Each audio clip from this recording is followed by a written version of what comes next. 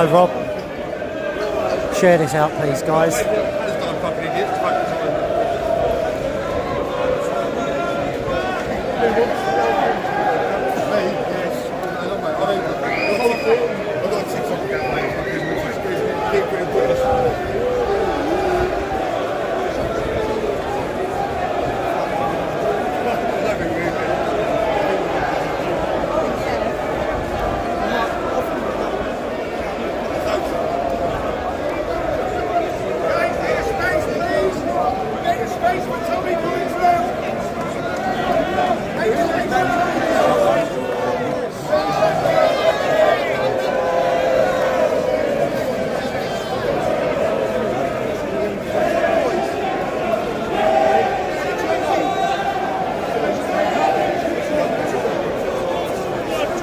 Go, Tommy!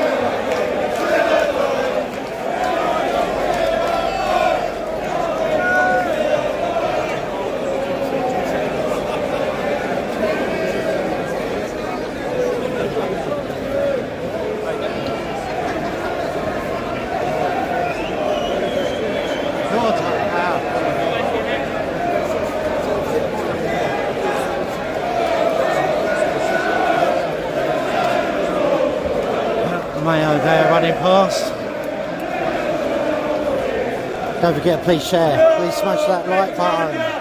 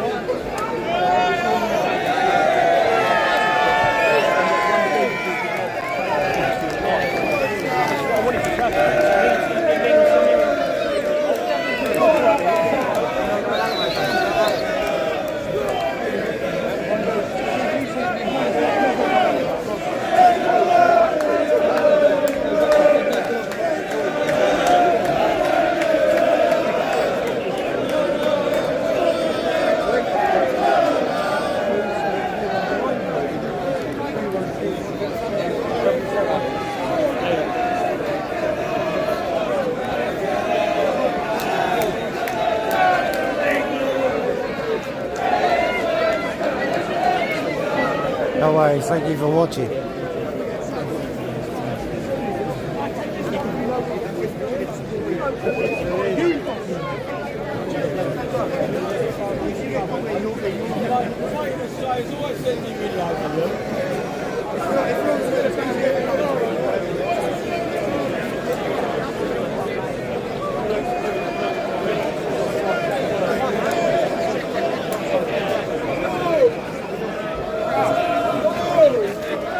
Full thought.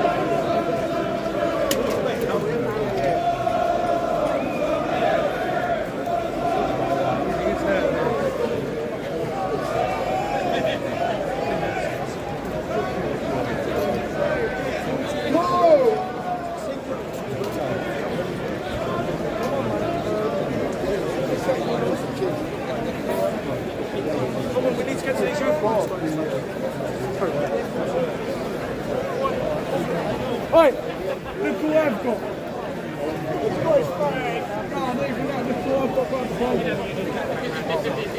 How's he got them up there? Mate. Wait, I'm just ahead of you. Well, I think that post just more than me.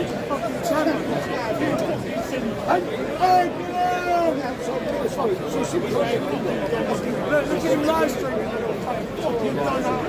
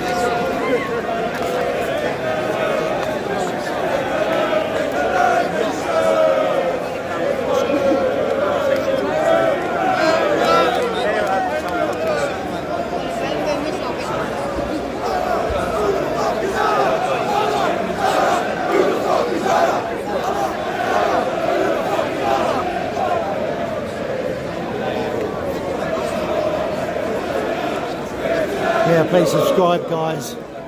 Share this out. Hit that like button.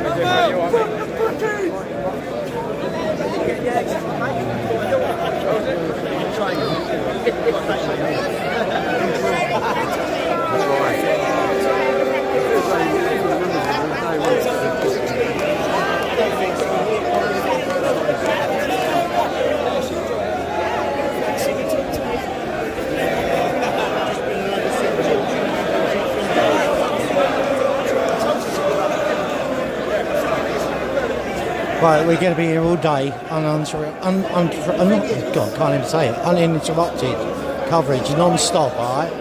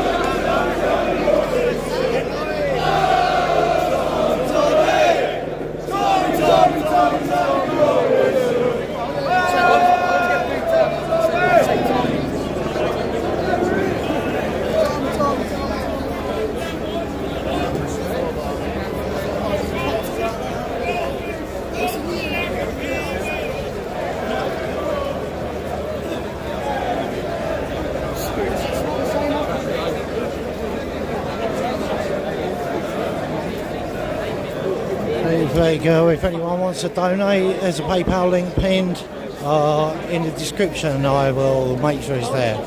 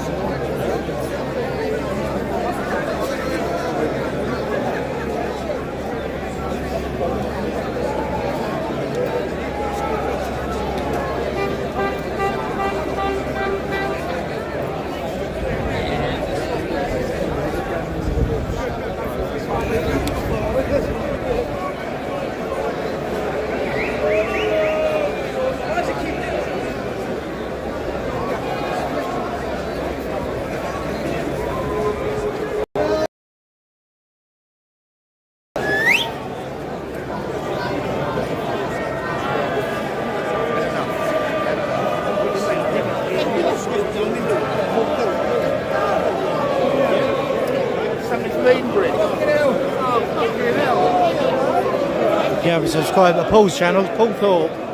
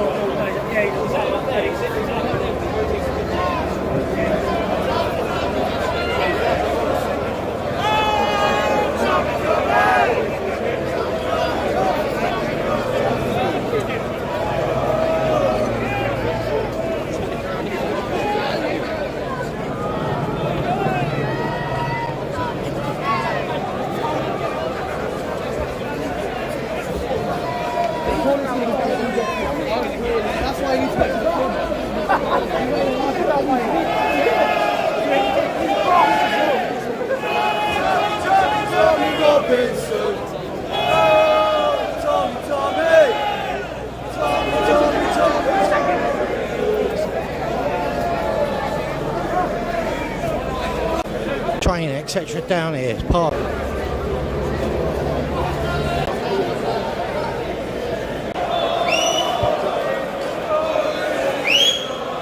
Don't forget to like and share. So we're going to be here all day, uninterrupted.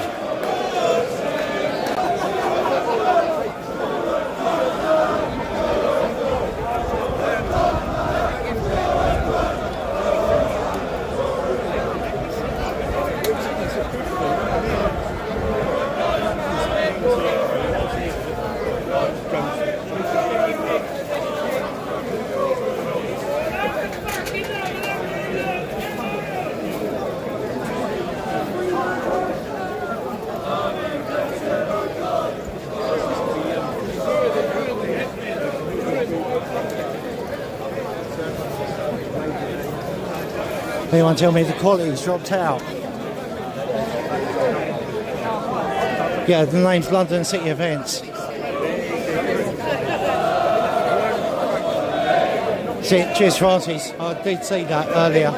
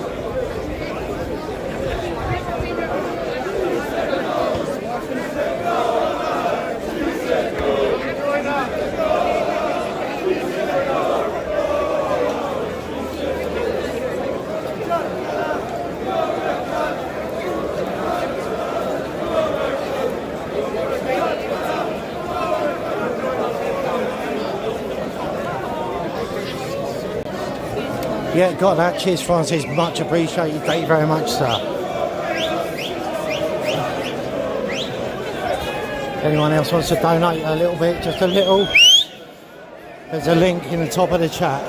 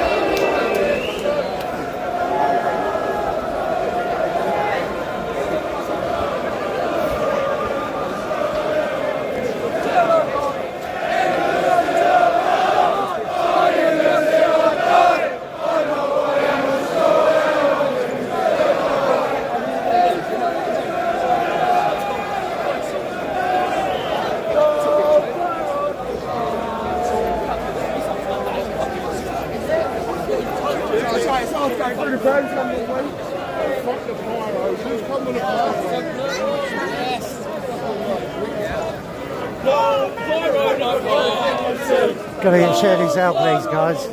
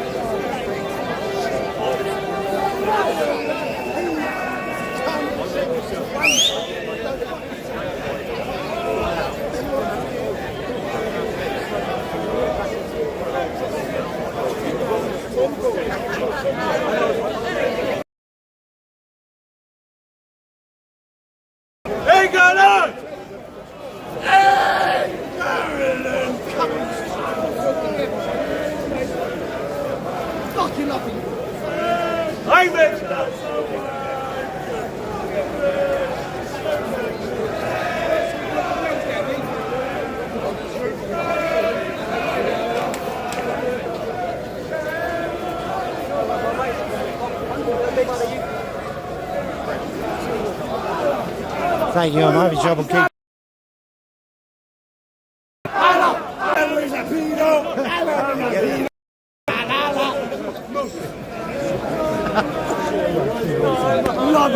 We've still got some prime.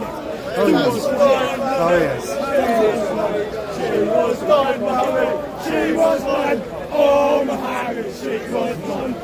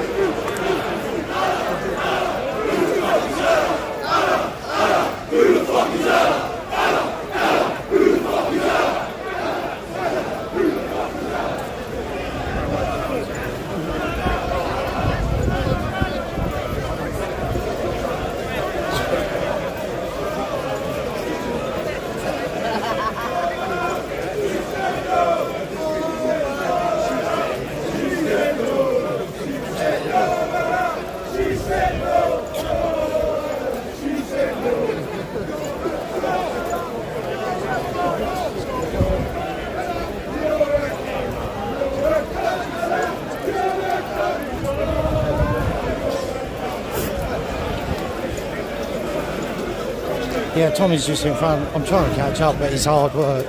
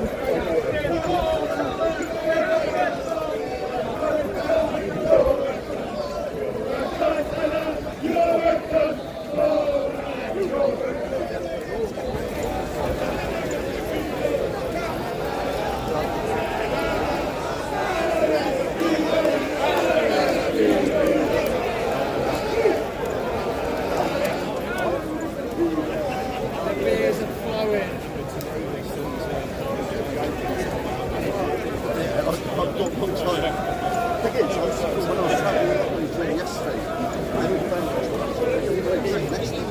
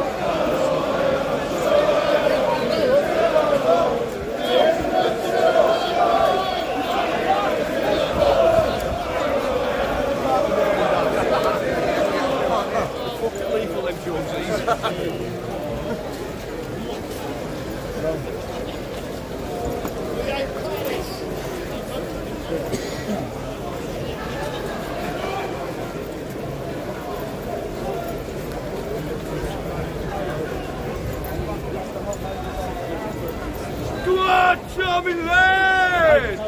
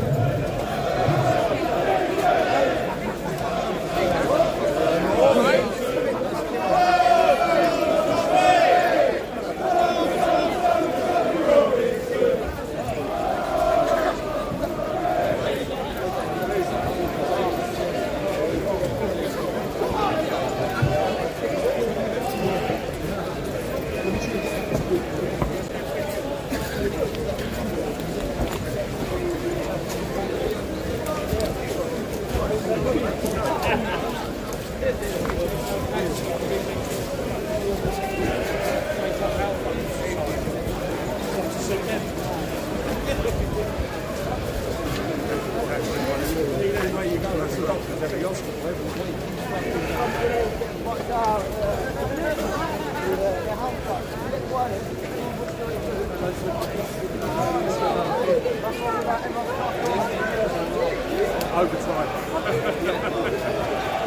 All around the time, that's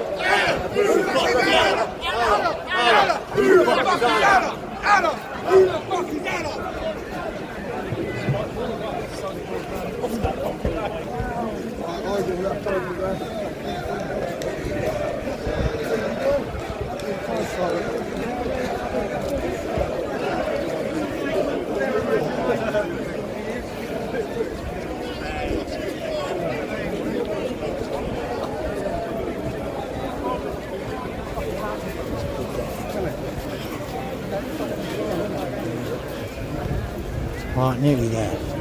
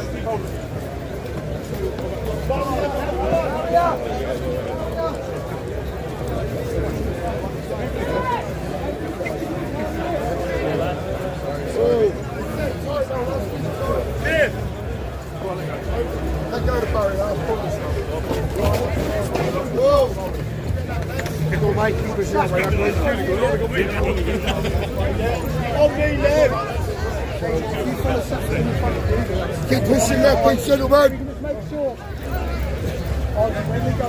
Keep pushing, mate. Keep pushing. Keep pushing. Let's all fight later. Everyone on the green! Everyone tell everyone on the green! Go on, Tommy! Everyone else!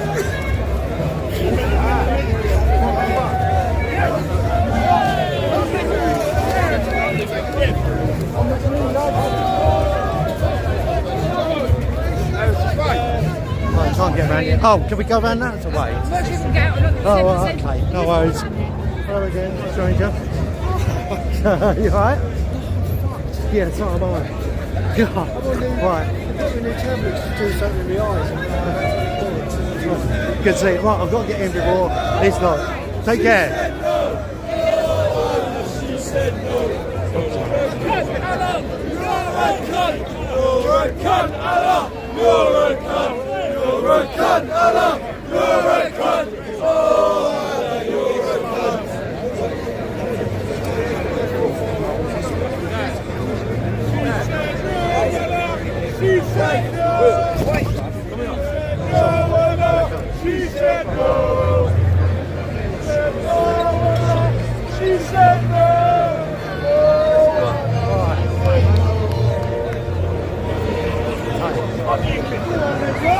Now we're here, Parliament Square.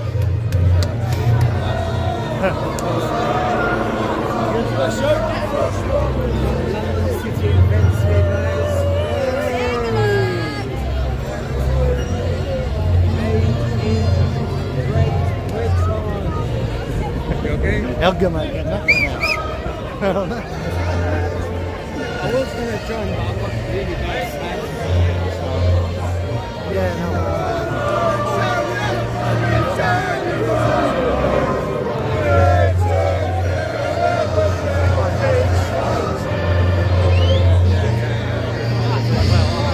What we got?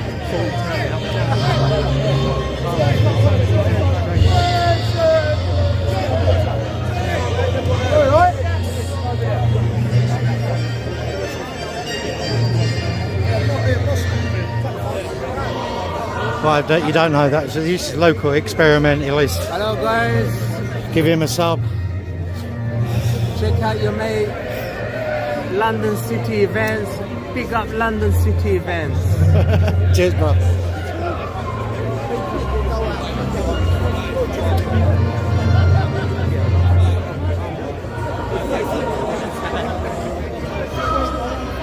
Hello, you have a nice day.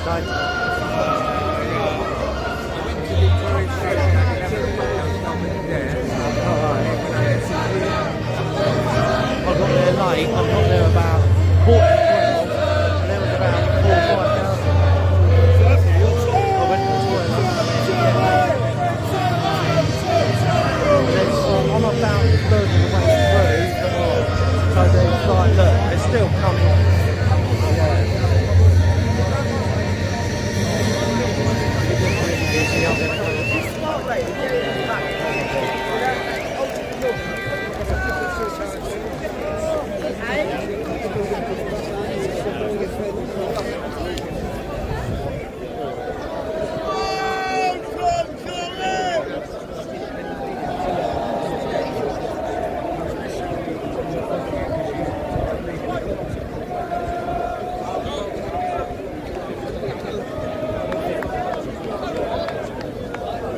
Right, time for me to have a drink. Just have a look around and chill for a bit.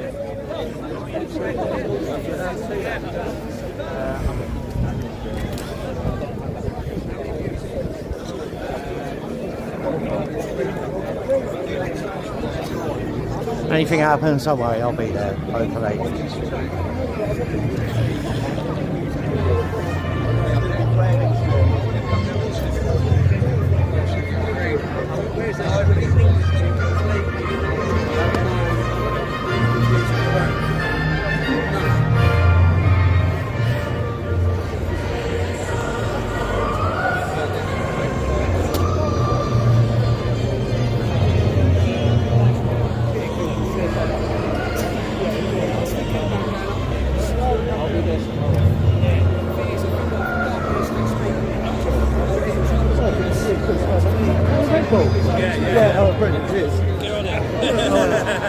You've done all the stuff, I can't do I've got a drink today. I'm pissing every 5 minutes.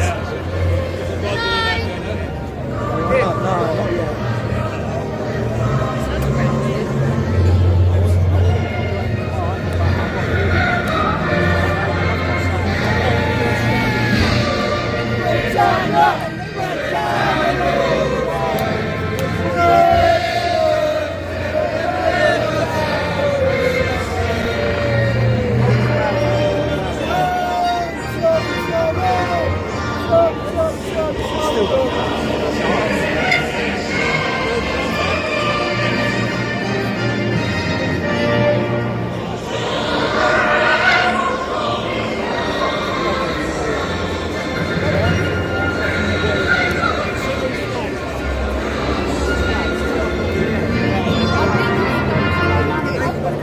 Rare behind the scenes footage of local experimentalists without a hat.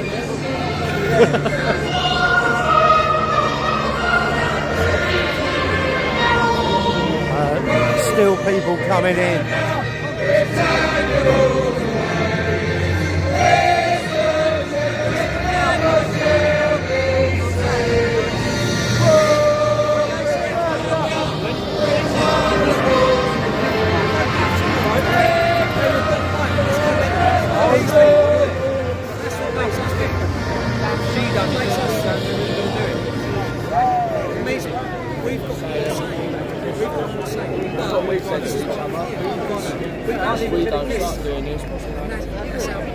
Yeah, there's going to be speeches soon. I think they start at 2 p.m. The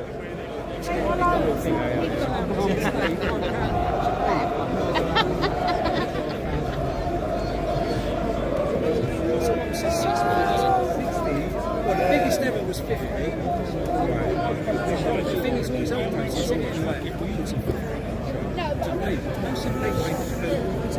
everyone here knows why they're here. I know why I'm here. What do you mean, why I'm here? No, I mean, It could actually be causing serious harm to. Do you not? Does that not process in your mind? I have eyewitnesses who saw you taking envelopes of money from Pakistani gangsters. You took off a bit of racial. So,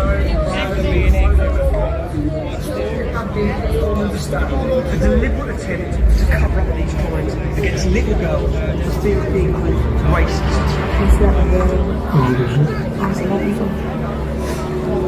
Yes, 6 years so late. There are 5 dead females at the hands of these gangs in Telford. They've had nominal processing, then they're shipped to hotels up and down this country. And as we've seen, some of them are living in 5-star hotels, some of them are living in bed and breakfast. Simple question then, Dave.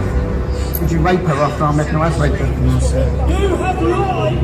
You raped Labour and all of you who call yourself journalists! You all know what was happening to those girls in England's house. You've done nothing! You said nothing! What were you doing hanging around with 13-year-old school children? As you can see, these people here are trying to do their country stuff. British people to see what's going on behind these doors. The threat to national security does not come from citizen journalists reporting on this stuff.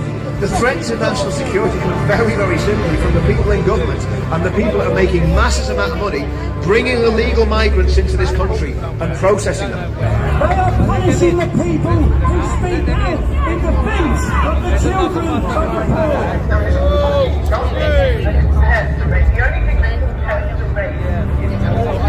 You're not going to have the BBC News doing this, you're not going to have ITV, GB, anyone. This is real citizen journalism. I don't care anymore.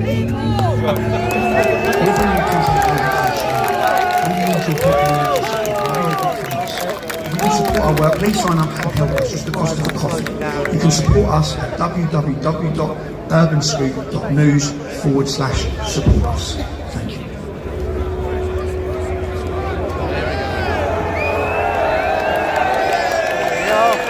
Right. Wow! Look at that! This is what London should look like! Look at those optics! There's a saying, first they ignore you, then they laugh at you,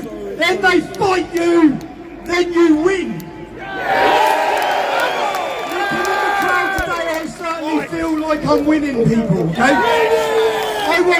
I want to say a personal thank you to every single one of you who have sacrificed your time, given your day, and made your way here today to tell them people in that building there that you love your country. And we're not going to stand by and be silent any longer. So let me ask a question. Who come here on their own? This is your brothers, this is your sisters, you need to get to know each other. We are the people that will stand together. We're going to build a community across this country.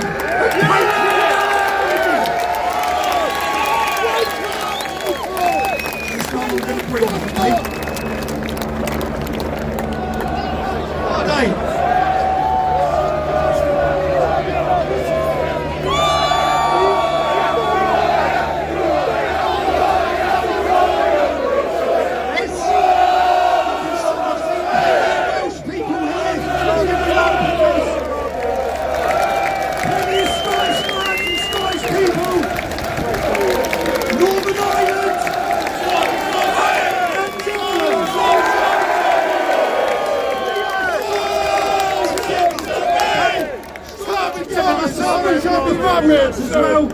Thank you all for coming. We've got a long day today. There's lots of videos, there's lots of speeches. We're going to play you a film that the Metropolitan Police Force have not seen yet.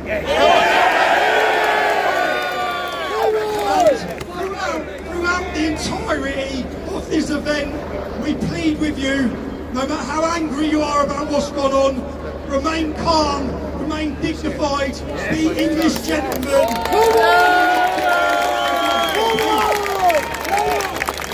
The first person to speak today is going to be Lawrence Fox.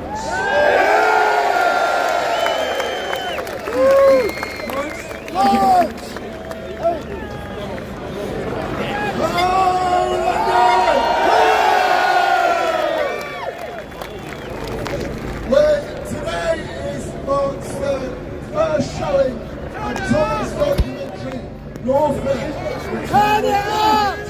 For the first time, including the police. Sorry, chaps, maybe I can get my kids' iPads and phones back when you got a minute.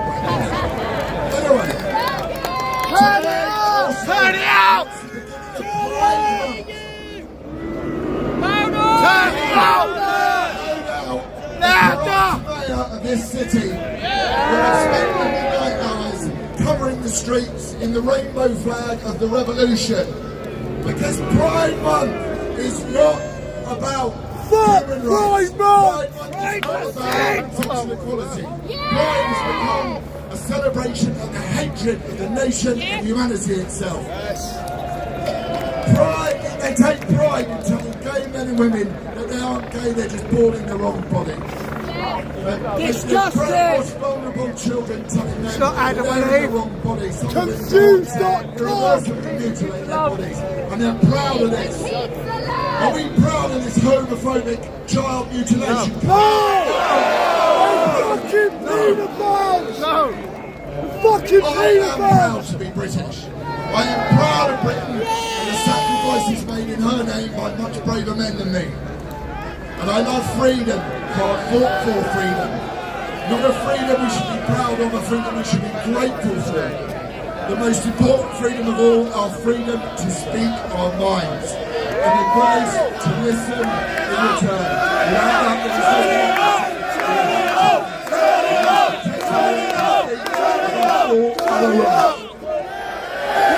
that, and when I was a kid in East School, and I was learning about times in the past when devastating changes were taking place all across the world, the first thing I thought was, I was grateful that I was never going to witness it myself.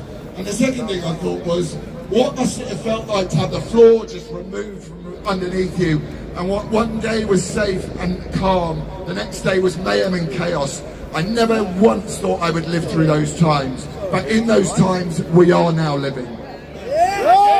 In just a few years, we have seen an attack on the people, the likes which it is still hard to fathom. We've witnessed just how fragile this freedom that we love can be taken away and how it can be lost. Freedom does not belong to us. It does not. It is not ours. We are here to protect it for others, especially those we disagree with. That's what freedom of speech is.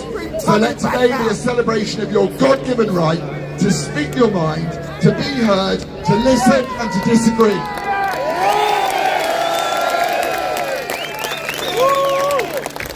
We have been locked in our way in our homes. Our children have been denied an education. Our loved ones left to die alone in hospitals, all ordered, sanctioned, supported and demanded by the occupants of that house over there. Anyone who spoke out against the tyranny attempted upon us was demonised, cancelled, derided or destroyed. Our speech, our free speech, our right to object was removed. We were censored and mocked by politicians who partied and drank whilst people watched powerless as their businesses were destroyed and doctors were paid by drug companies to lie to us on the television. And in just over 1 month, we are going to be asked to vote again for these people, these politicians who leave our borders wide open, who try to cripple our economy and worship at the climate, who want to give away our houses, our health service, our hotels and anything to anyone as long as they aren't British. I'm sick of it. We are not second-class citizens in our own country. And there isn't a single political party which cares about this attack on our culture. Our streets ring out with calls for murder every weekend, with people waving foreign flags. But if you carry your flag, whether you're big or small, black or white, gay or straight, you will be intimidated, beaten, maced and arrested by our corrupt, two-tiered police force. So make sure today that you show them the grace that they don't show you in return. Make sure you don't give them the opportunity they're so desperate for to paint us as the very thing we are not. Do not allow them the excuse they want to have to exploit us. There are good men and women within the police force, even though that the crooks who give them the orders. And as for the politicians, all they care about is power. They want to give them more, they want us to give them more and more power. These people who are meant to serve us, treat us like they're slaves. And I'm sick of it. So it will, in the end, be left to you lot, to all of us, to come here every month to tell them that our lives matter too, that British lives and British values matter too, and that we will not be bullied by an intolerant mob who forced the teacher and his family into hiding for his life in Batten. Well, his own MP remains silent to this day. Yes, you could know better. There are no blasphemy laws in this United Kingdom, and we will not be bullied into accepting them, ever. So I'm here to tell you, finally, that this is our home. We have nowhere else to go. And if you want to put the great back in Great Britain, it won't be the politicians who are going to save us. It's going to be down to you and me and everybody else. This is our country. We want it back. Thank you.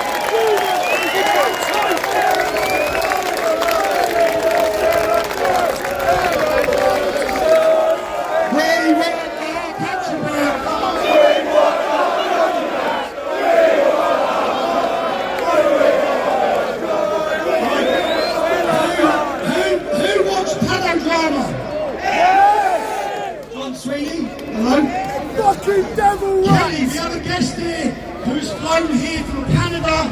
We've got some important songs today. They all hold different meanings. Kelly, and thank you, darling, for coming over. The first song we're going to listen to, it's about the importance, if you listen to the lyrics, the importance of speaking out. They've scared everyone into silence. No one gives their opinion anymore. If we all just spoke our opinion, we are the majority. Do not be scared into silence anymore. Kelly, I'll hand over to you, darling.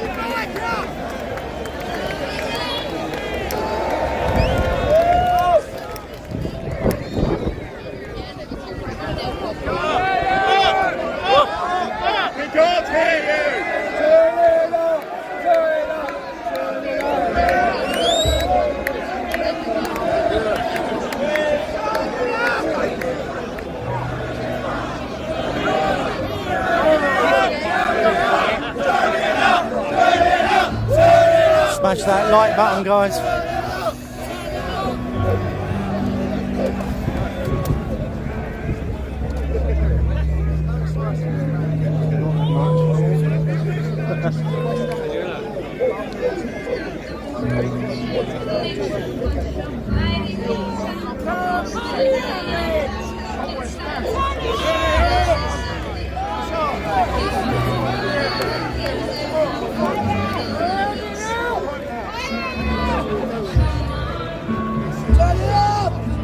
Turn the volume up.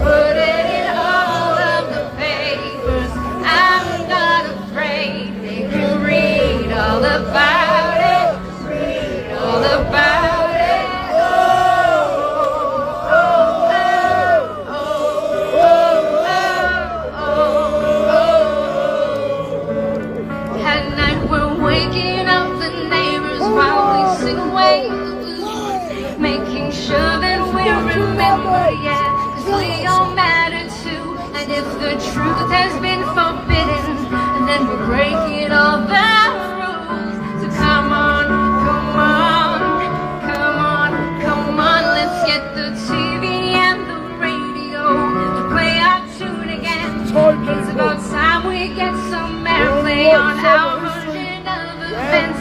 There's no need to be afraid. I'll sing with you, my friend. Come on, come on. I wanna sing, I wanna shout, I wanna scream till the words dry out. So put it in all of the papers. I'm not afraid. They can read all about it. Read all about it. Oh, oh, oh, oh, oh, oh, oh.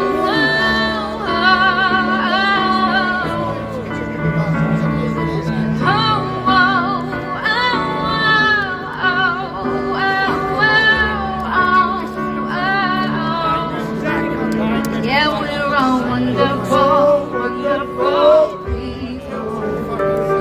So when did we all get so fearful? And now we're finally finding our voices. Take a chance, come help me sing this. Wonderful, wonderful people. So when did we all get so fearful? And now we're finally finding our voices. So take a chance, come help me sing this. Sing along. I wanna sing, I wanna shout, I wanna scream till the words dry out. So put it in all of the papers. I'm not afraid. They can read all about it. Read all about it. Oh, oh, oh, oh, oh, oh, oh.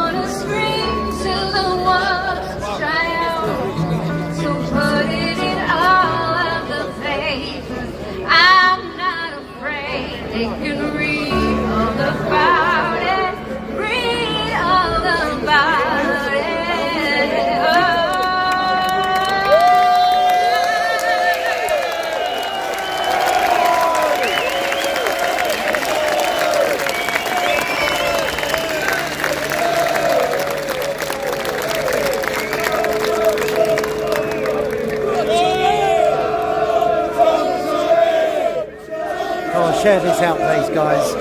Smash that like button, share this out. Right. The wonderful Kelly. Go on, Kelly. It was beautiful, baby. And the lyrics in that song were, "We're not afraid." Okay? We're no longer afraid. We're going to play you a video now and a song that's been made specifically to tell the story of what they've done to our country. Have a watch. And thank you to the men that wrote this song. In the heart of our nation, under teary eyes, we've watched our leaders.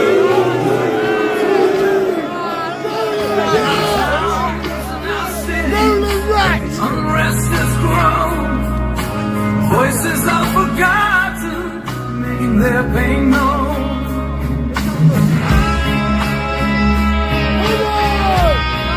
I want my country back. I want my country back. Our culture we must save, where harmony once stood before the tidal wave. Let us rise from the ashes, reclaim what we've lost, in the name of our fathers, no matter what the cost.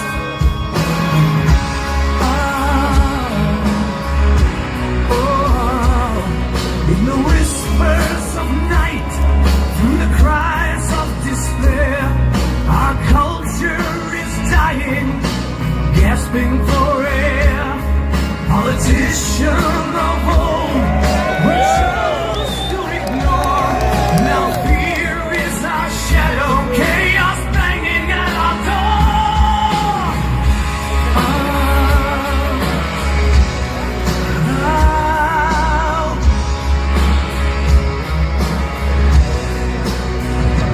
We build homes for the strangers, offer them our bread, while our heroes sleep cold, no roof over their heads.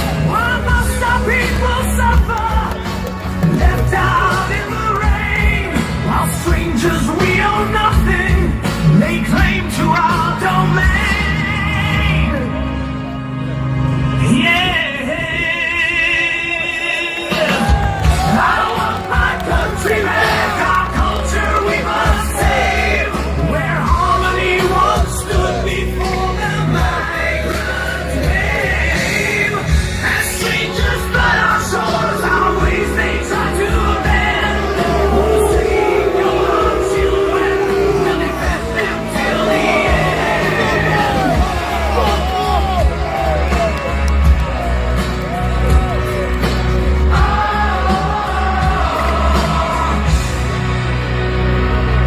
We yearn for a land where our women can walk safe. No fear of the shadows, no need to be brave. Where children safely play under the sun's watchful eye, in streets that are safe, where no dangers lie.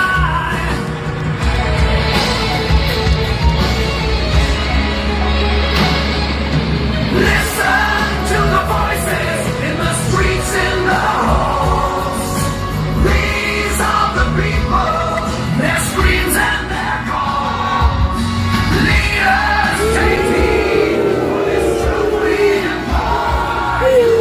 True leaders listen with an open heart. They stand with us, never, never.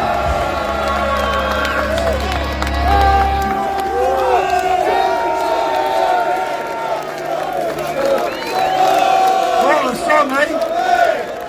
Right.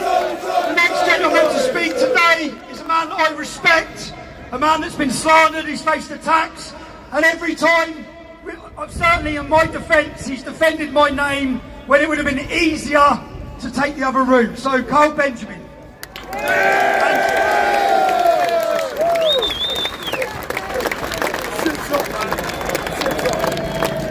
Good afternoon, ladies and gentlemen. My name is Carl Benjamin.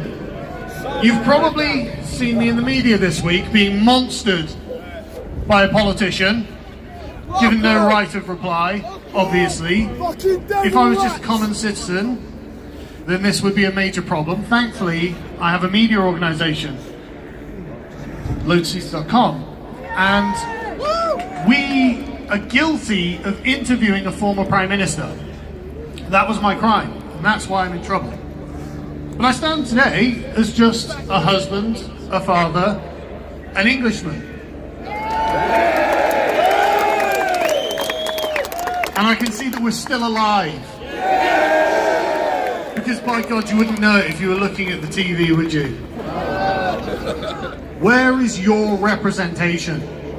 Where are your concerns being made present? And I'll tell you, man, this country has real problems. Like, I just want to tell you something about me. So, my father joined the RAF at 16 to get out of poverty.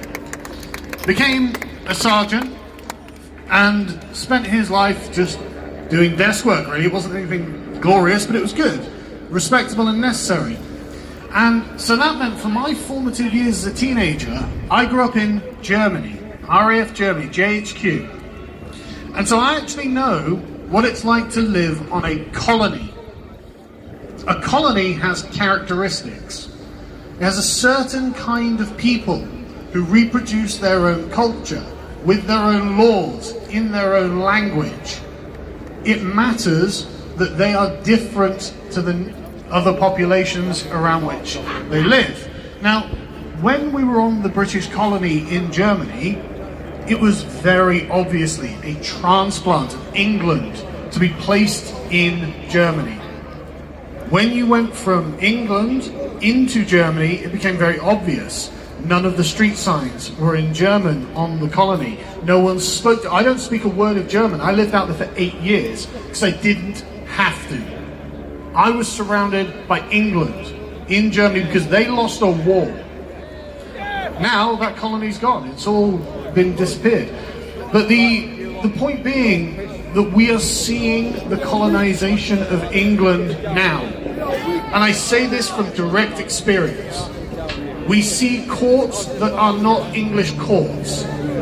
We see language on the signage that is not English. We see Labour MPs such as Naz Shah campaigning in Urdu for her constituents. This is the sign of colonization. And I say this because this is my experience. I know this firsthand. Nowhere, absolutely nowhere, is an Englishman's concern represented in our own parliament. And yet you have to pay for it. You are paying unbelievable amounts of money to people who are born overseas so they can live in this country. Half of the social housing in London is occupied by people born overseas. That is unbelievable. Unbelievable. This is what is happening to us every day by these people.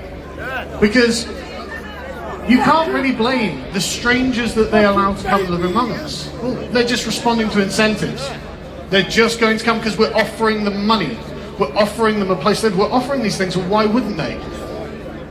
This should never have been allowed.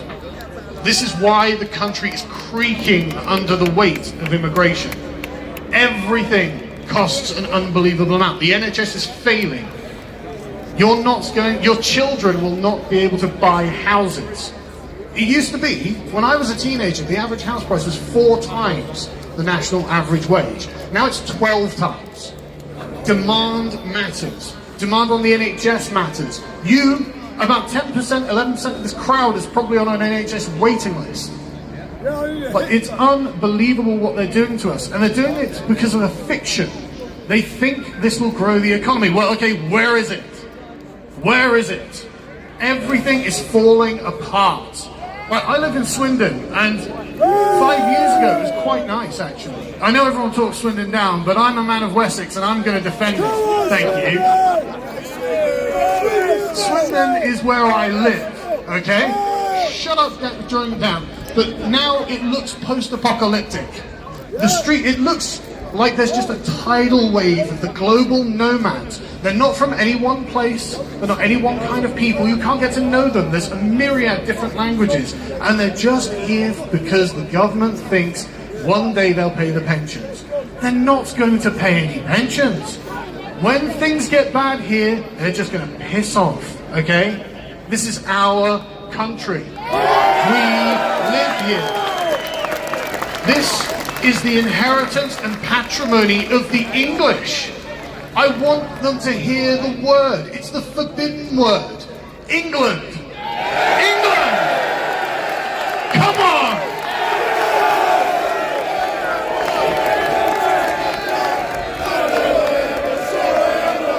I love seeing the flags. I love seeing the flags. Hello there, Radar. How you doing, mate? Just to conclude, we have real problems.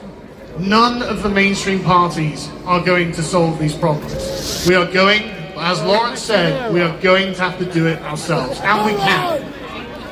But we have to remember, and this is the most important thing, upon the conduct of one depends the fate of all. We stand and fall together, so you have to remember your dignity as an English man and woman is on the line. Act worthy of the respect of your ancestors. Those great and glorious, victorious ancestors of ours are watching. They want us to win. We have to win for our children. This is it. There's no stepping backwards. There's no apologies. It's just forwards. We don't need to worry about any of the media, any of the communists. We don't need to worry about any of them. We just need to take a proper and wholesome message to the British people. We're going to do this. Thank you.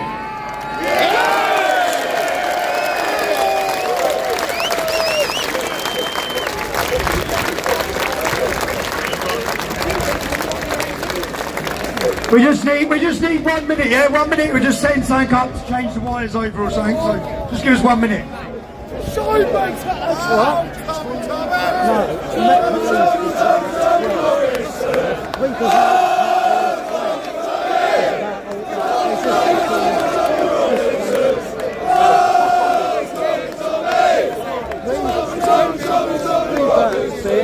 And that, and then that one.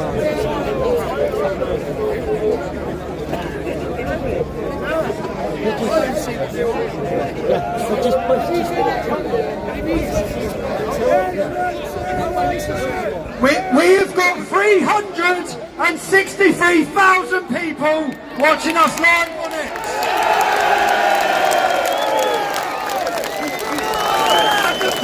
And the mainstream media thought we were finished. How much satisfaction I'll take from that? Try something! Right, the next man to speak now is a man again that I respect. I'd say he's the best politician this country never had. Gerard Batten!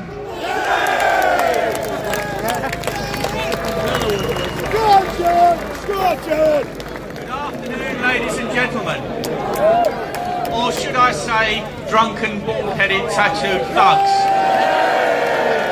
My kind of people. Now, you remember who called you that, don't you? You won't forget, will you? Least of all when he tells you how to vote in this general election. Now, I'm here today to support Tommy Robinson because he speaks the truth. Now, Winston Churchill said, I'll quote, "Courage is rightly considered the foremost of all the virtues because all of the others depend on it. Without courage, nothing great is possible, and Tommy Robinson is a brave man."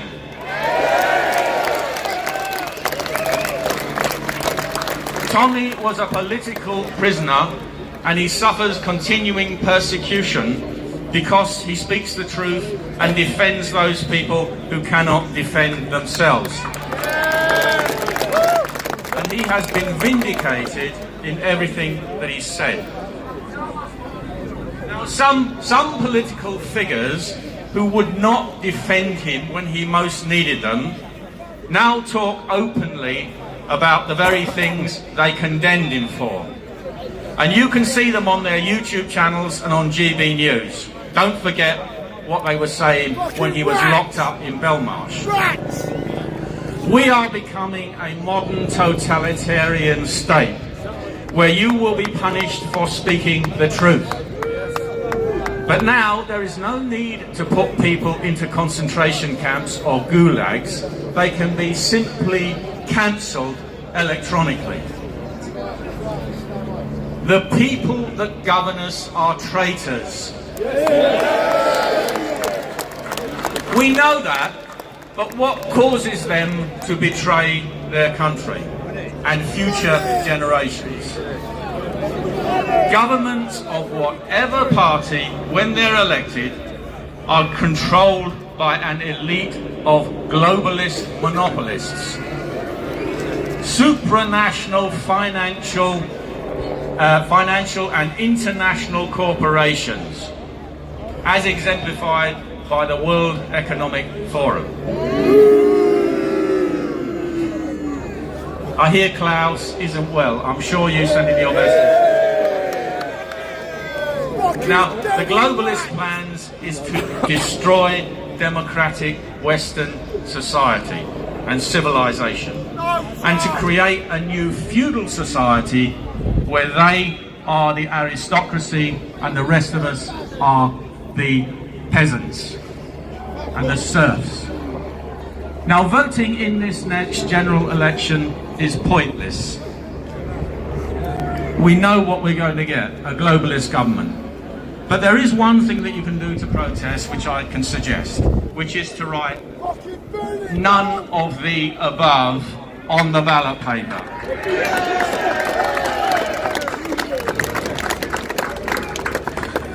Now, as I said, whoever wins is going to be controlled by the globalists, on whom they depend for funding. If a government disobeys them, funding will be withdrawn. They hold governments hostage in a financial stranglehold. And you don't have to take my word for it. Liz Truss intimated just as much in an interview she did on trigonometry. Go and listen to it. Now, it's taken decades for the globalist plan to mature. The whole of the Western world now faces the same problem. But there are millions upon millions of ordinary, decent people across Europe and the English-speaking world who do not want to live in serfdom and who want their countries and freedoms back. And more are waking up. So what can be done about it? Well, nothing quickly nor easily. But as a first step, Tommy has come up with a brilliant idea, which is to launch a coalition for freedom, movement for cultural change, to rally international support.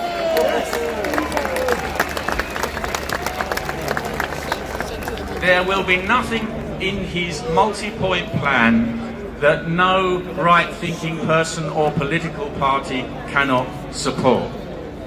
We might call it a cultural counter-revolution to reverse the cultural revolution of insanity that we've had foisted on us over the last couple of decades. It will be a long struggle, but people are waking up around the world. I have to say to you, however, ultimately, the solutions must be political. Traitorous governments will not reform themselves. The solutions will depend upon political power and political parties, and that can only come through the ballot box. But the desire for truth, freedom and liberty can never be suppressed. Thank you.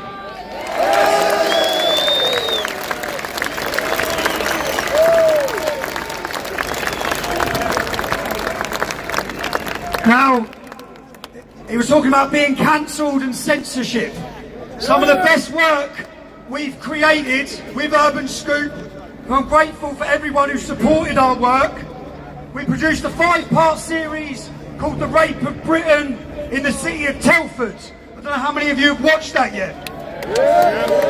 If you haven't watched it, some of the survivors are here today, okay? If you haven't watched it, go onto our Rumble channel, look at our documentaries. We've done 5 episodes. We've got one more to do. The last one is looking at the council. There's an election in 4 weeks. My message to one of the people who is running for election, you're in episode 6, mate, okay? You're in episode 6. So, before you get all excited after probably winning the election for your seat, your name's going to be destroyed in the Rape of Britain, okay? If you haven't watched the Rape of Britain, we're going to play a quick trailer now that shows you some of the content we've produced. Thanks. I do have are a very particular set of skills. Skills I've acquired over a very long career. Skills that make me... Listen, simple question then, Dave. Did you rape her after our midnight raped her?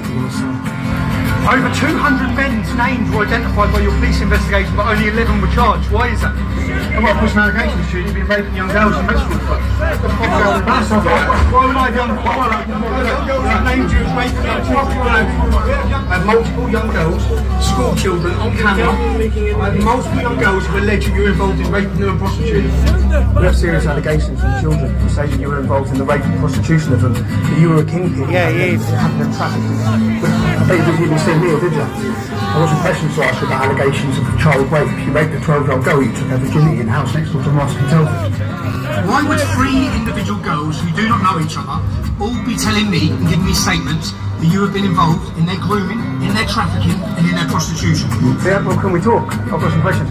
We have accusations that you trafficked young children. You trafficked young children, you were the kingpin, you chose who they were raped by.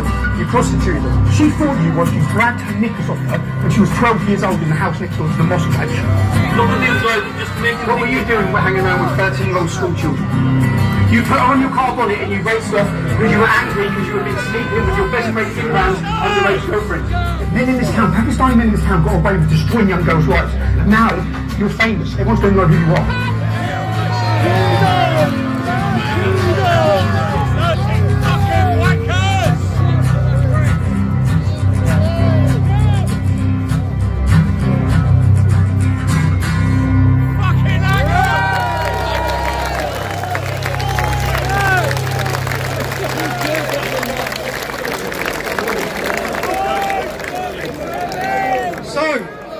Just to let the Telford know, we are coming back to Telford one more time. Now, when we told these stories, we were only able to tell them because of the courage of the survivors. Let's have a round of applause for the survivors. Again, some of them are here in this crowd today, okay? Thank you, ladies, and look, one of the survivors told me when I sat with her that she continually listened to a song, and the lyrics of that song told her story, literally told her life story. So today, darling, if you're watching, this song's dedicated to you. Thank you, Tommy.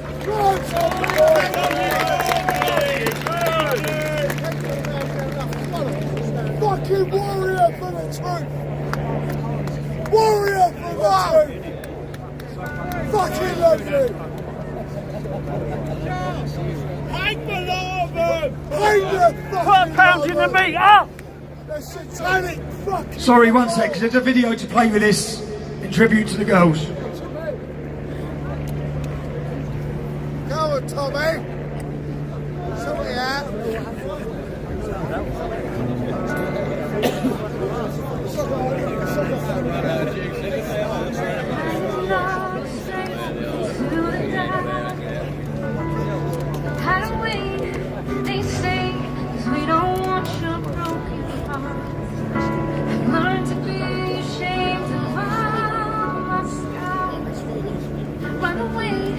They say no one will love you as you are.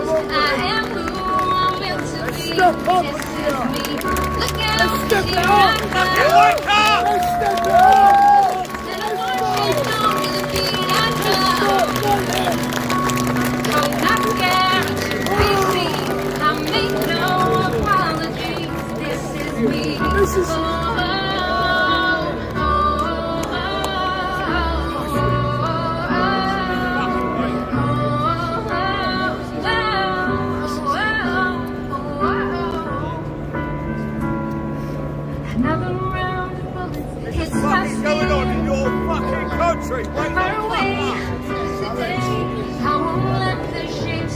How are you letting this go on?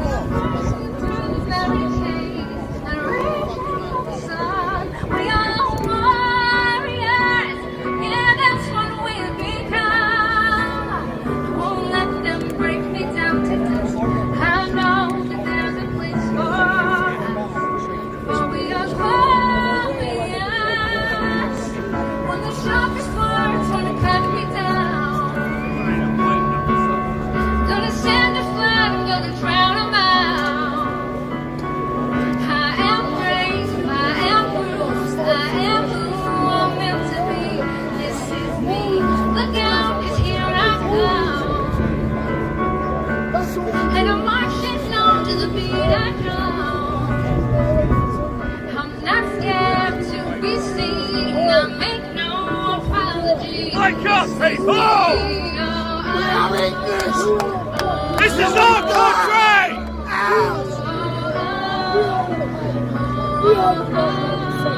God, you England!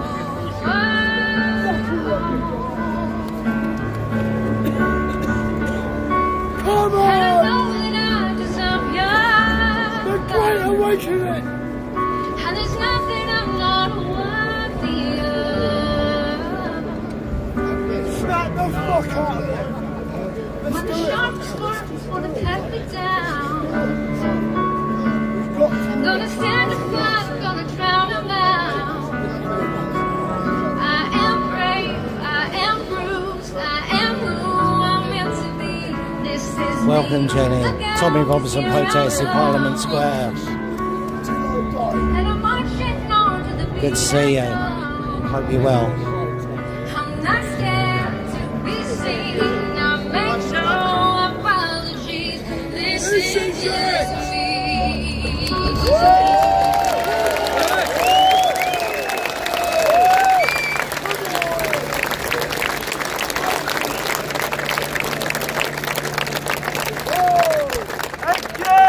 I'm good, cheers. I'm good. I'm here with the man himself, the man, the myth, the legend. And a lot of people give me credit for raising awareness around the grooming scandals, yeah? But the true credit needs to be given to the survivors who have been brave enough to speak out and put their faces to it. Against all the threats.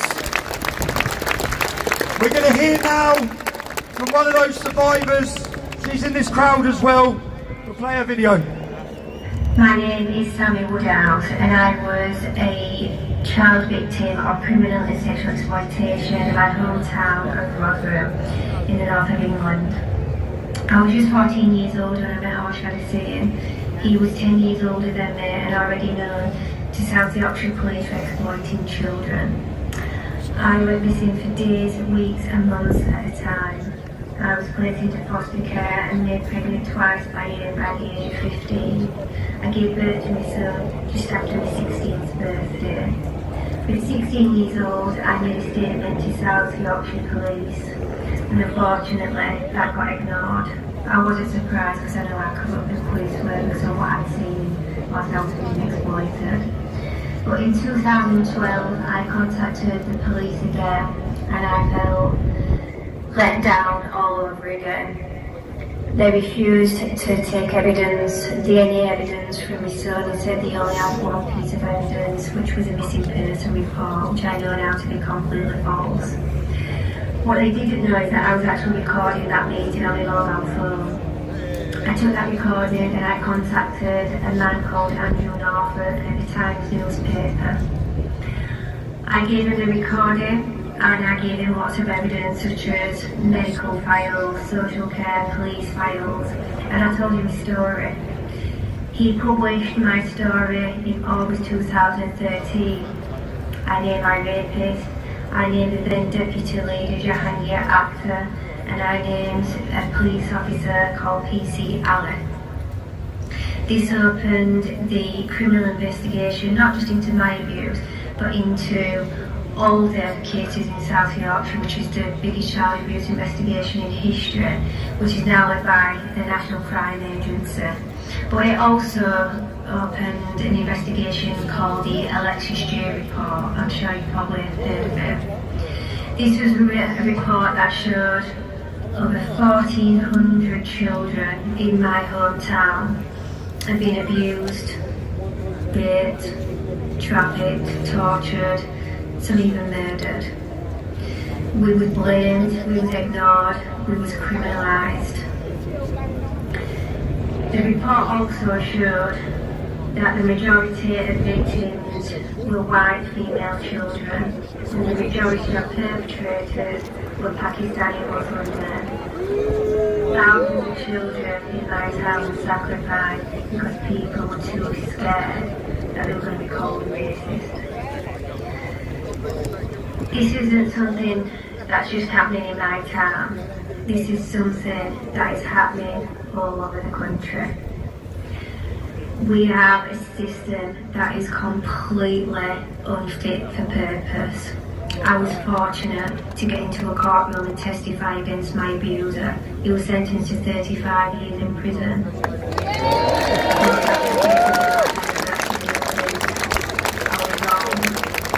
Still to this day, I'm having to fight and change the system, not just to protect me, my son, my grandson, but also for every child and female victim in this country.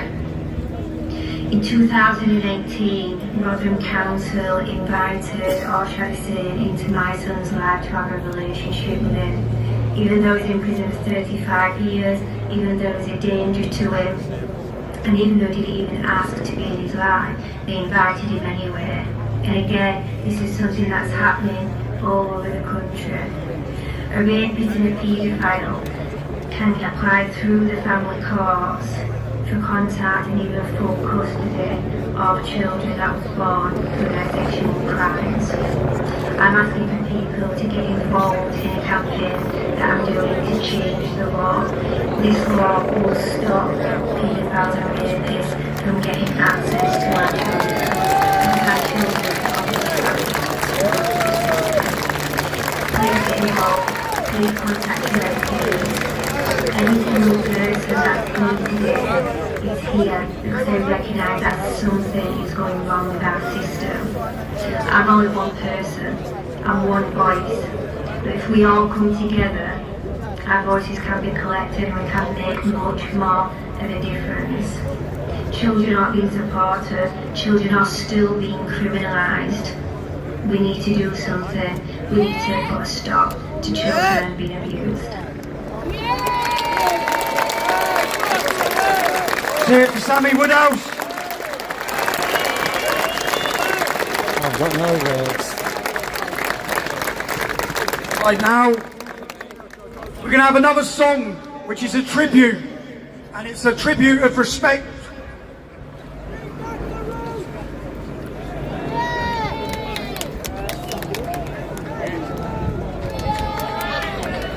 This is hard for Tommy, and I know it's hard for a lot of us. This is a tribute to Andy Bomber. Andy Bomber was one of us. He was ex-military. He was by Tommy's side through and through. This man would have took a bullet for Tommy in his protection when he travelled with him. Andy was a dear friend to so many of us, and we love him, and we are so sorry that he is not with us anymore. Andy was out in Iraq, and unfortunately Andy was going through some tough times. But I'd like you to put your hands together as a sign of respect for one of us, one of our countrymen. Give it up for Andy Ross. Please play the video. And this one now.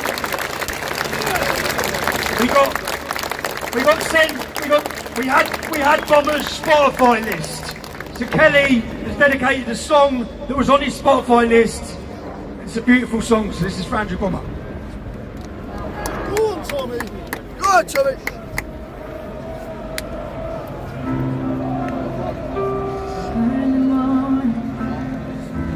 There's a message on my phone telling me my dear friend Bomber, he is gone. My heart sinks. How could you leave us all behind? There's so much to say, but I didn't have the time. So how do I say goodbye to someone who's been with me for my whole damn life? You gave me courage and the strength to stand and fight for all that I know is right. So how do I say goodbye? When I couldn't, you always saw the best in me. Through it all, but I'm scared. Sounds like they're having problems with the audio, I'm afraid, guys. It's gonna take a while. And I promise you that now you're gone, I will honor you, my friend.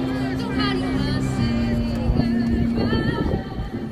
Someone who's been with me for my whole damn life. You gave me courage and the strength to stand for all that I know is right. How do I say goodbye? And there's no way you'll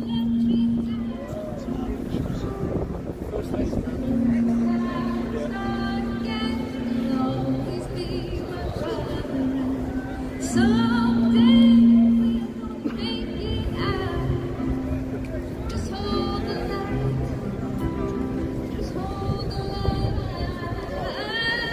How do I say goodbye?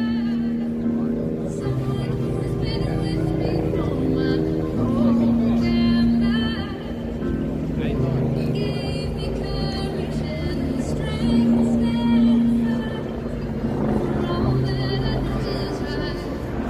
So how do I say Stay here, man. how do I say Oh, fuck that, mate. I'm staying here. someone who's Yeah, I'll been see you with later. What was this fucking time? Right, it's more important than fucking imperatives. Right. All right, mate. All right, right. How do I get there? Right, okay. I'll phone you. I'm not leaving this.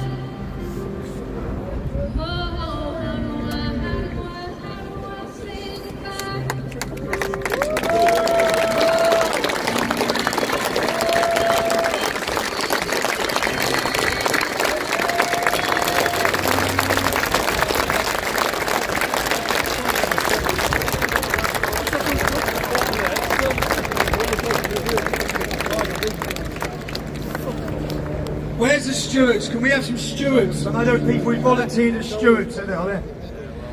If the stewards Thank can you. just make their way up here. They're going out, they got now? Yeah, they're going out. Yeah, okay. Right, we're going to do a collection now. There's some buckets coming round. We've done it at each one of our Telford demonstrations. The survivors from the Telford demonstrations, I got to know them all. As I said, some of them are here today. Their lives have been destroyed. Do you know what difference it made after each one of our demonstrations when we helped them out? The buckets are going to be passed around the crowd. Any money put into the buckets will be given to the survivors from Telford. It will be split in half. We're paying for a headstone as well for Andy Bomber. So, a thank you prior. As the buckets are being passed around, I thank you for I know everyone spent their money coming here, so anything you can give. And now it's time to watch Lawfare, the Totalitarian State. There we go. The one the Met Police didn't wanted to see.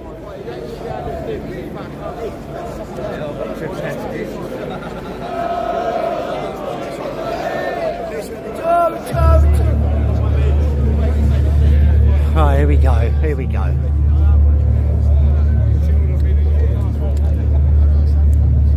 This is where I was on the 26th of November. I've come to London as a journalist to report on an anti-Semitism rally. I was in this cafe, having a breakfast. When I left, I was confronted by the police, I was arrested, I was violently attacked, and I was pepper sprayed. I committed no crime. As a journalist, I wanted to ask myself some questions. Do we have freedom of press? Do we have freedom of assembly? And do we have freedom of speech? Or do we live in a totalitarian state? Cheers, Jenny. Sorry about the audio, I think they've got audio problems.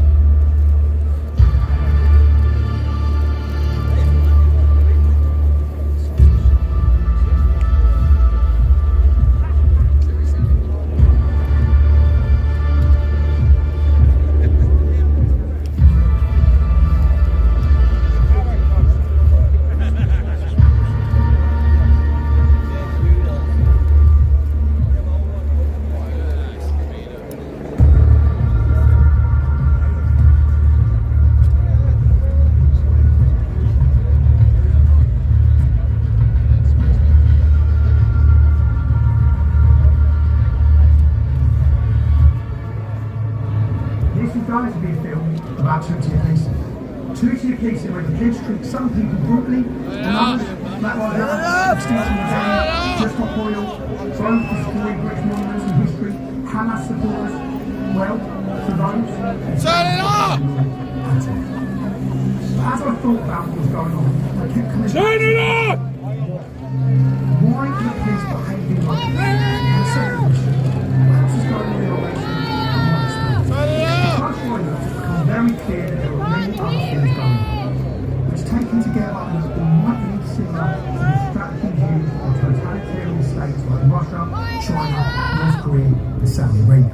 If we're not quite there already, I believe we're drifting perilously close to becoming a totalitarian state. Now what does that mean? A totalitarian state is one way. The state decides which ideas are correct. It uses its power to impose an official ideology. Dissent is treated as resistance. Institutions like the civil service, judiciary, police and free press are facades for the exercise of state power. Media, academia, organised religion, the justice system, banking and finance are used to retain power. Power is concentrated within a law. Social traditions and culture are swept away by the new ideology. The social fabric of society is weakened as a result. Participation in an approved ideology is encouraged and then individualism, true diversity of thought and freedom are replaced by mass conformity to beliefs and behaviours sanctioned by the state. The totalitarian state relies on force to suppress all opposition.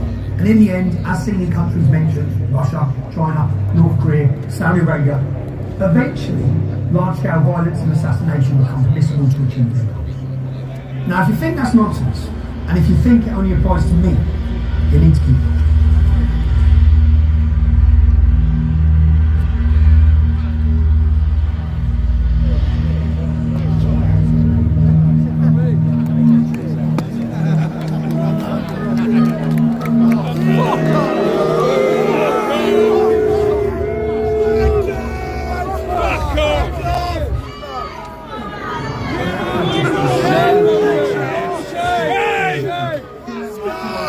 Are we going to stay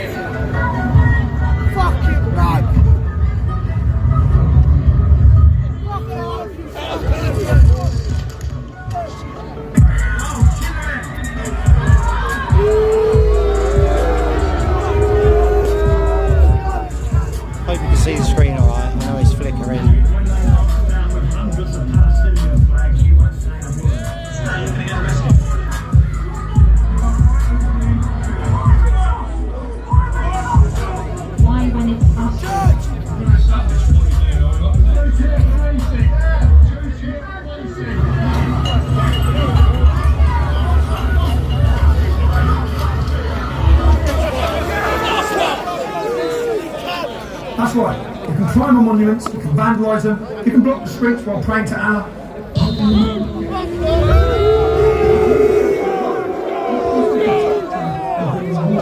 You can surround the place. Who the fuck is Allah? Allah! Who the fuck is Allah? Allah! Who the fuck is Allah? Allah! Who the fuck is Allah? Right, last night in England, they're racing. Yes, they are. Yeah. I have a right to stand on my doorstep. It's my property.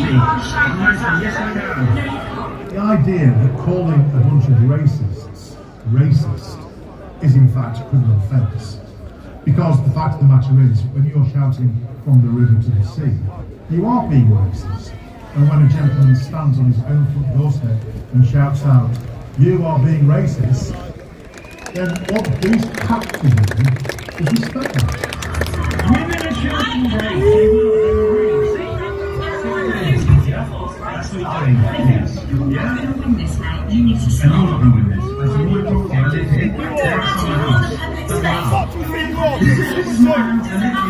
Fucking disgrace! They asked the gentleman to respect the demonstration. Well, the police are supposed to respect the counter demonstration, particularly when the counter demonstration consists of one person standing in their own doorway, posing a threat to nobody. Well, that's where we're at. The police are making political choices, political decisions.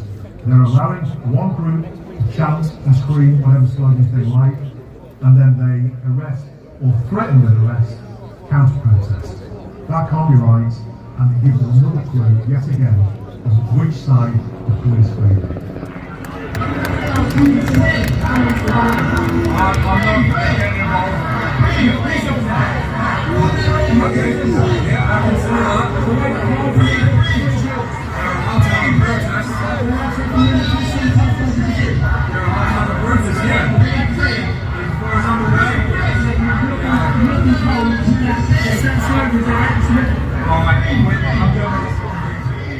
We don't have the right to speak in the UK.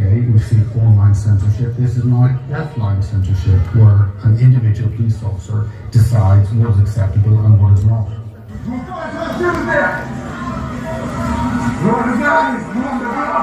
What we're saying now, and I'm going to be very clear so everyone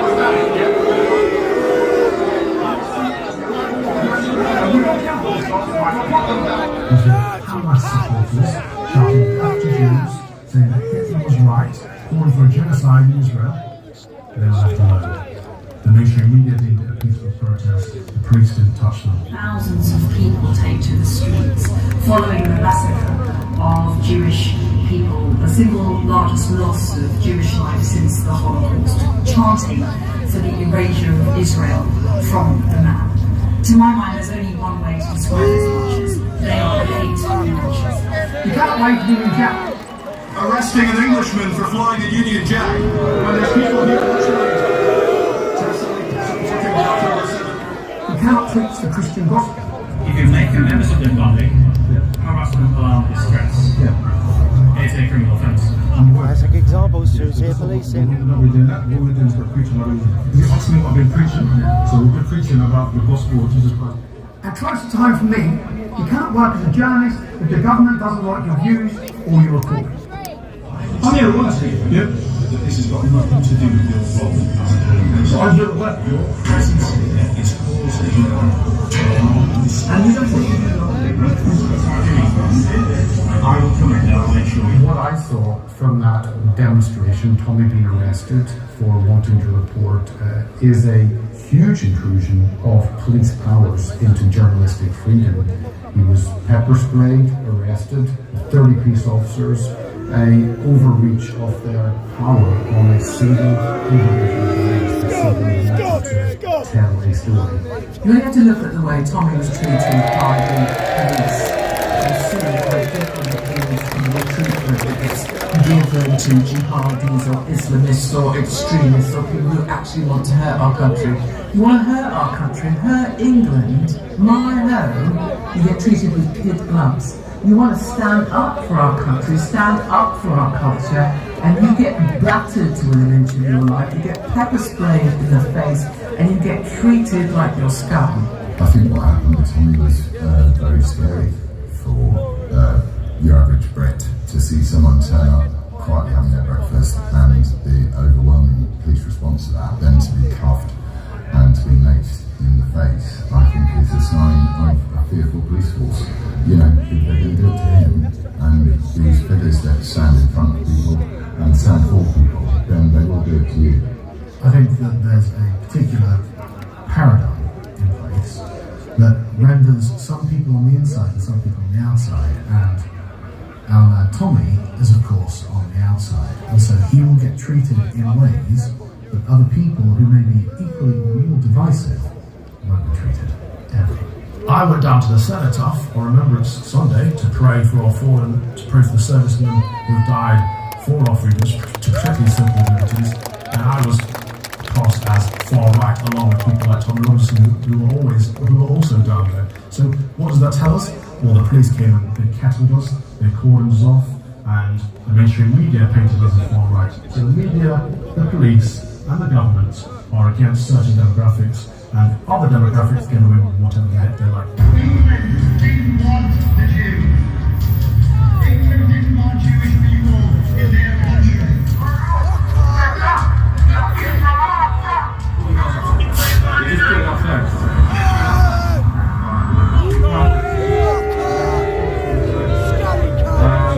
As we tell them, we're putting up the flags in solidarity with the Palestinian people. Let's think about flags and emblems for a minute. It seems absolutely fine if you want to walk down the street carrying a banner that says Free Palestine. But if you're raising and following and flying and celebrating St. George's Cross, for instance, then even though it may be entirely legal, the police see you as being on the wrong side of history. They see you as being on the racist side of history. Again, that's so disrespectful of us as a nation. At the moment, anti-racists are in close we can't let them wave it. It's just without listening on with all their out.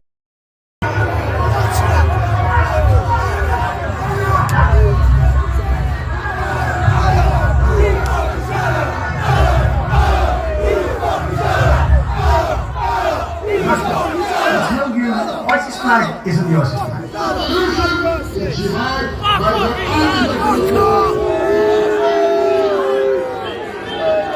Calling for jihad on the streets of Britain isn't calling for holy war, and being in anti-Semitic genocidal slogans onto Parliament, that's fine as well.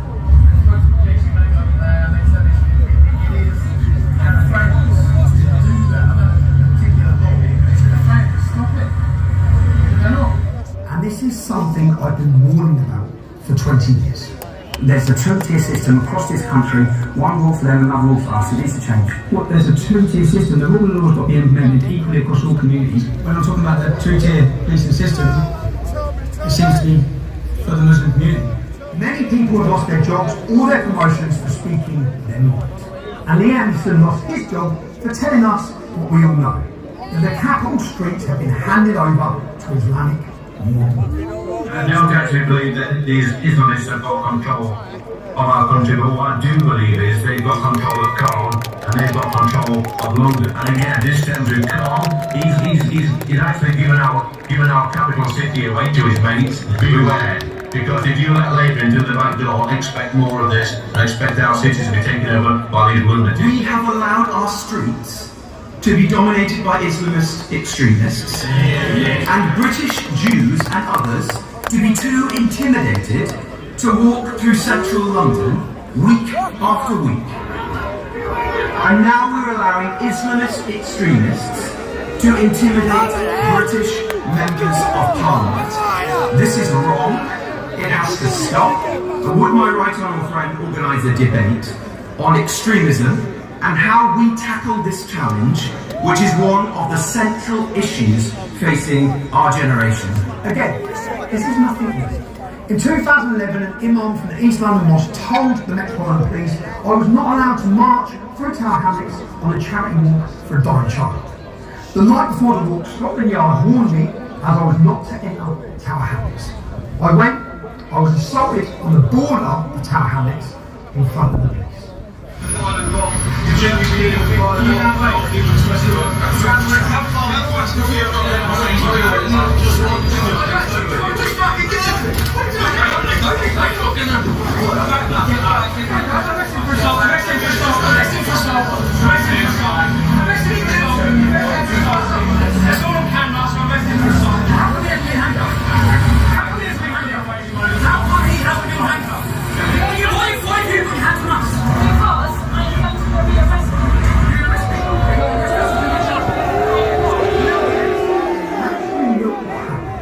The two police step back to unidentified men, probably undercover police, step in and assault. I didn't react, I was arrested. I was sent to trial. I was given bail conditions that banned me from entering the borough of Tower Hamlets for 9 months. No evidence, it was kicked out, it's lawfare. You see, in a totalitarian state, the police operate outside the constraints of the law. Their actions are purposefully unpredictable to destabilise those of us, any of you, with the wrong kind of views. And they lie. They continuously lie.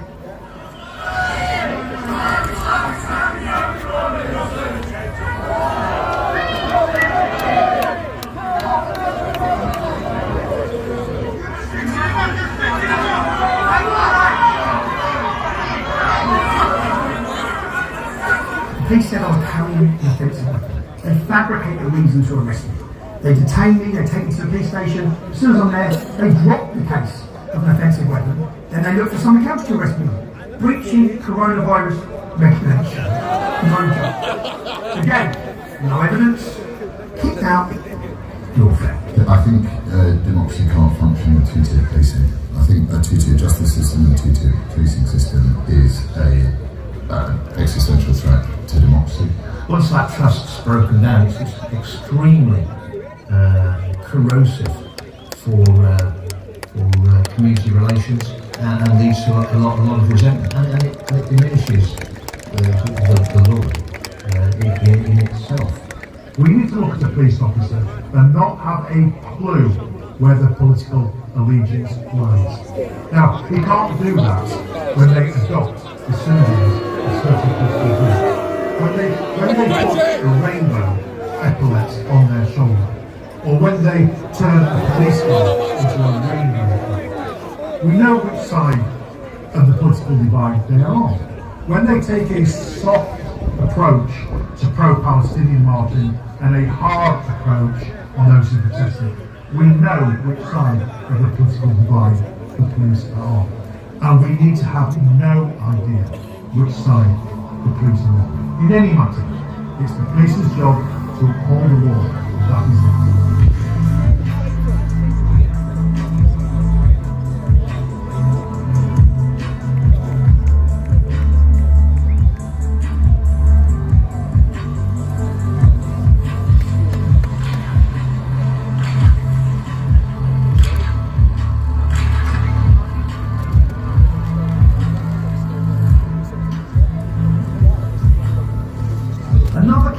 Of a totalitarian state is a politicised judicial. In fact, in a totalitarian state, all the elements of the state are there to create an appearance of a fair process, when in fact they are a facade of fairness. They are there for the state, not the people, and they are used to advance the causes of the state, however malign or misguided the cause might be. You see, Sam Melia was imprisoned for 2 years for putting up stickers that said immigration has destroyed Great Britain. Barney Crean was in prison for 2 years for putting a bacon sandwich outside a mosque. He died in jail during that service. While at the same time, 3 women who were found guilty of terror offences weren't even fined. They were given a conditional discharge, totally let off. A Muslim abuser, Adil Rashid, he was convicted of raping a 13-year-old child. He was let off because he wasn't aware that wasn't allowed, because he'd been brought up under the influence of Sharia. Ignorance apparently isn't. The recent Newcastle grooming gang, one of them was let off with a community order for raping children. He raped children. He too was let off. Just like the two-tier policing, we have a politicised two-tier judicial, where the law is not actually the law. The law is whatever the judge decides it is based on who's sitting in front of it. And perhaps most galling for me personally, How are you feeling about that? You've got like, is there any deal, mate? Is there any deal? Back in 2018, I was in prison for reporting outside Leeds Crown Court at the end of a trial of now convicted child rapists. Watch this. We grant the extension of time in respect of the finding of contempt in Leeds Crown Court and allow the appeal against that finding for the detailed reasons set out in the judgment, essentially because the process was flawed. That's right. It was found to be an unlawful imprisonment.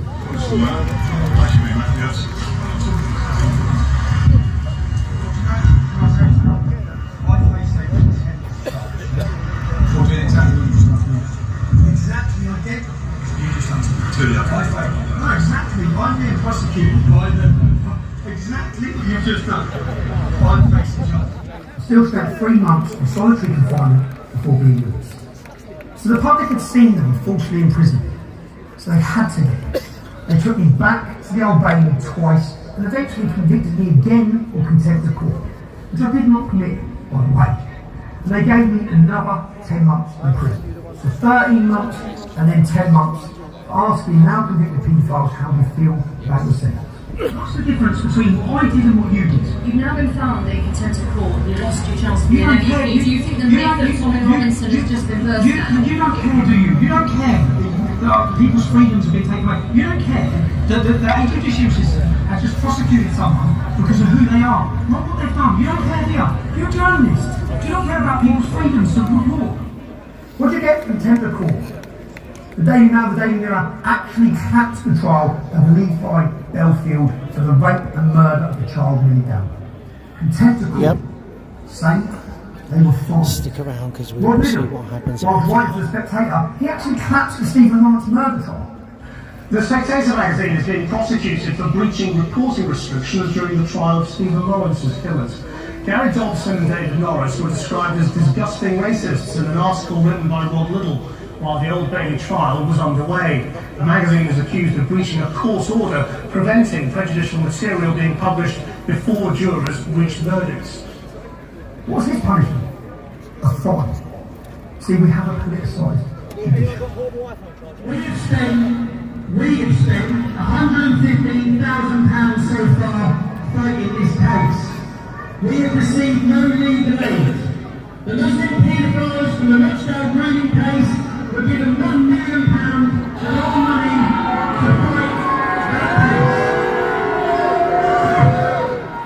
For crying out that those paedophiles would be deported when they are released from prison, those paedophiles are still working around the streets of our country. I think back to my arrest in November last year. It's important to understand the process is the punishment. I had to go to court 7 times, and every time I had to go, it cost me thousands of pounds. My freedom was taken.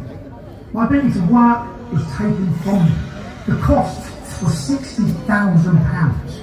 And what was the outcome? The arrest was unlawful. The bail conditions were unlawful. The entire thing was unlawful. Police officers lied in their statements, fabricated paperwork. They lost all their body-worn video footage. That's right, every police officer you see, the body camera, they all lost it. The dog ate my homework in life. So have we won? Or have they won?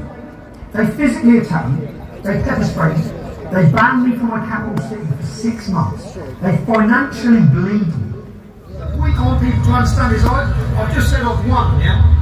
Have we won? Do we have freedom? For the last 6 months, I've been banned from entering my capital city, whilst jihadists have took over our capital city week in, week out, with the grace of the police allowing them to. I've had my restrictions, my right to a family life. I even went to court to ask if I could take my children to the Christmas lights turn on, and I refused that opportunity. For the last 6 months, I've had to go to a Muslim police officer and ask permission to come into my own capital city, of which one of the meetings was to interview a member of parliament. That Muslim police officer refused that request. That is a police state. That is not freedom. What's been ruled on is that the arrest was unlawful, pepper spray was unlawful. They arrested me on my daughter's birthday. Yeah? My daughter's birthday, that's now unlawful. Their bail conditions are unlawful. This is about lawfare. The process is the punishment. Our eyes have been opened because of the internet age. We can see precisely what's going on before they spin it. And then we can compare the narratives of the true events that we saw with our own eyes versus what they want us to believe. And there's always more rules. Rules that superficially sound reasonable enough. Non-crime hate speech. No one wants hate crime.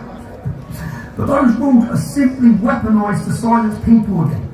And the people with the wrong kind of views. In Russia last year, 400 people were arrested for things that they said on social media. 400 people in Russia.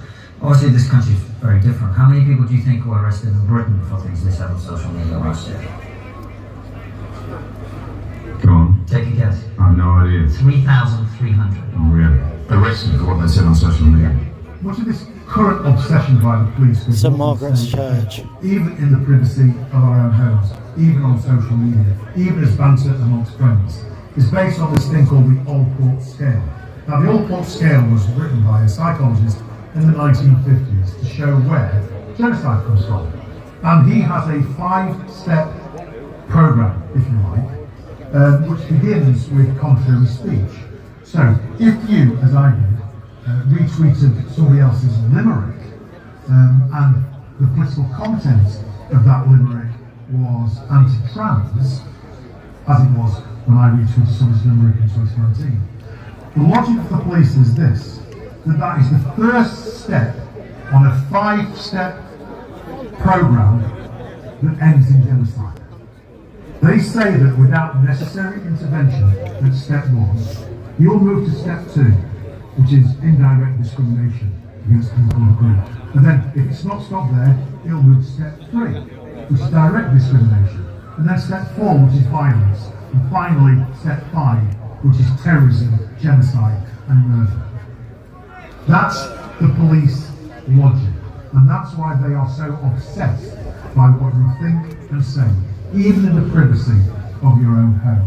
Of course, they can justify their action, silencing people, by telling us they are protecting due process or protecting us from misinformation. As Robert Kennedy says, there is no time in history when the people censoring speech were the good guys. And he points out, a government that has the capacity to silence its opponents has the power to commit any kind of atrocity. And when they want to, they just create more legislation, like the Online Safety Act brought into effect in October last year. It's always for our own good. The benevolent government protecting society from the extremes. That's how they censor. So what is the future of journalism in the UK? It's increased censorship. The Online Safety Bill censors online content, and with the police now being given free range to restrict any journalist at any moment at any demonstration, I think this will curtail and stop the freedom of the press. But there are some problems here. The new online safety legislation, it can be weaponised by anyone. Literally anyone can claim they're alarmed or distressed and use the law to silence ideas they can't cope. The drag queens, men who get sexually aroused by dressing up as women and reading to your primary school children. The Muslims who don't want Islam to be scrutinised by people who think Islam might not be such a great idea for great people. Any woman who doesn't think a man can become a woman by just wishing. And if you want to see how much distress you can cause Generation Z, by simply saying, there's 2 genders. It's true, every new piece of legislation presented for your good, the good of the people, results in more power for the government, and is then weaponised by the government and those who hate our nation and our values. It leaves each of us with less and less. It should go without saying that this isn't an optimistic future. And if we continue going as we're going, independent voices will be snuffed out.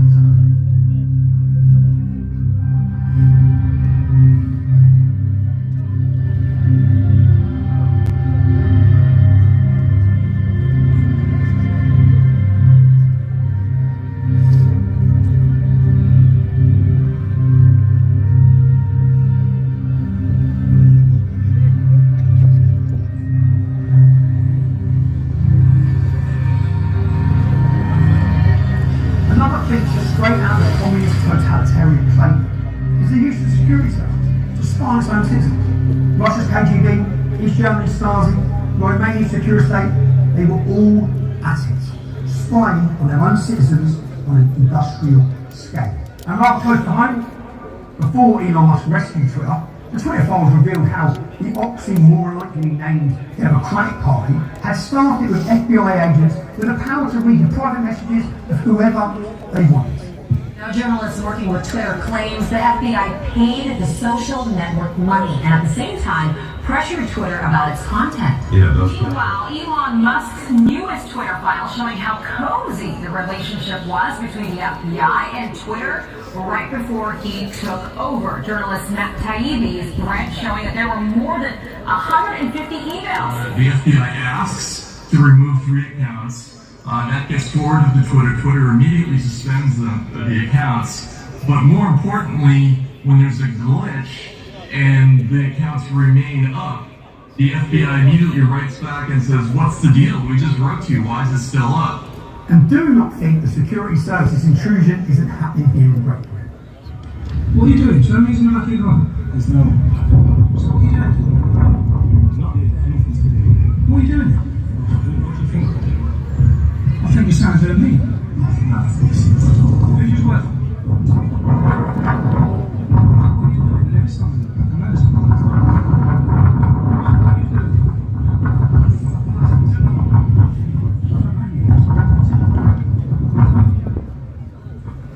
Tell me what you're doing. Because essentially, I've got threats against me. So what are you doing? If I turn up against them, what do you do? Who's in the back of your car? Who's in the back of your car? Look at him. Look at him. Let me see who's in the back of your car. Tell me what you're doing in the house. I don't know what you're doing. That's all I want to know. What are you doing? Police officers sat in a recording van. In the back of this van is a recording station. I'm not standing, you're not going to, like I said, because what you're doing, I know what you're doing. I know what you're doing. I know what you're doing. They're sat in the back of their van, this is recording devices. The whole of this back thing, because he just opened up when I got him out, the whole of this back thing is recording, where they're pointing it, because what this is has been a setup. These police officers setting me up. That was 2 men, one wearing a wig, from the security services, outside my house, in a van, with false plates on, and full of listening equipment. Not investigating the point, but listening to see if they can find it. When did any of us vote this level of state intrusion?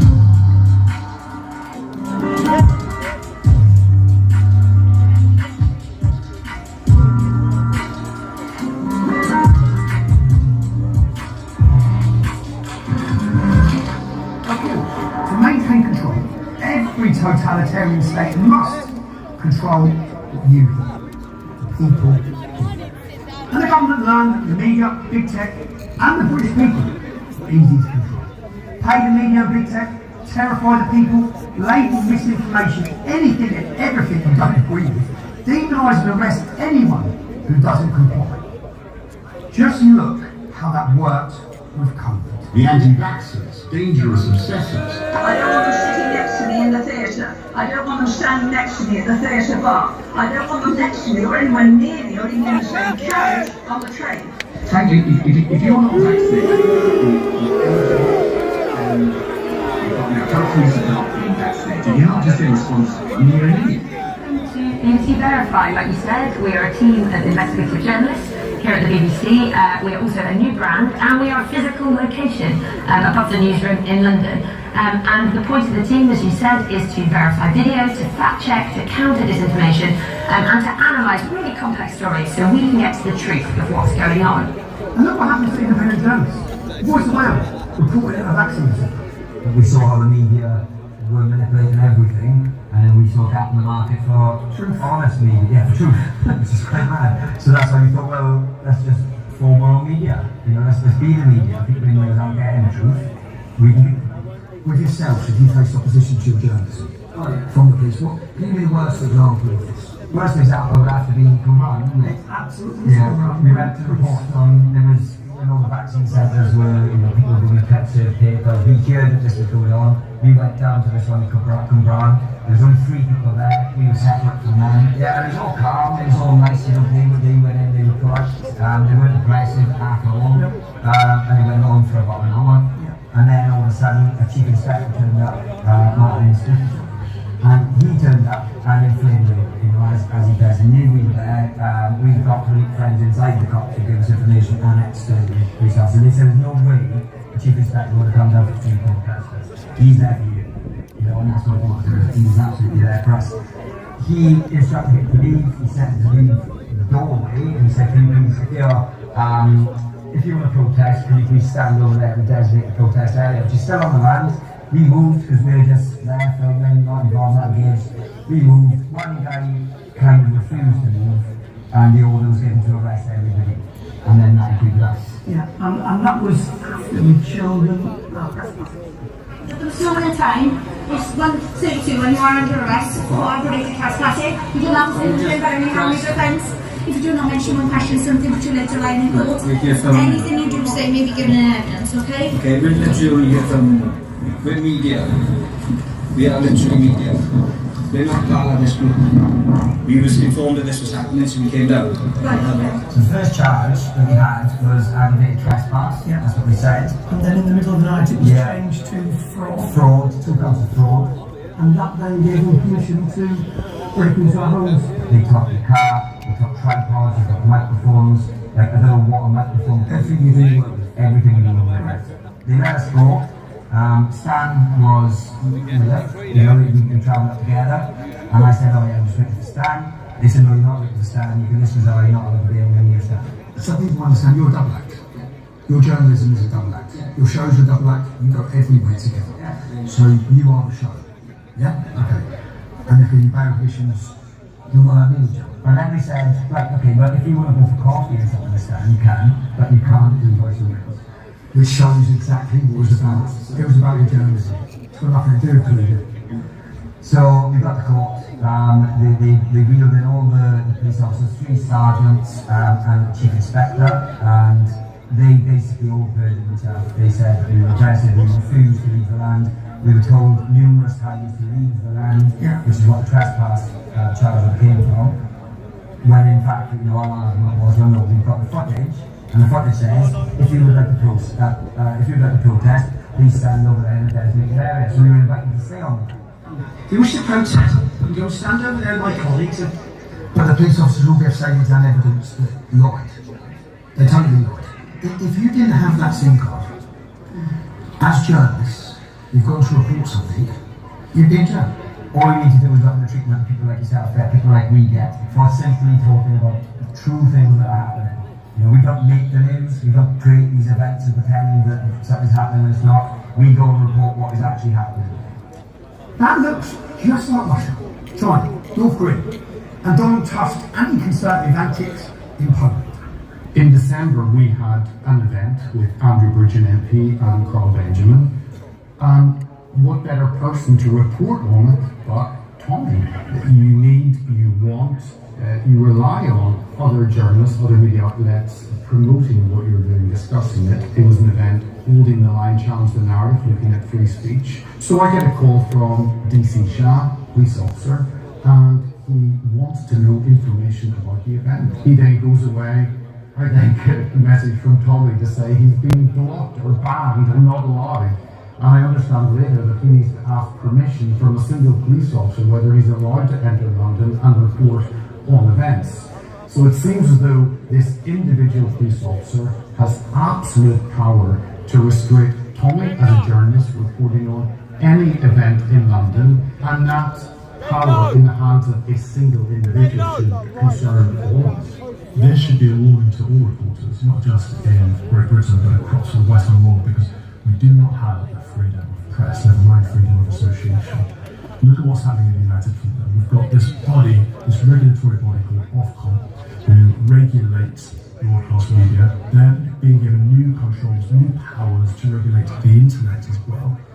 And it looks like they're an independent organisation, but of course they're not. They are an arm's length organisation of the government. They are controlled by the government, They are assigned by the government, therefore it is essentially the government. Ofcom's former name was the Department of Trade and Industry. Across the Western world, A little bit of history, there you go. Very, very quickly, very, very silently. We've noticed that, trust in the media is at an all-time low. The stats support that. All the legacy media are losing their income because they're not on the viewers, they haven't got the readers, because they're not reporting, they're seen by the public now not reporting the news properly, but that just makes them more dependent on the support they're getting from big business and government. I've actually seen quite clearly the different type of treatment when it comes to someone like me when I'm reporting and when they see someone like Chris Mason from BBC News. Even the facial expressions, even the way the body language changes is telling. The press, as we know, is very, very controlled. The mainstream media is hugely controlled.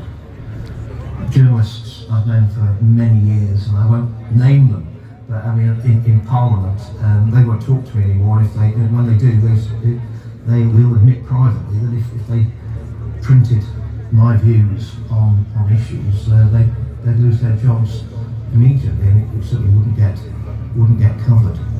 So we're not getting a balanced view of world events. We're getting a very biased view. That smacks of actually a totalitarian control where the state decides who is the news broadcasters and what the news is.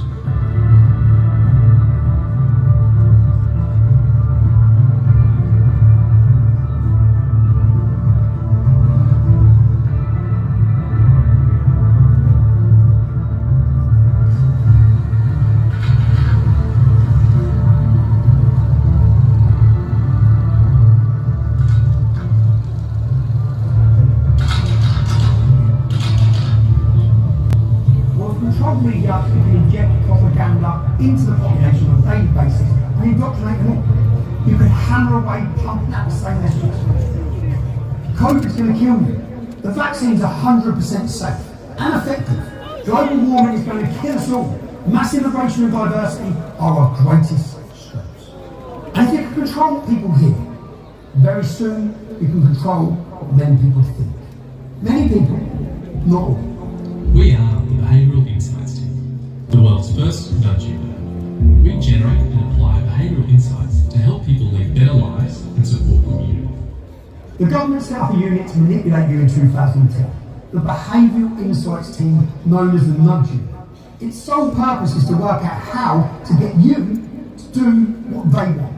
With COVID, they decided fear was the best tactic. Let's bring you more on the latest infection numbers and the number of people who've died. Yes, and the most shocking thing actually is the number of people who have died. The United Kingdom's death toll just changing the power bank. Has risen by 1/5, that's 20%. The latest number of deaths in the UK is higher than any day in total reported by either Italy or Spain.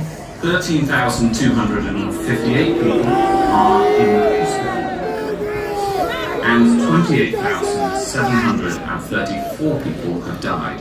They weaponised fear against you to terrify you, so they could get you to stay in your house, wear a mask, be in a bubble, take the shot, take the vaccine, even though the data showed as early as May 2020, just 3 months in, that for the healthy people under 55, there was minimal risk. But they shut the country down. We've been taken over by what's lost becoming a totalitarian state, which is based on very bad science. In fact, full science is a fraud behind all of it. And they said the vaccine was 100% safe and effective. Mr. Speaker, let me first say that I believe COVID vaccines are indeed safe and effective. Vaccines have all been through and met the necessary safety and quality standards. I've just had a vaccine for COVID. What they're saying here, because I got a strike last time when YouTube interpreted saying things like this, and I got a smack bottom for it. I was very, very naughty. The media played along and only told one side of the story and shut down many respected scientists who did not agree with the approach and wanted to warn us about the possible COVID vaccine. But they didn't manage to silence anyone. Well, what is almost certainly, I don't know how to say this, what my own research has found, and this is something that is probably a likely contributing factor, is that the COVID mRNA vaccines do carry a cardiovascular risk, and I've actually called for the suspension of this pending inquiry. I'm just trying to get over that strike. I'll get another one now. Thank you, YouTube. Someone at the BBC booked Dr. Malhotra to talk about statins, that he was determined to let us know about the vaccine harms. The all-party parliamentary group on the pandemic response heard about the terrible effects of weaponising fear. Have a read of The State of Fear by Laura Dodsworth. And of course, they kept hammering away about the danger of the far right.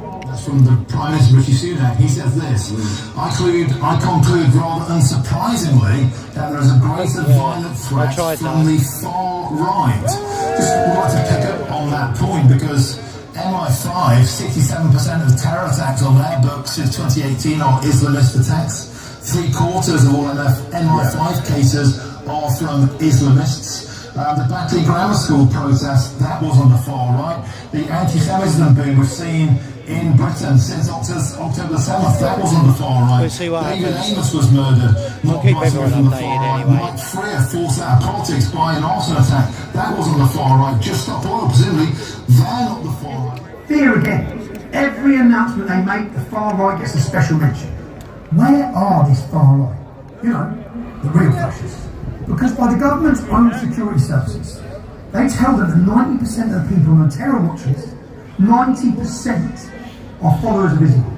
That's 40,000 potential terrorists they would know about. Not to mention the ones they don't know about. Are you scared? You're not scared. And all the undocumented illegal immigrants, they have no idea where they are because they've done a run-up. The government has lost them. They have no idea how many of them are criminals, terrorists. We never hear about that.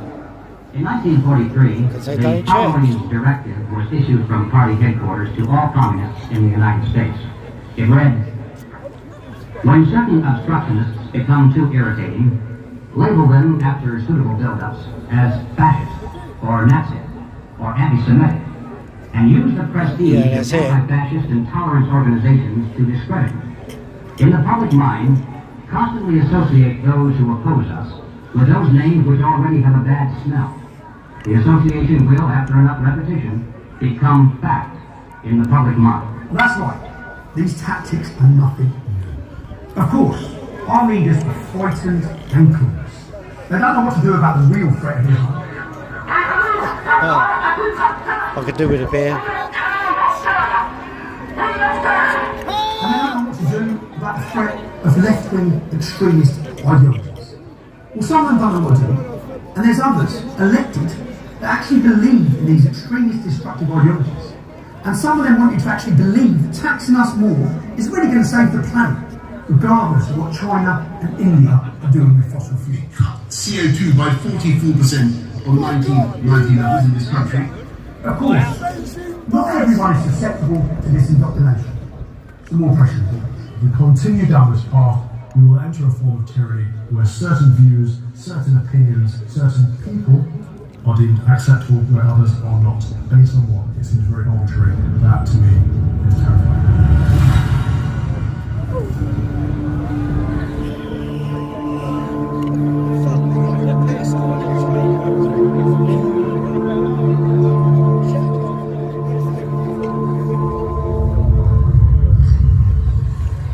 I'm going to be moving around soon. You see, another piece of the architecture of a totalitarian state is to use the citizens to turn on. After years of increasing social isolation, people retreat to the online world, building echo chambers, polarised, angry, faceless discourse. We were all potential fertile ground for mass formation. The stay-at-home mandates during the COVID madness was perhaps the last piece of this.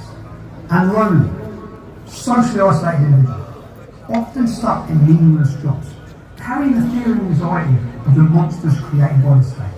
In this case, the fear of COVID.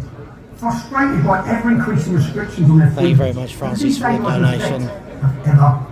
It's much appreciated. And somebody else, but I didn't get a chance to see who it was. I'm not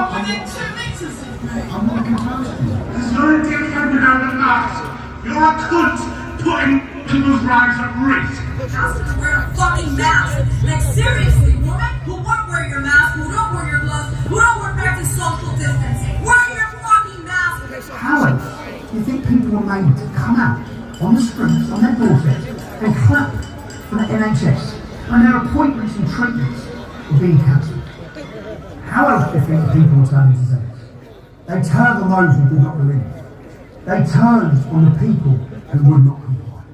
And when they, your neighbours, start breaking lockdown rules, if the police receiving 200,000 tip-offs. You see, people brainwash during COVID. People are only given one message, continuously given that message by controlled media. Lonely, socially isolated, frightened people. People who perhaps have little meaning in their jobs will take up the cause for the state. These people are desperate for meaning. They're desperate, they crave a master. They want to be told what to do, and they see forcing others to comply as their virtue.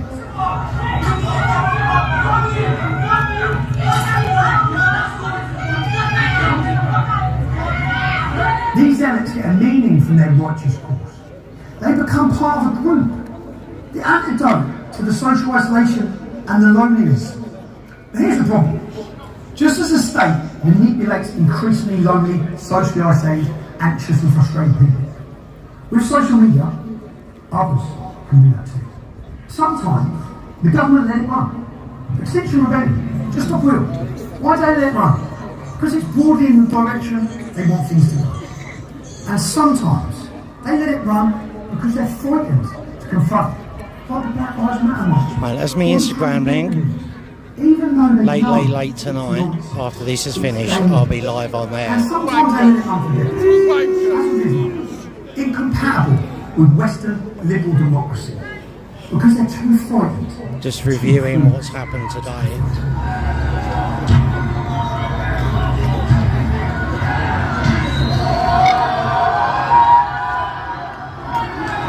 That'll be behind the scenes video.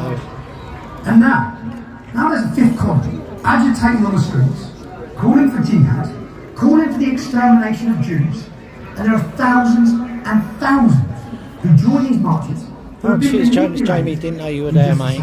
I just noticed the signs you got. Jamie, do us a favour, bro. You know what you said about the other day? Let me know if you see anything going on and where it is, and I will go there straight away, yeah? You'll be my ear on the ground, okay? I'm trying to upload it. Isn't it? Cheers, mate. A self-explanatory the area of land. It's Palestine's land. What are you guys out here for? Why are you guys out here today? I wanted to ask you.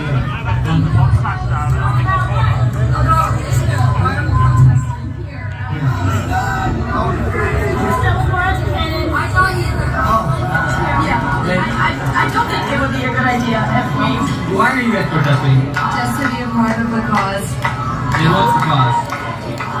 I'm not the right person to talk about. So why are you guys protesting today? I don't want to talk to this, I'm sorry. I don't really want to talk. Why are you guys protesting here today? I don't want to do this, sorry. You know why you are protesting here today? Yes. And what is that reason? No comment. Build a new Workers' Party, a socialist alternative to Sunak and Starmer, for a socialist intifada. What's a socialist intifada? If I'm being honest with you, I just got this. It's standard.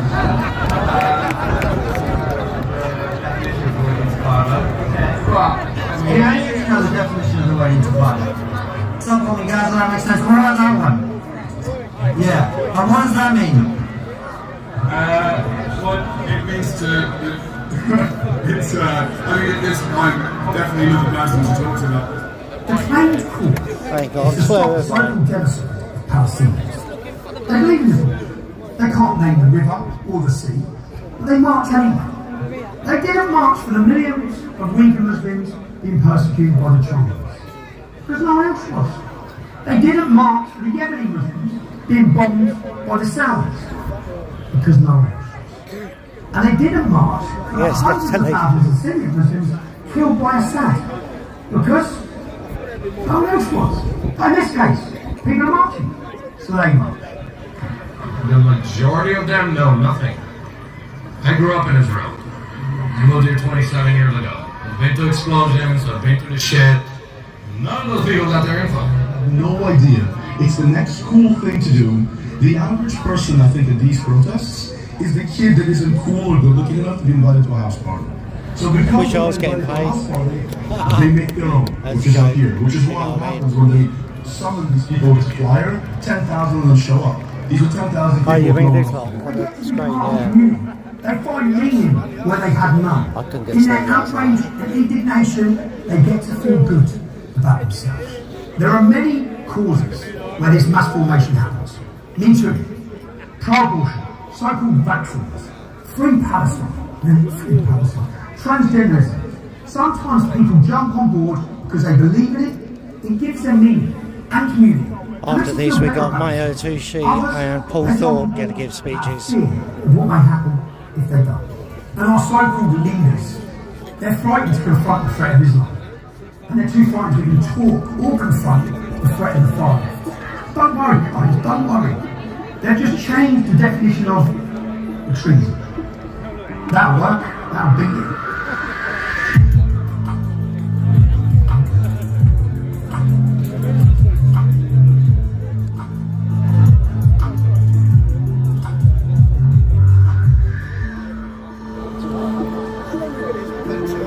Of course, not everyone is caught up in this mass formation. Not everyone can be manipulated quite so easily. And not everyone will comply with the government deciding what ideas are correct and telling people what they have to think. So they have to have consequence for dissent, for non-compliance. There has to be a consequence for speaking out. And the government will decide what non-compliance is. The government will decide what you're allowed to say. As the cost of speaking out increases, fewer people are prepared to speak out. Everyone should get the message, and a spiral of submission and compliance should follow. Perfect. Well, that's the theory.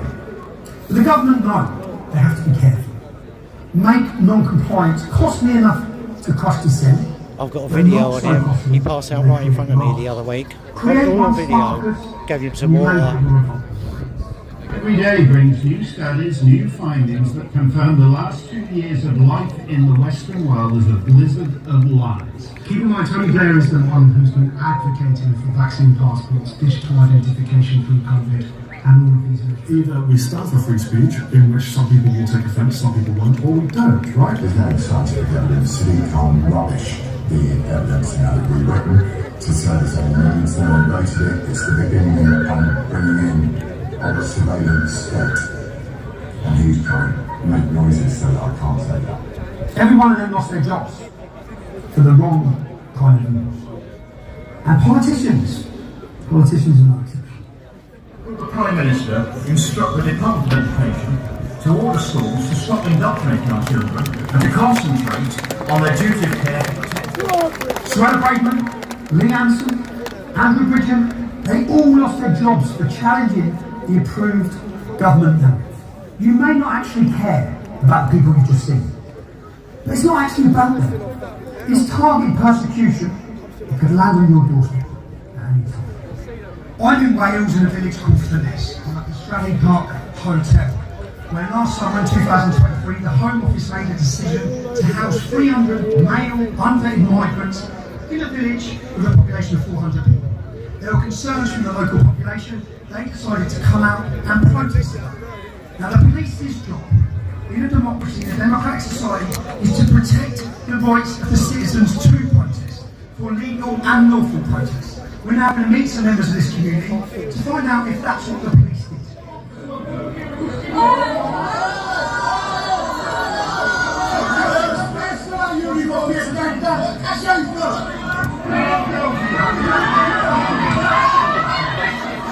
My name is Paul Price.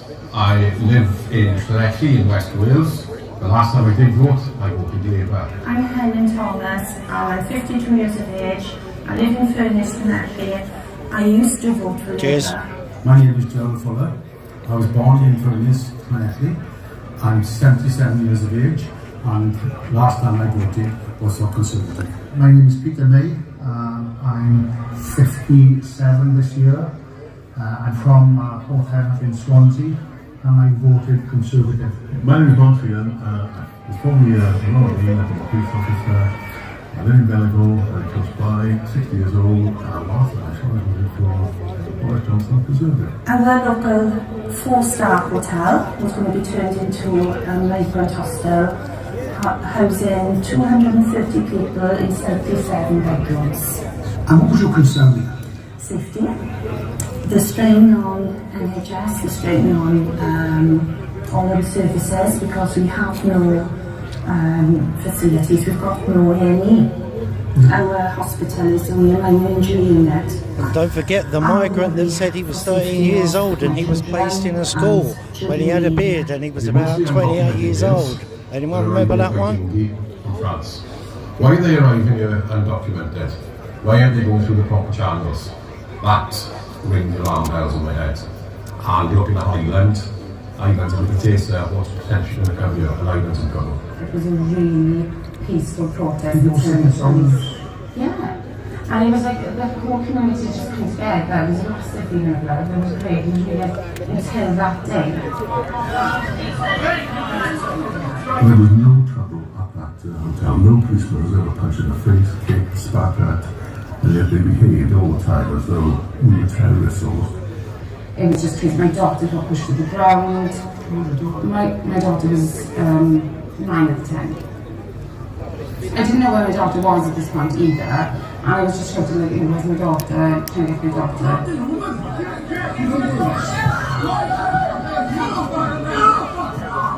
I got to the point where he just literally battered me all over the road. I handcuffs up my nose. He punched me with a left hook at the back of my head.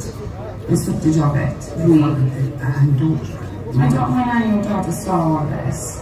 As an ex-police officer, what's the police's job when a protest is going on?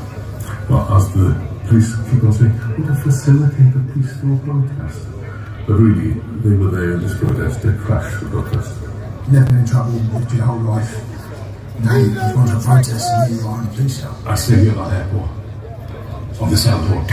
Yeah. So you're 77 and you're under arrest.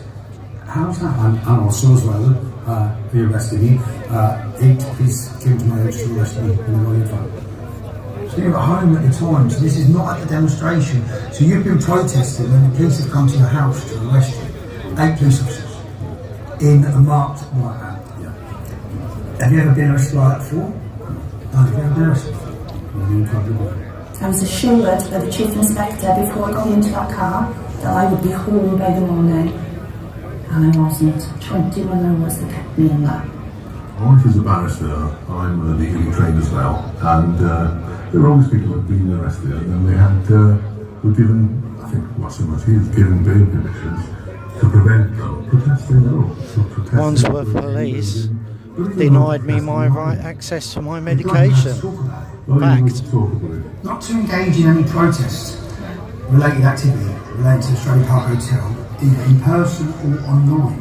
Then when they decided to try and find it, they couldn't. And I had given explicit instructions it needs to be nearby at all times. So not to go within 100 metres of Australia Park Hotel, not to engage in any protest activities, not to publish any information or data online. Yeah, they took away your ability to discuss this topic. How did you read it? They put all the details about me being arrested, my name, my address, my age, but they've never once said everything's dropped. Well, they kept you under these conditions, which limited your ability to use the internet, or to talk about this issue, or to protest, or to walk outdoors and then be working. I have no freedom, did I? You've never done nothing wrong, you're convicted of nothing, you're actually proving that you shouldn't have been arrested, and you weren't. Somebody who was 40 years. It's no longer a free country. It's not. It's not officially just I've lost all respect for the police. Makes me feel angry towards the police. You know, we have a general public, and if you are saying things that they don't like, they can't fail. There's a critical ideology in policing that's totally different when I was there. It's opened my eyes, and I never look back. I still would do it today. And I still go there and protest for my rights, for my children's rights, for my safety.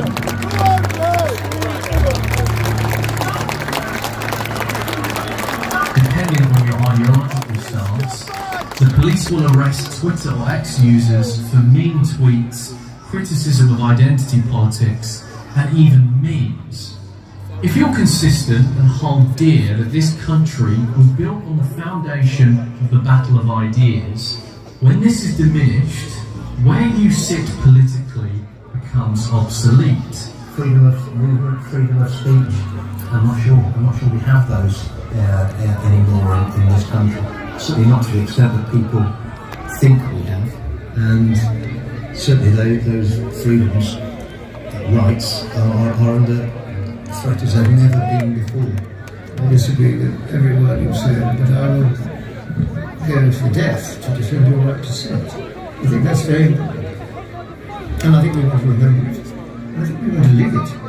You see, allowing people to speak freely runs the risk that government policies will be scrutinised and criticised.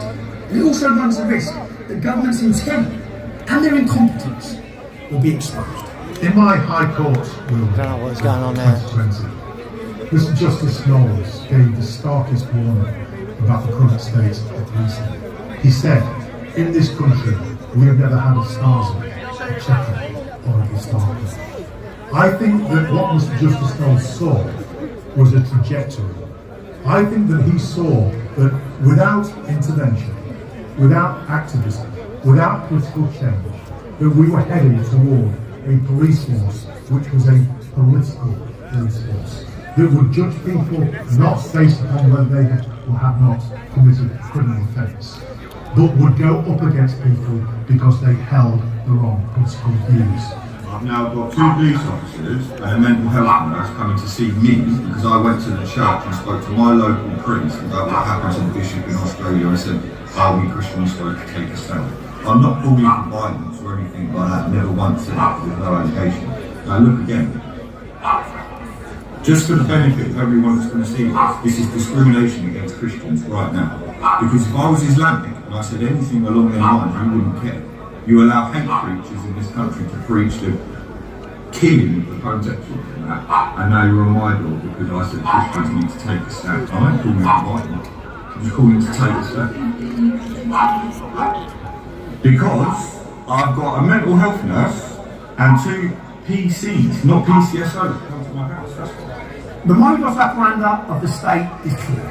First, they ridicule you, demonise, ostracise you. Then, they deplatform you, they debank you. Then they use lawfare. They use lawfare to persecute you with the law. Then they change the law. Just to try and get you, they literally change the law. And as with my arrest last November, then they just ignore the law. They lie. They fabricate charges and impose bail petitions to restrict where you can go, what you can do, who you can talk to. And for all of this, of course, they bankrupt you. They target you financially. But there is nothing more dangerous than a person who has nothing left to lose. I mean, once the establishment move against you, their reach is absolutely immense. So life starts getting very difficult once you go against the narrative. Why did you get arrested? Because you want to kick down. How much is terrorism for country? That's it. That's it. What did you do? What did you say on the side?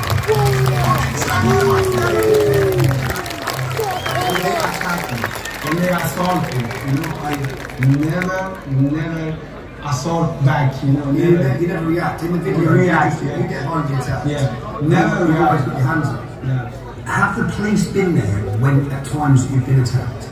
Many times. Always police is there. When they come, they still attacking me. They still assaulted me. They say, yeah, you should live here. When you want to come back again, we arrested you.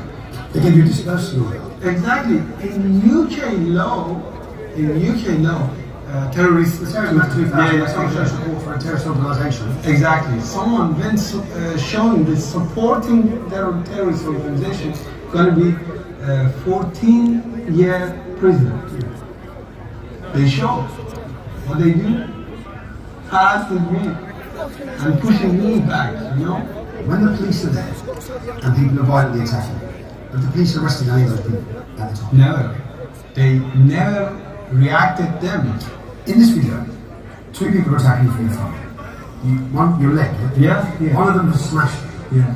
So you're standing there from behind, he's hit you with a weapon. Wood from back. From behind. So from behind your leg. And obviously, look, this is a serious cut. Your leg's been cut open. When the police have turned up and this is happening, what were the police's actions to the men that were attacking you? Nothing. They violently attack you, the police then attack you. And especially when I did arrested, I saw the guy which is attacking me. I told the police, the officer, I told him, he assaulted me. I saw him. He assaulted me. And there's no evidence. He laughed and go. They should be supporting law. They should be, enforcing law. Yeah. They're not. They're not. Right now, the UK and British people and the British police officer, they know. They kill our free speech. Do you believe with what you've experienced in Iran, you're now seeing in London, do you believe too many Iranian people and as I say, that's going to be happening when the British people stay silent. And this is partly why you're speaking. It's my future, it's our future.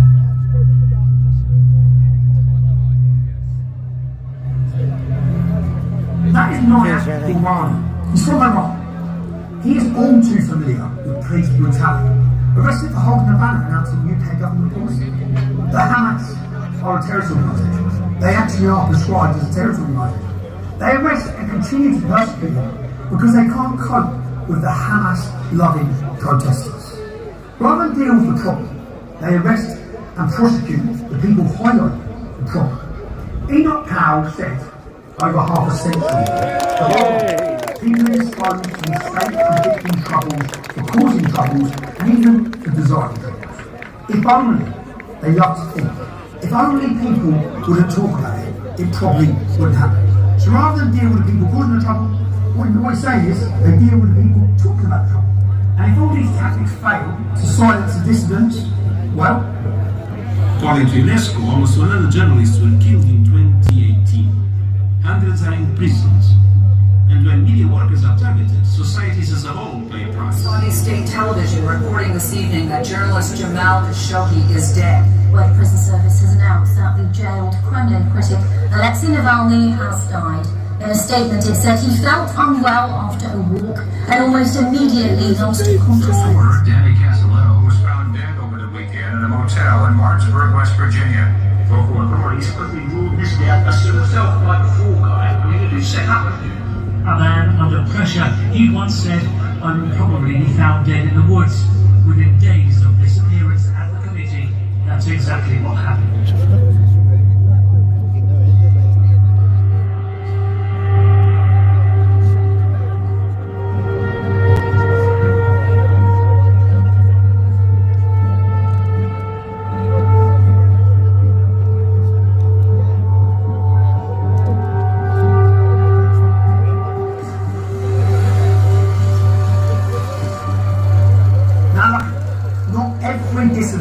Gets assassinated. But we are all to be re-educated. A key part of a totalitarian state is the re-education of dissidents. Those who will not submit and will not comply. You have to be sent to diversity training. You've been taught about your white privilege. You might have been given unconscious bias training to teach you about the prejudice you didn't even know you held. This online presenter-led training course is the perfect introduction to equality and diversity in the workplace for both employees and employers to help them work towards legal compliance. It covers the protected characteristics, the different types of discrimination, stereotyping, allyship, positive action, and it explores equality, diversity, equity, and inclusion. You all know, whether you're in education or work, you can't speak freely. And if you do speak freely, if you do voice the wrong views, you'll find out pretty quickly you've got a problem. So, how long have we got until people who resisted mandated medical treatments, people who want an end to mass immigration, people who believe only a woman can give birth, and everyone with a penis Is it not? How long till you have your freedom taken and you're sent for re-education? Just like the Uyghur Muslims. Until you repent and you comply. Right now, there are over 3 million people in concentration camps in East Turkestan. The government will say that those numbers are exaggerated, that they are re-educating Muslim terrorists and political dissidents. But it is a lie. There are ideas that are right, and the state decides exactly what those ideas are. Anything else is viewed as dissent, and dissent must be crushed.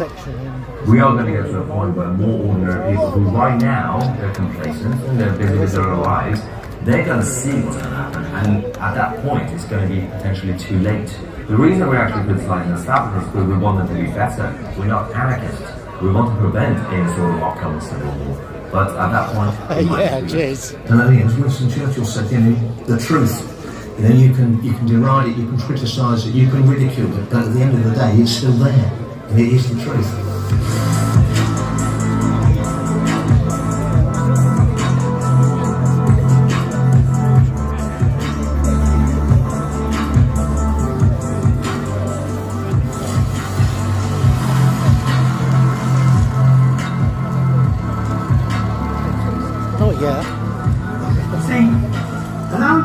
To express alternative views.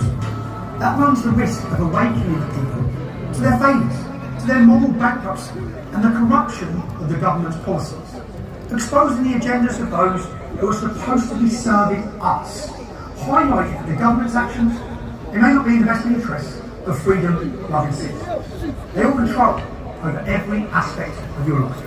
Where you go, how far you travel, what you eat, what you spend your money on, who you meet, what you say. You see, in a totalitarian state, scrutiny, it cannot be allowed. Agendas and corruptions are hidden. Accountability is dead. Failure is hidden. And there are so many failures. The failure of invading Iraq, which destabilised the entire Middle East. It radicalised a generation of Muslims and unleashed 20 years of Islamic-inspired mayhem across the world. The failure to stop illegal immigration and its disastrous effects on our society. The failure to reduce legal migration. Actually, it's worse than failure. For decades, successive governments have implemented ideology-driven policies that drive massive immigration without a clue or a care about the impact on our society and our culture. The UK population grew by 750,000 in 2023 alone. Their failure with COVID. They shut down the country.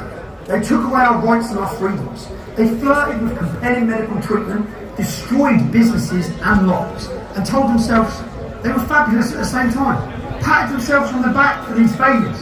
The truth, of course, they caused the inflation we suffer by printing money, continually printing money. And don't ask questions about excess deaths, miscarriages, stillbirths, cancers, heart disease, and vaccine efficacy and safety. The failure to reject net zero, the Marxist anti-capitalist dogma that will drive millions into poverty and hardship. They embrace unilateral economic disarmament. They can't stop the tide, they can't stop an earthquake, a hurricane, or even a strong breeze. Yet they want us to believe if they tax us more, they'll be able to stop the climate from changing. And just like with COVID, the fools that lead us, they say they're following the science. They say they're following the science in order to shut down the voices of esteemed scientists who cry out that climate change is nonsense. You just follow the money on that one. The failure to reject gender ideology. This really should be easy for them. But the fools that lead us struggle to say what a woman is, and as a result, the destructive forces seeking to dismantle reality and society run rampant. Thousands of British children are told there are more than two genders, and boys can be girls, and girls can be boys. Let's be clear, there aren't, and they can't.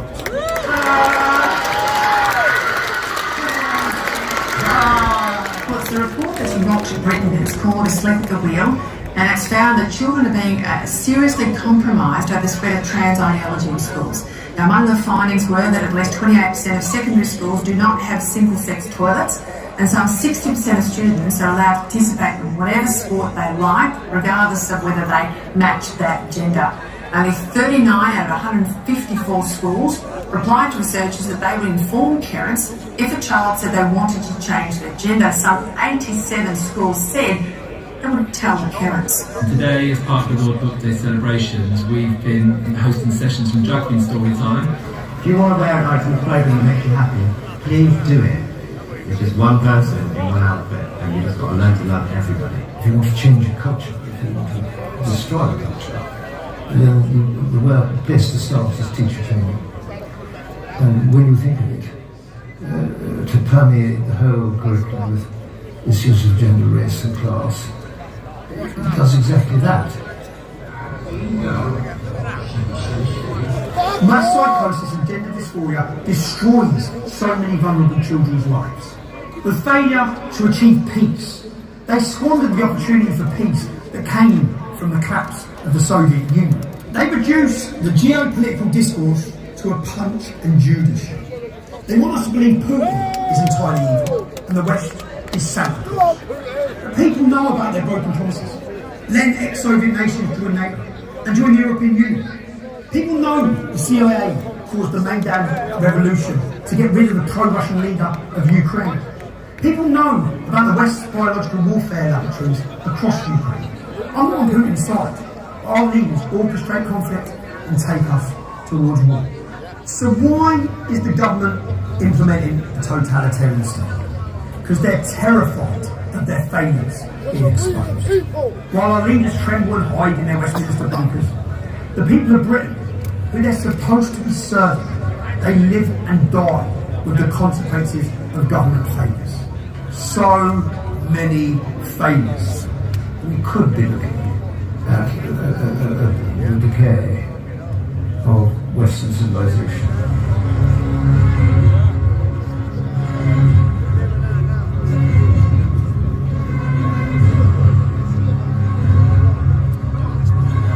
So, to the leaders of our nation, the people elected to serve us, the people, your lust for power and your moral cowardice created this mess. Without pride or confidence in our nation, you cower in fear and you facilitate every ideology that comes along. You took the knee to the Marxists of Black Lives Matter. You embrace immorality of the transgender movement. You watch as men dressed as women read to primary school children and pump sexualised material into their little minds. You drank the Kool-Aid on climate change when Nobel Prize winning scientists say it's bullshit. And you cower like cowards before Islam. These ideologies seek to tear down our society, our culture and our heritage. You are paralysed with fear, or you join them out of fear of what might happen if you don't. What have you done to foster equality under the law, democracy and liberty? What have you done to protect our precious cultural inheritance of which you are the custodians? What have you done to protect our borders? What have you done to protect our daughters from 50 years of rape and torture at the hands of Islamic gangs? What have you done to defend the sovereignty of the United Kingdom against malign influence of undemocratic, unaccountable bodies like the European Union, goodbye, the United Nations, the World Health Organization and the World Economic Forum? What have you done to protect the rights of those who actually oppose? 324. What have you done to stand with the people of Britain for common sense? What have you done for our economy? You set fire to the house. Now you want credit for trying to put out that fire. What have you done to educate our children? Goodbye, You Ashley. poisoned their Goodbye. minds with evil nonsense. You have done nothing at all. In your lust for power, you seek to take our freedoms. And in your moral cowardice, you fail to speak out and stand against the evil ideologies that want to wreak havoc on our beautiful country. Judge, jury, and I could be The human executioner. spirit. We are a free people. You cannot take that freedom away. We will fight to preserve it. And our love for freedom will always be your tyranny will fail. And as for the rest of us, the people of Great Britain, we are perilously close to becoming a totalitarian state. We already have two-tier policing, a politicised judiciary and controlled media. They take money to push narratives. Resistance to the narrative is costly, and the more costly it becomes, the fewer people will speak out. And despite the appearance of a liberal society, our democracies, our cultural inheritance, our real equality and democracy, and our liberty, they are crumbling before our eyes. If Western governments learned anything in recent years, they've learned that fear is an effective tool of control. And many people appear willing to give up their freedoms for a promise of safety, or even just a little extra convenience. But by the way, the totalitarian state will try and displace all previous traditions, and it will try to redefine reality itself. This totalitarianism demands we all embrace a set of so-called progressive beliefs, which are in fact incompatible with reality. Let's just take one example, that there's a massive threat from the so-called far right, when the reality is 90% of the people on the terrorist watch list are followers of Islam. Or mass immigration and multiculturalism is a great idea. Or there's over 100 genders because we say them. And what will come next? Sex with little children is just another form of sexual expression? It will not be long before denouncing paedophilia is demonised, as was the Marxist-Leninist dogma of the early 20th century. Lonely, hopeless, angry people who have given up on our leaders, and who can blame them? And desperate for a purpose, a promise of something better, a place to belong. They are desperate, if you like, for a new religion. Today, the new religion may appeal to people's desire for a just society, a society that liberates victims of historical oppression. It may appeal to people's fear of global warming, their desire to save the planet for humanity. The pretext is always altruistic, care and concern. But the reality requires demonising individuals who dissent and persecuting out-of-favour groups. In reality, concern for the oppressed or for humanity is lost under a wave of hate for tradition and anyone who challenges the so-called progressive dogma of the day. And the state uses manufactured crisis and the threat of chaos to implement new measures and take away more of your freedoms. Again, it's for your own good. There has been no violent revolution, but the revolution has occurred. It is complete. Hate-filled progressive groups and ideas have infiltrated our schools and our universities. Their graduates have entered the corporate world and the public sector. They run the media. You may think you have the right views, but if we are to learn anything from Alexander Solzhenitsyn, there is no way of knowing what charges will be brought against you. No one knows what's happening tomorrow. There is a permanent and ever-shifting inquisition. So watch out. We can expect the battle for our society, for our cultural inheritance, to get worse before it gets better. Because tyrants do not want to give up their power easily. But as with the hard totalitarianism of communist Russia and China, which depended on people's fear of challenging their lies and unreality, so it is with the insanity of the world today. We must continue to speak the truth. More people must stand up and speak out. The stakes could not be higher. If we lose our freedom to speak, the freedom to think will become the next casualty. Scrutiny dies and tyranny reigns.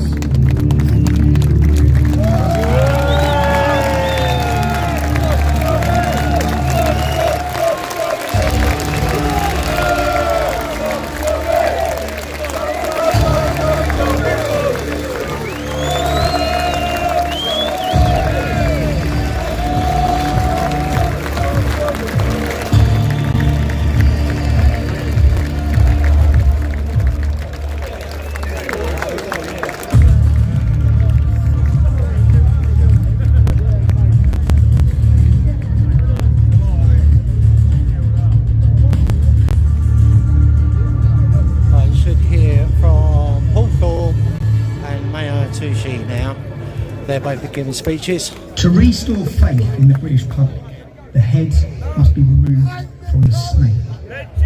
Let's start with getting the resignation of Mark Rowley.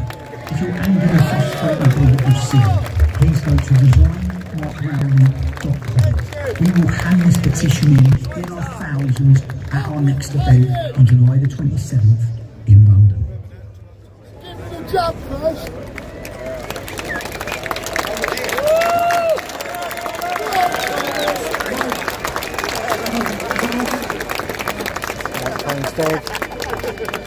Right, let's go. We up?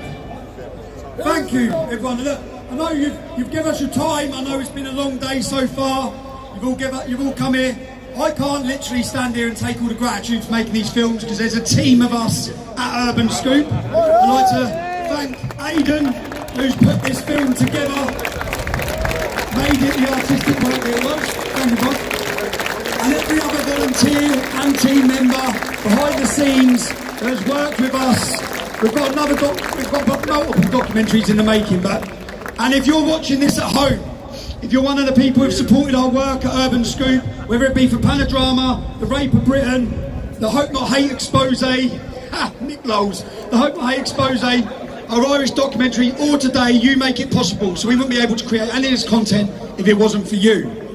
Now, let me get this out. If you're watching this at home, I'll talk at the end about the next date we all meet up again, yeah? But if you're watching this, Mark Rowley must resign. You have failed this city.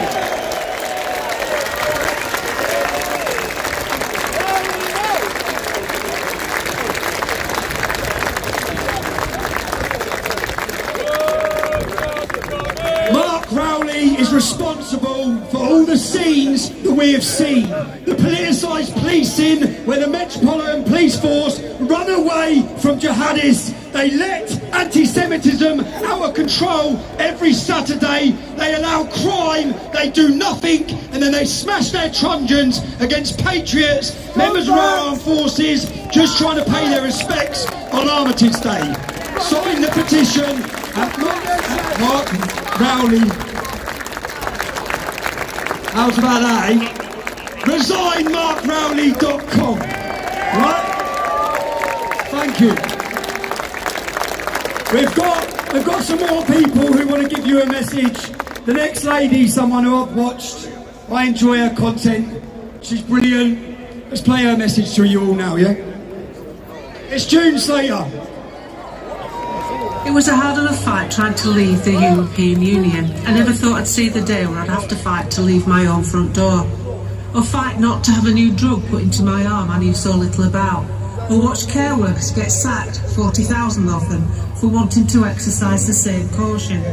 I never thought I'd see media figures, celebrities and politicians over-exaggerate claims and effects and benefits of a drug they knew so little about. I never thought I'd see us taxed and fined and have energy prices so high on the road to net zero when countries like China, the biggest offender, are allowed to continue and grow their use of fossil fuels because of a one-line agreement in the Paris Accord. They receive foreign aid from countries like us who are crippling themselves. I never thought I'd see another country's flags waved on the streets of Britain so prolifically as we do right now. And I never thought all my taxes would be sent out to the military-industrial complex to create weapons for other people's wars. Most people I know don't want war. Most people I know want a decent country. We want our needs addressing here. Sadly, neither political party is interested in that. So it's up to us, the people, to draw their attention to our needs, and that's what's happening today. We're trying to get the establishment to realise that people are not going to put up with this. We do not need tyranny. We can run our own lives. We are all individuals with our own dreams and goals. We are not one size fits all. Never give up. We are winning, because it's not just the activists, the bloggers and the protesters. This situation is being discussed in the supermarkets, the taxi ranks and the bus queues. Everybody knows there's something wrong and there's something we can do about it. We are greater in numbers, and once we decide enough is enough, it's enough.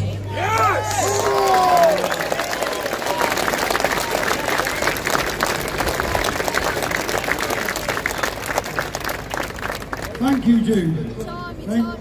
703,000 people are currently watching us live.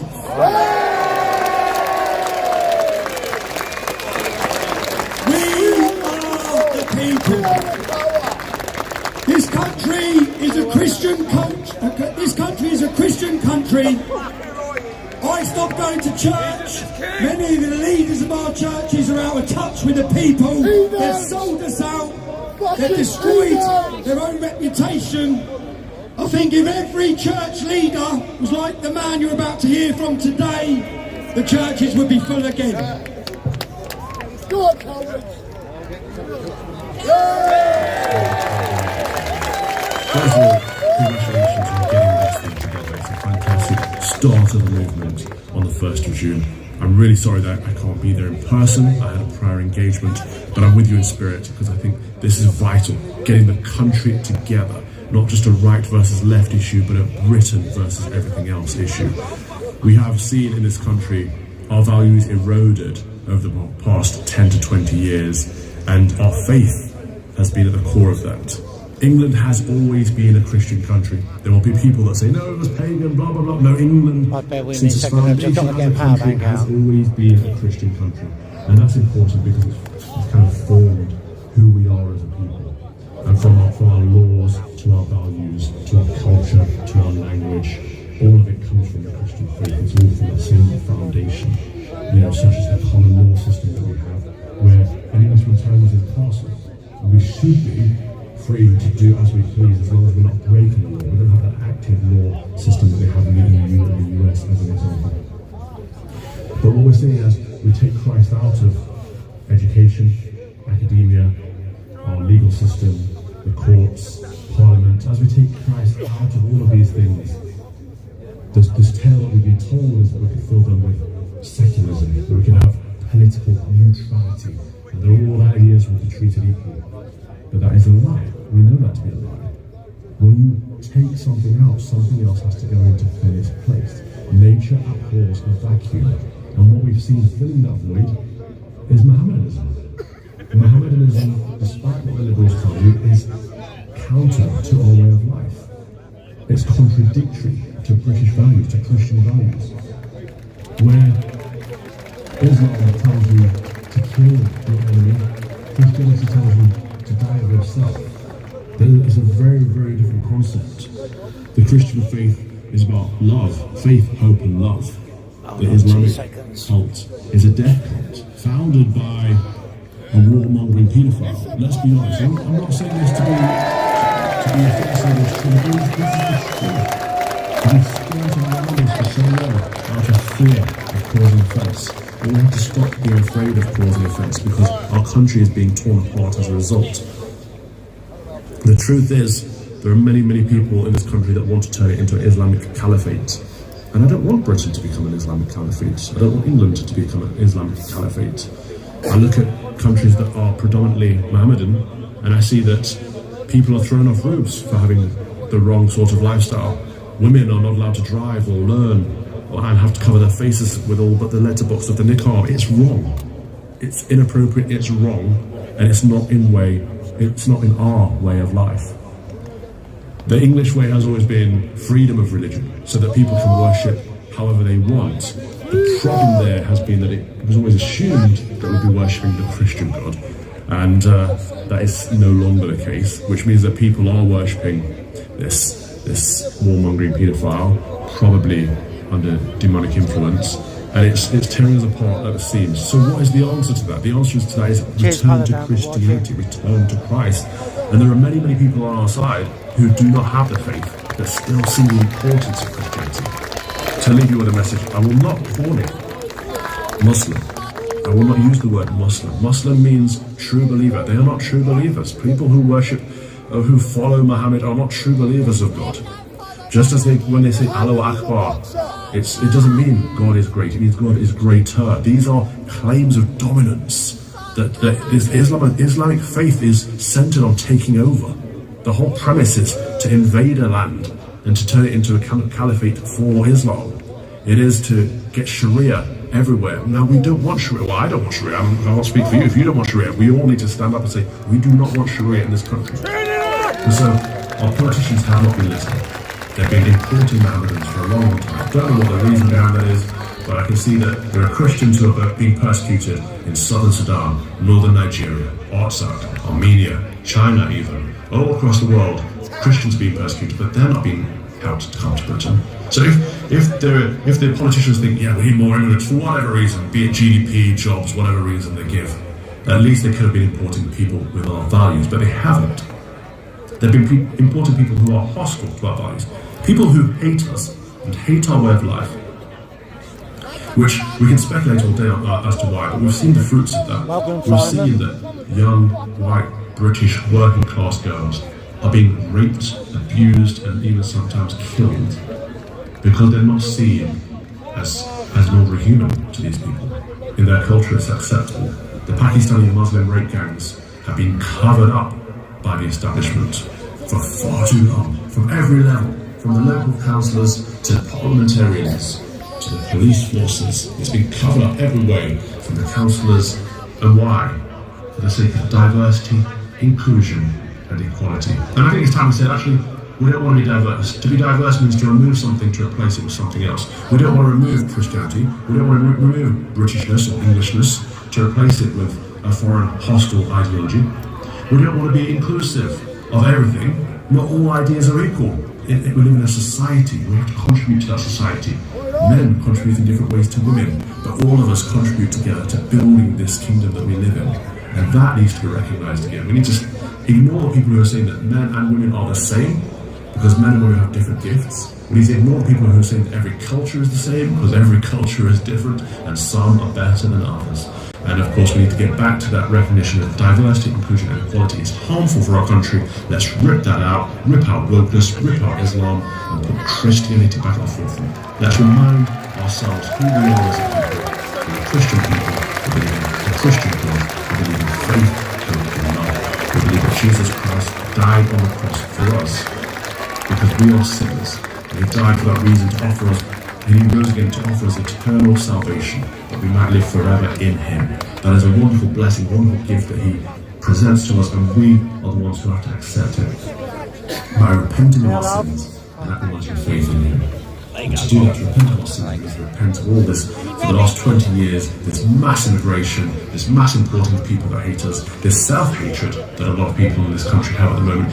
We need to repent of all of that, and we need to reclaim our Christian nation for once and for all. So thank you to everyone who's gathered today. Thank you to everyone who's helped organise it, and I hope there's another one soon, and I can't wait to be with you. God bless you, and let's put Christ back in our hearts.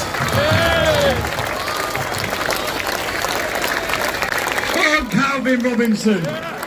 Yes. Now, I'll show you all some images on the screen. I want you to give me your opinion, very vocally, of the people you're about to see. Let's go.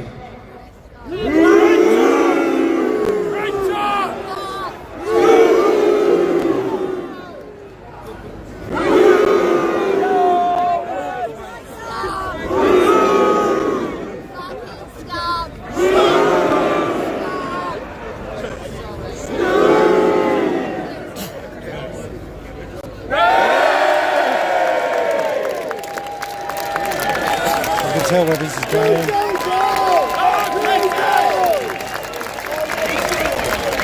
Show some love for Katie Hopkins, eh?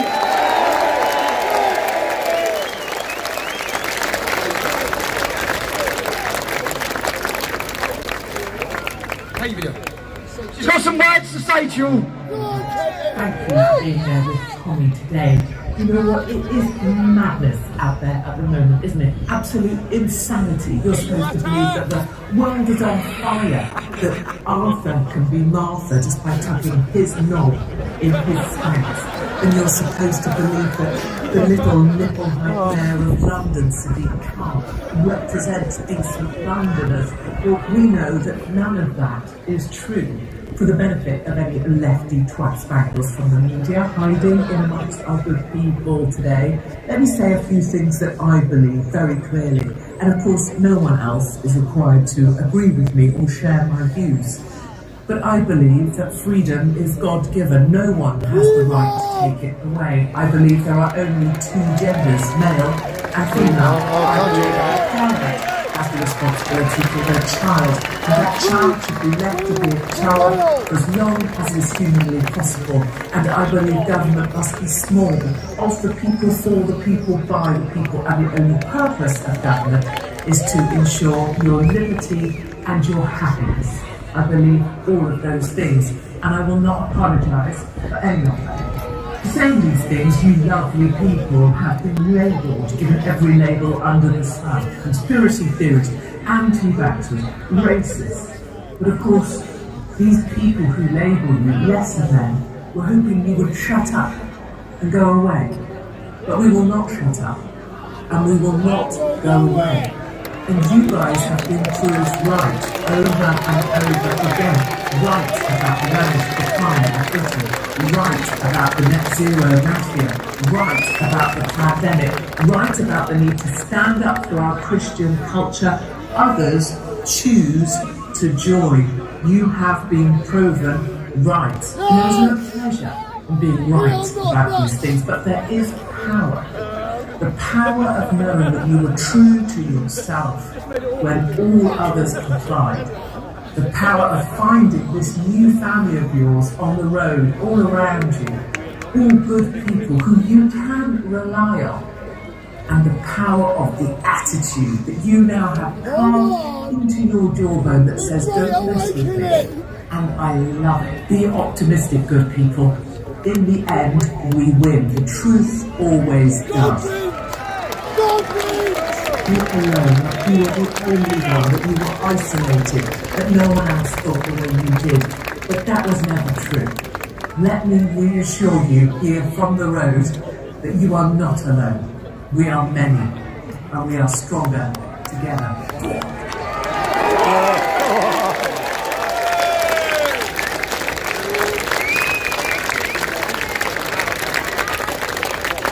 I believe any cultural movement that is formed for our culture has to involve Katie Hopkins.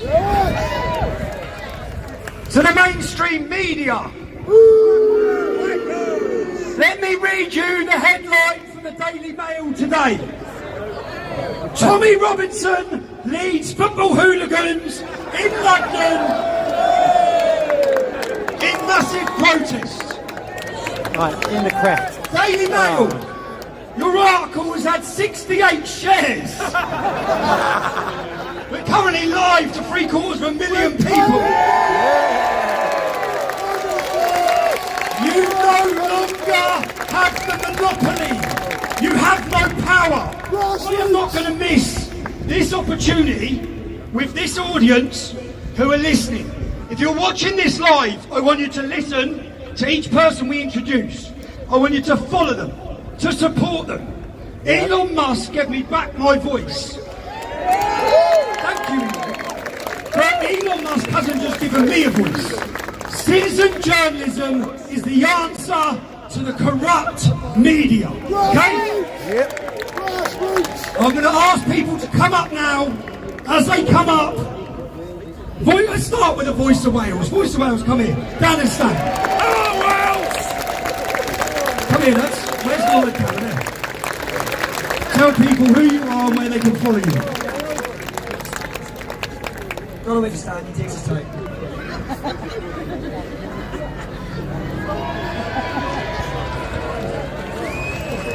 So, keeping it short, we're Voice of Wales. The main place to find us these days is X, and it is at VO Wales Official for our official account. Stan?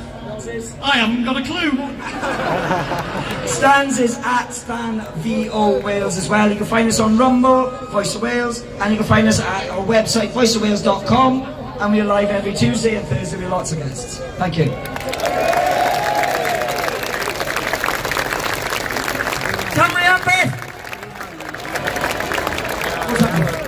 Welsh and proud, they say. Come on, boys.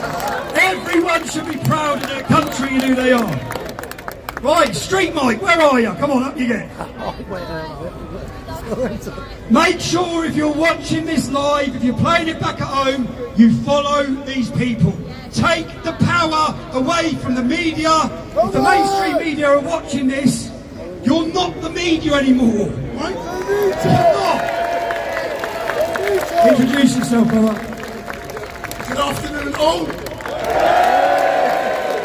My name is Wyndham Daniel, and can I begin by saying, as an Englishman, I'm proud to be here, standing shoulder to shoulder with Tommy. It's been a brilliant day, and some of me, if you don't follow me, I don't care, but I report what goes on out there on the streets, and I love it. Sorry, go on YouTube, you can find me, Street Mike live stream. I will be at Speaker's Corner tomorrow, 1 till 5 p.m.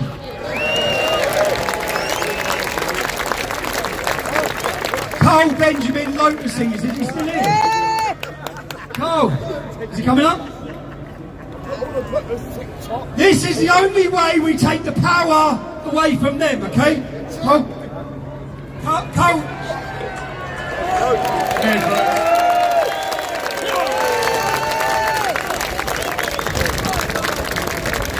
Hell of a day, isn't it?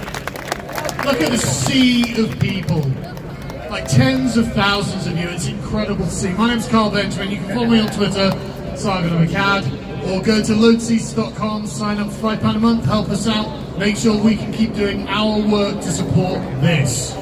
Thank you, everyone. Thank you. Carl has been fighting a culture war for years. James Harvey, where are you? James Harvey, come on. Introduce yourself, bro. Hello! Bloody hell, the amount of faces here is absolutely incredible! So I'm the leader of a group called Students Against Tyranny. We are leading the youngsters against all of this woke, progressive nonsense!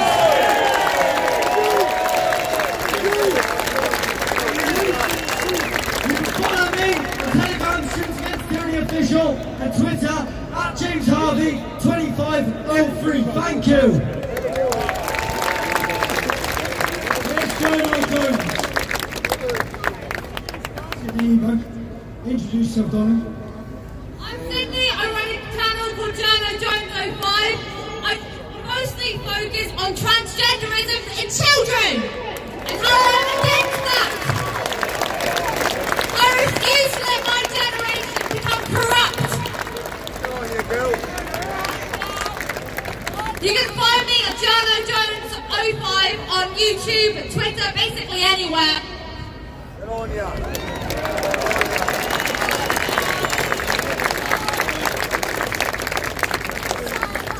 Resistance GB, where are you?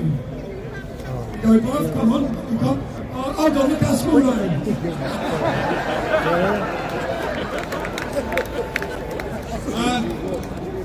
The reason I got started on all of this was because back in 2020, our government decided they could lock up people without a court order, without them having committed a crime, without a fair trial. I saw thousands of people stand up for our freedom. And what did the mainstream media report? They reported that you good people were thugs. They reported that you attacked the police when I saw them beating you with batons. I went down to the court and I heard the Lord Chief Justice of England and Wales, when he was looking at whether the lockdowns were legal, talk not about the science, not about the evidence, but what he saw in the Times newspaper. Do we want to be governed by this filthy, spearmongering mainstream media? Since then, I've been beaten up, maced, brutalised, assaulted,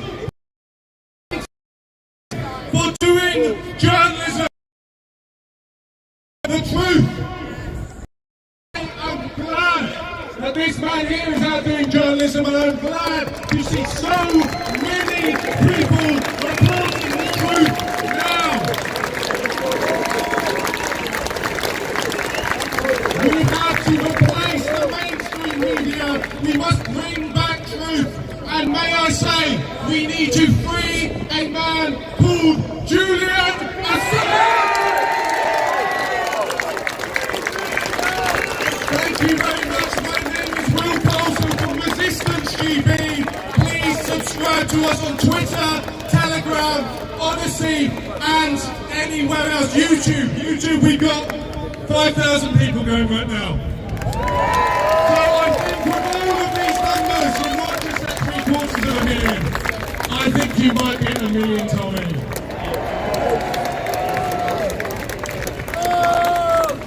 The media are the cancer, and we are the cure. We're not going anywhere. Alan Merrick, come on, introduce yourself. Guys, a lot of you know me from my child abuse experience as a child abuse survivor. All my family were abused in state welfare. You know, I call this place Westminster, and I go around the country speaking at events as a survivor of historic child abuse. The little boy inside me could not speak. The adult in me will speak and will carry on speaking. Save our children, find me, YouTube, Wake Up UK, and TikTok.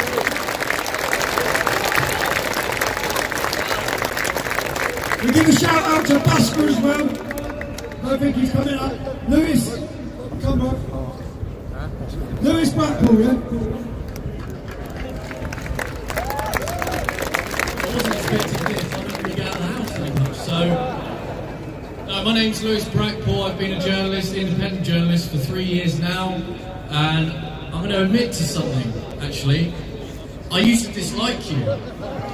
I believed the crap that the mainstream media posted about you and everyone else. And then I realised they are lying. They are lying to each and every one of you, and that's why citizen journalism is so important. So important. So thank you to everyone here that has come out today and shown your support, and every single journalist here that has reported the truth today.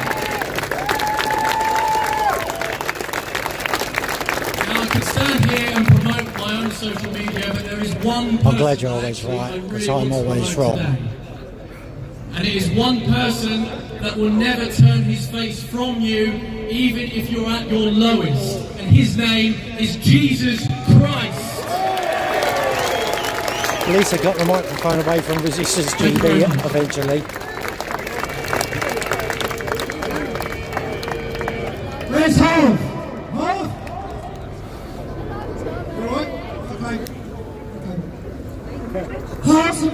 Peter, where are you? Thank you.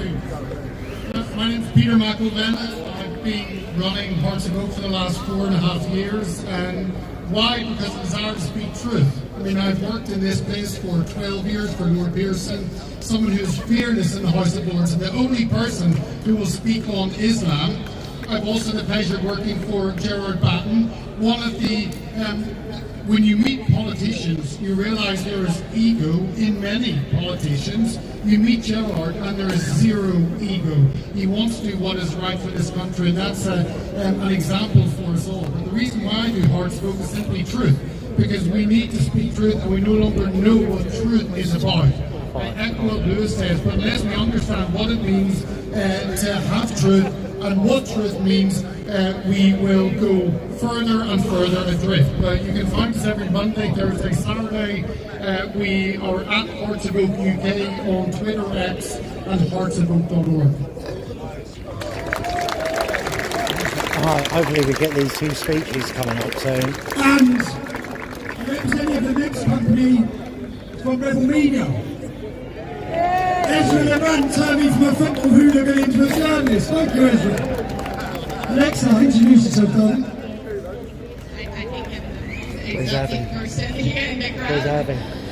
Hello, I'm from Montreal, and I'm the French reporter for Rebel. I don't know if you know Rebel here. Yeah, where's Abby? Oh, where's Abby? Yeah, me. Let me know if anyone watches him. London.com, and if you want to follow us, of course, we have YouTube, Rumble, we have our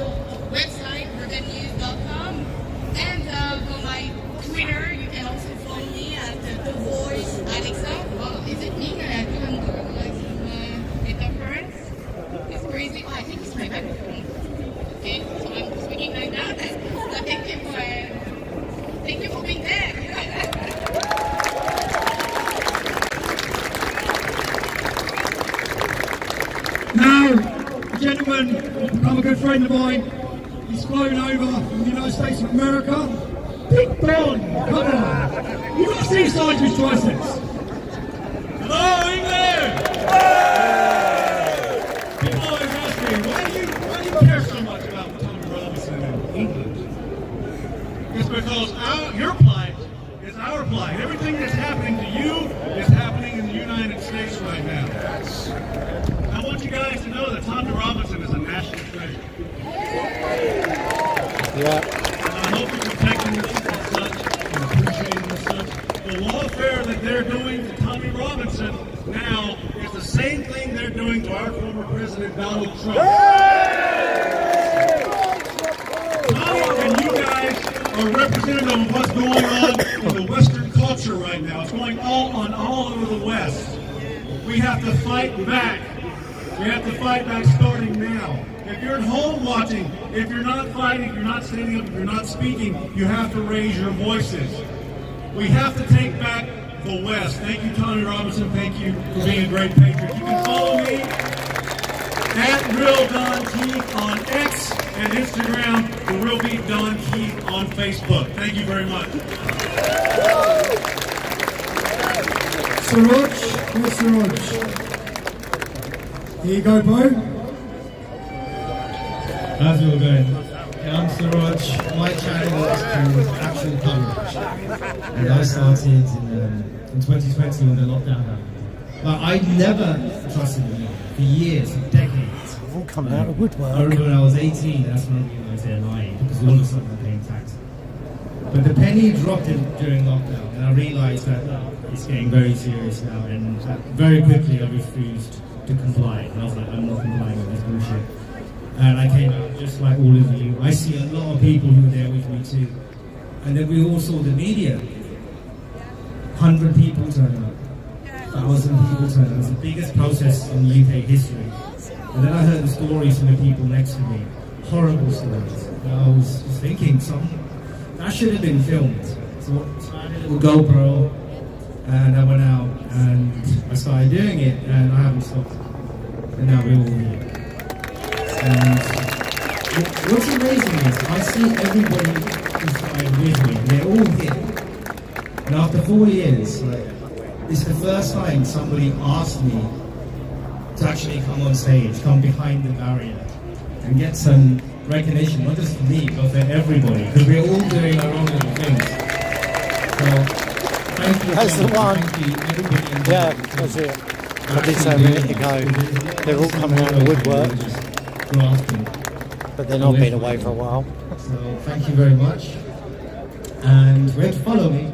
Actual coverage, right? It's on everything. Twitter, Rumble, Odyssey, Telegram, and YouTube, but that's a dying place. Fuck YouTube, exactly.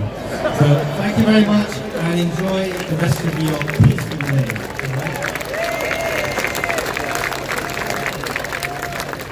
Another lad who you're all going to have seen as well, Nyack. He's in our documentary. I've got to turn off. Yay.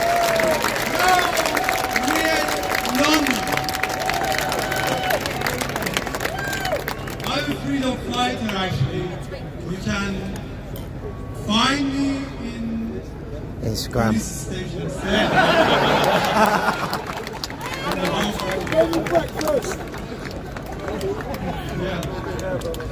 Thank you so much for standing with Tommy Robinson today. Actually, you're standing for your country, for your future. We, Iranian, when we have some people like Tommy Robinson in 1979, we never lost our country, and the Islamism never come to power. Thank you, and never forget, if you stay silent, you don't have a place to run away. We have place like UK, we coming here in UK, and you give us opportunity to live and in a freedom country.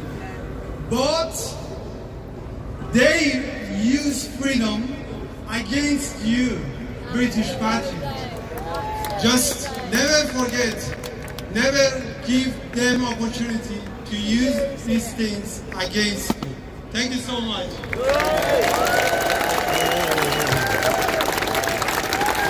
Right, two more. I know we had a lot of your time today, yeah? Hafez, the combo. Thank you guys, thank you everyone. Wow, this is amazing. I'm just some small guy, I'm just a guy in the streets. I am not an Iranian though, I will say this. And all I have to say is look to us, the Iranians, the Christian Syrians, the Christian Egyptians. We are the canary down the minefield of what could happen to these societies. I've been warning about the danger of Islam for 20 years, and people keep saying, no, it's peaceful. Finally, it has happened. It's in your streets. Eventually, it will be in your schools. It will be in your children's schools, and you will see it. Please take note. I will do later reviews down here. Because we don't want our countries to be Islamist. We don't want our countries to be dominated by an Islamic mullah regime or a caliphate. And that is the future that I foresee in this country, given the birth rates, given the immigration rates. I know this, I don't want to be the bearer of bad news, but this crowd is unbelievable. I love the flags. I love the fact that I feel I'm still in England. I'm still in England.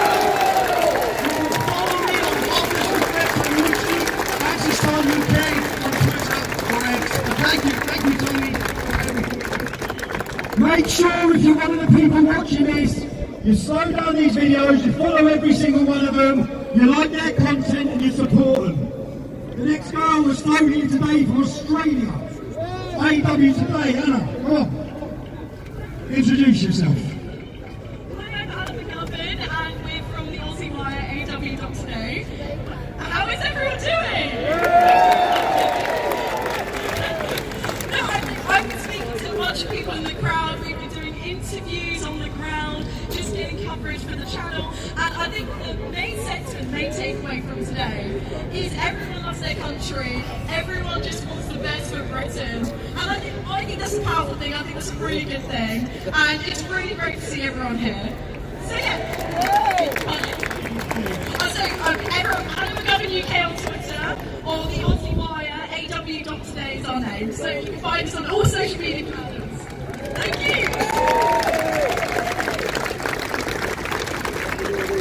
And now, someone who I watched a lot of, I really like their content. I think if there was an award to give today for what I'd call citizen journalists, it'd be Mayor Tusi. Come on. Yeah.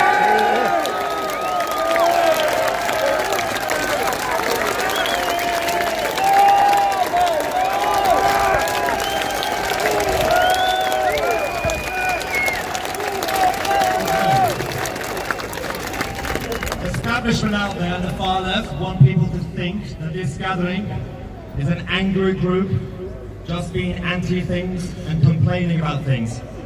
But this event is about also getting together. Look at the crowd, look at the Scottish flag, Welsh flags, English flags, of course Union flags, Iranian flags, Israeli flags, American flags. This is about sending a positive message about actually fighting for our values and the British natives fighting for their identity. The problem we have is that for a long time, liberal secular society, which as a foundation is a good idea, but it's gone too far because liberal secular society can only work if you have the foundation of traditional values. And if you become complacent, you lose it. There was a country that was free, and it was a liberal secular society until 1979, when the Islamic occupiers took over. Because the people in the country were complacent, they thought they would always have freedom. That country was Iran. Do not turn Britain into another Iran.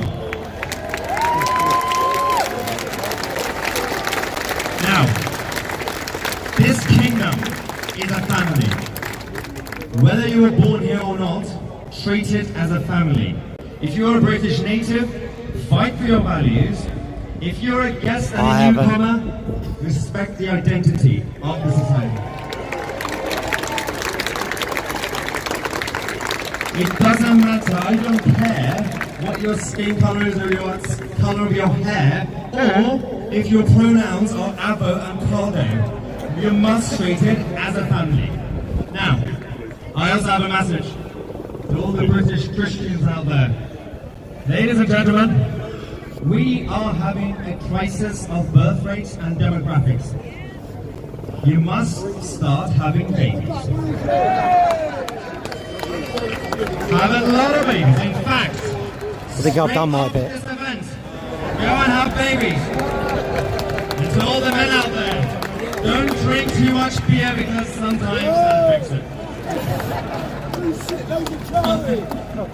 Now, finally, the problems that we are finally talking about solutions. This is a positive campaign and movement, right? But it's not just about political issues. You can change your political parties, have a new party, have a new leader, whatever.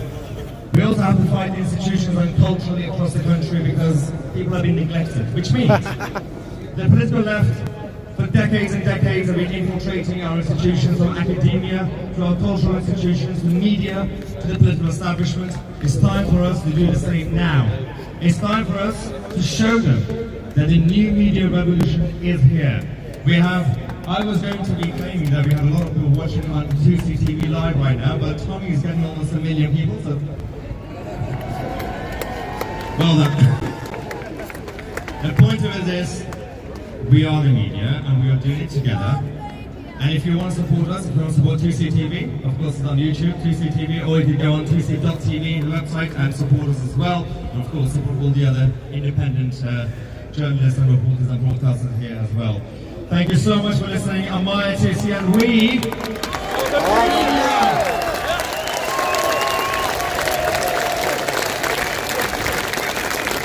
Right, you've got to be full talk now. We're nearly there, guys. We're nearly there, yeah? Boys and girls. I'm going to show you some more images now. I want you to give a very strong and passionate reaction to the people you see. My bag is killing me.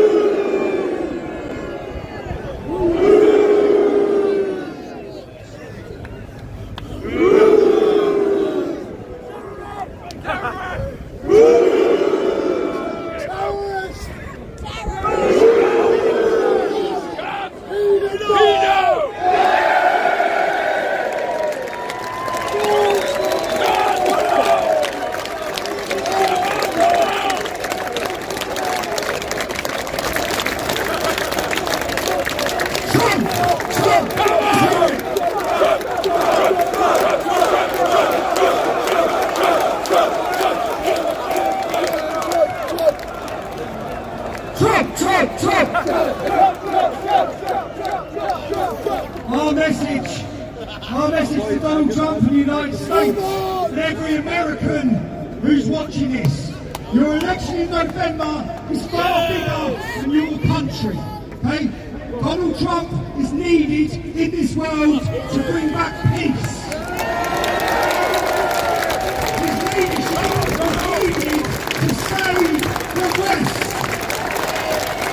All of our countries are being flooded. They are destroying our cultures. They're bringing us down. It's an attack on the West. There's only one person who's have an opportunity in November with these legends.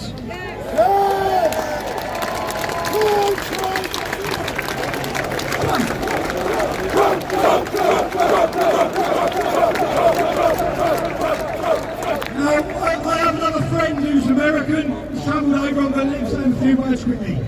And tell people where to follow you as well, bro. Thank you, Tommy, for having me here. This is an amazing group who's fighting to have their country back. And I really just admire the enthusiasm you guys have on the front lines of Western civilization. My family fled Iran in 1979. My grandfather married a Jewish woman. His real name was Muhammad.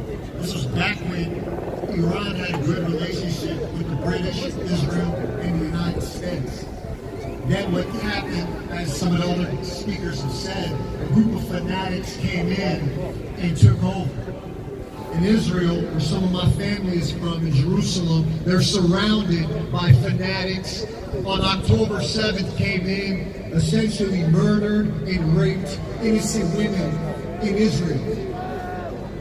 What Tommy Robinson and all of you are doing right now is you're taking a stand against the fanaticism that's going to take over your country and make London into London style.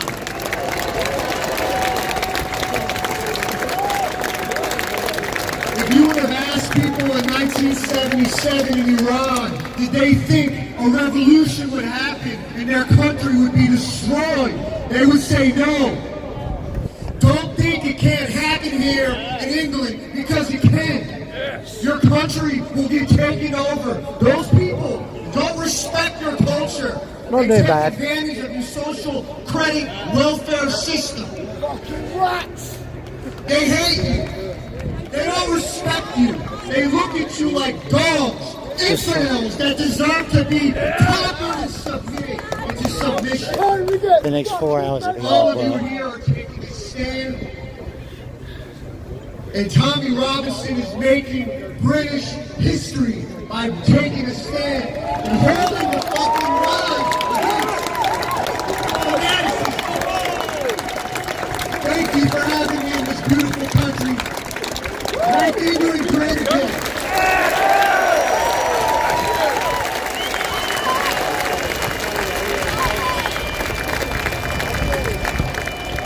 You know who? Danny Tomo, come here. Danny's been by my side for years, yeah? And lots of the things that have happened, and he's always been there, always supported. St George's Day, Danny put on, I wasn't even involved in it. So Danny, introduce him. Hello, I'm Danny Tomo. No, I'm cop watching. I'll be cop watching. What we did on St George's Day was beautiful, and what we've done today is we've stepped it up. This is the beginning of the end for them. They know it's coming. I also want to say, please get home safe after this event. Don't let them antagonise you. You're all very much.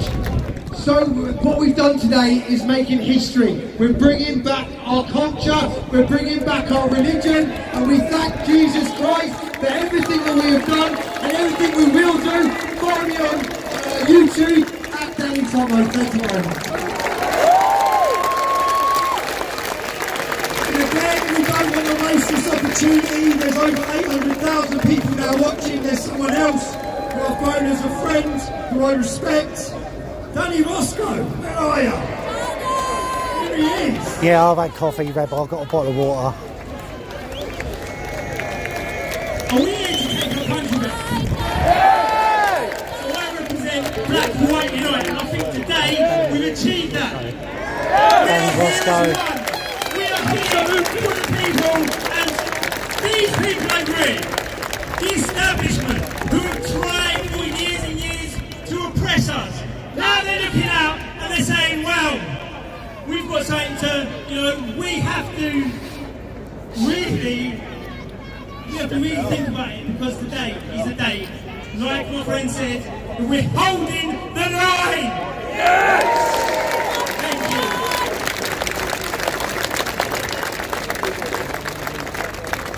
Now, I know Calvin Robinson would have always have done this. So there's a couple of lads here, where are they? I want to end this event with a prayer. Come on, boys. Thank you for the honour to stand here today in front of you. See, this is a spiritual battle against the powers of darkness. And there is only one king who rules the world who can overcome the darkness. So pray with me like you did in Sunday school growing up. We're going to do the Lord's Prayer. And the power of God alone will set us free. Our Father, who art in heaven, hallowed be thy name. Thy kingdom come, thy will be done on earth as it is in heaven. Give us this day our daily bread, and forgive us our trespasses. For thine is the kingdom, the power and the glory, forever and ever. Amen. God so loved the world that he gave his one and only Son, that whoever believes in him shall shall not perish, but will have everlasting life. Praise God. Where's Speaker's Corner Bob? Where is he? He's up here, Speaker's Corner Bob. I have never seen anyone. He's coming up here now. He definitely deserves a shout out. If you want to see a strong Christian, argue Christians' points against Islamic radicals in Speaker's Corner, you have to follow this next man. I haven't seen yet, to be honest, but He I'm may sure even we'll find out listen to soon. him talk. He turns on the fire.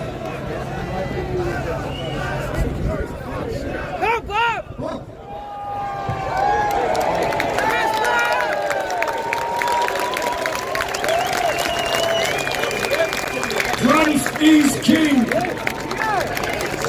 There is an authority higher for us than the Parliament. There is an authority greater than us, than the liberal media, and that is our Lord Jesus Christ. And we won't surrender our heritage, our culture, or our religion to those that seek to make us second-class citizens as dhimmis in our own land. Thousands of years ago, Christians fought to defend one another against oppression and persecution. And right now, our brothers and sisters in Egypt, in Armenia, in Lebanon, in Syria, in Indonesia, in Malaysia, in Pakistan, are all suffering under the yoke of Sharia law. We must not allow Sharia law in the United Kingdom. We must stand with our brothers and sisters around the world in the name of Christ, because Christ unites black and white, white and Asian and American. He unites us under a single banner, the banner of the cross. And so, I say, and I want you to join with me in saying, that it isn't Parliament that is king, or Charles that is king, but Christ who is king. Christ is king! Christ is king! Christ is king! Christ is king! Christ is king! Christ is king!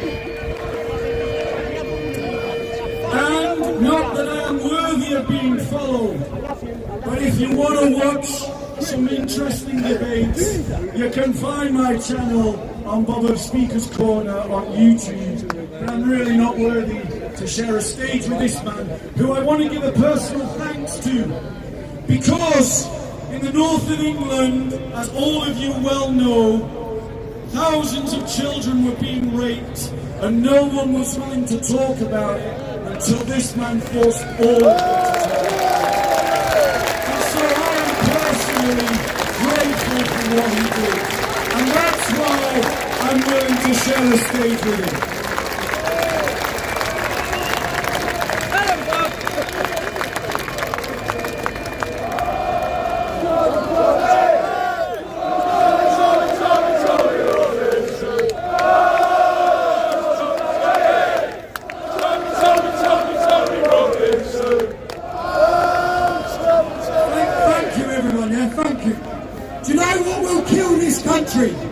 Apathy.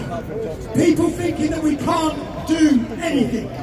The entire next election in 4 weeks in this country is being dictated by the Islamic community, who make up 7% of the population. We have to get organised. We are the majority, okay? We need to give people something to believe in. How do we do that? I don't believe one person does that. I believe that every single person that you've seen talk today, every media person you've seen represented, and many others who wish to protect our culture and our country, need to come together. Okay? We need to work a plan. I'm not saying that we have all the answers, but what we want to tell them is that we're going to fight them.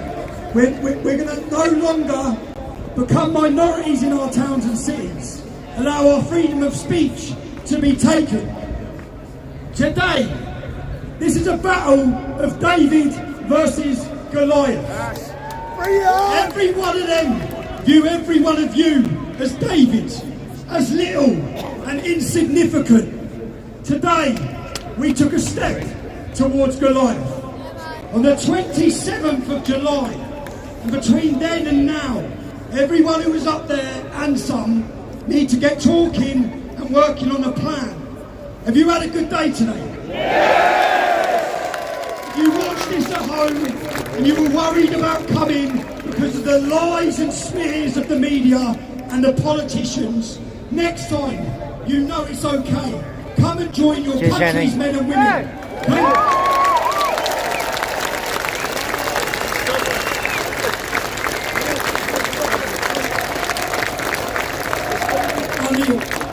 So, you all come here today, you've all spent your hard-earned money, you've travelled. Will you all come again on the 27th of July? Will you bring your friends with you? 27th of July. We are just laying the foundations. On the 27th of July, we hope many people can give you a vision, a belief that there is a future. You see, we need them. At the minute, for the last however many years, we fear them. They should fear us. We're the people. As I said, ignore the election in 4 weeks' time. It's pointless. Keir Starmer's getting in. We've got 4 to 5 years. And we need to get organised. We need to build a community. We need to build a brotherhood and sisterhood. And we're going to finish this now on another song from the lovely Kelly. If they haven't noticed yet, we will not back down!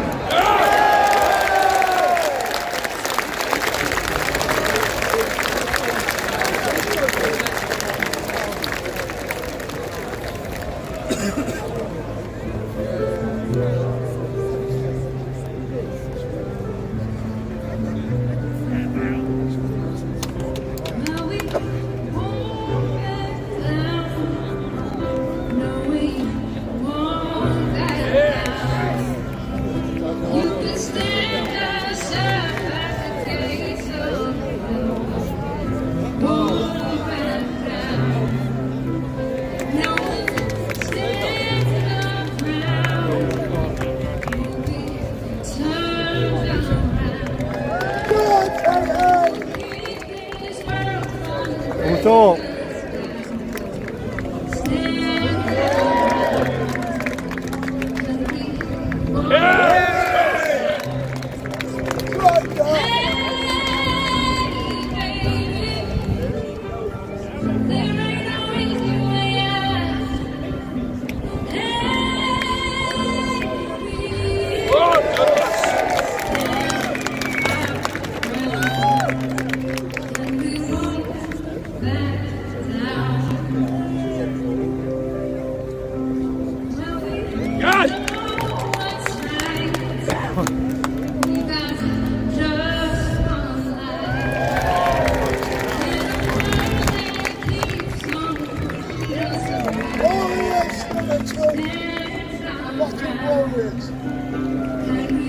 Yeah, we will see now.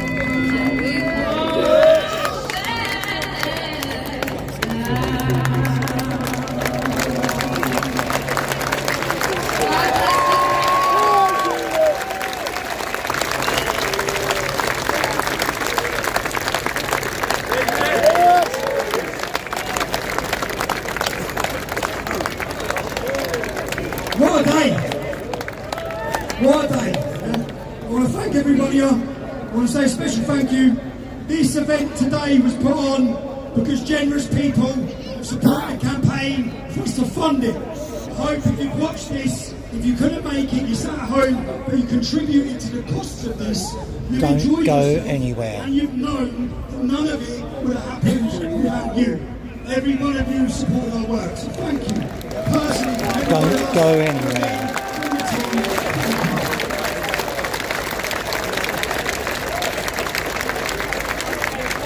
Someone, I forgot to mention one person that's popped in my head. I don't think he's here anymore. Paul Ford. Make sure. Paul, you here? Do you know what? I didn't forget to mention him. Whoever wrote the list.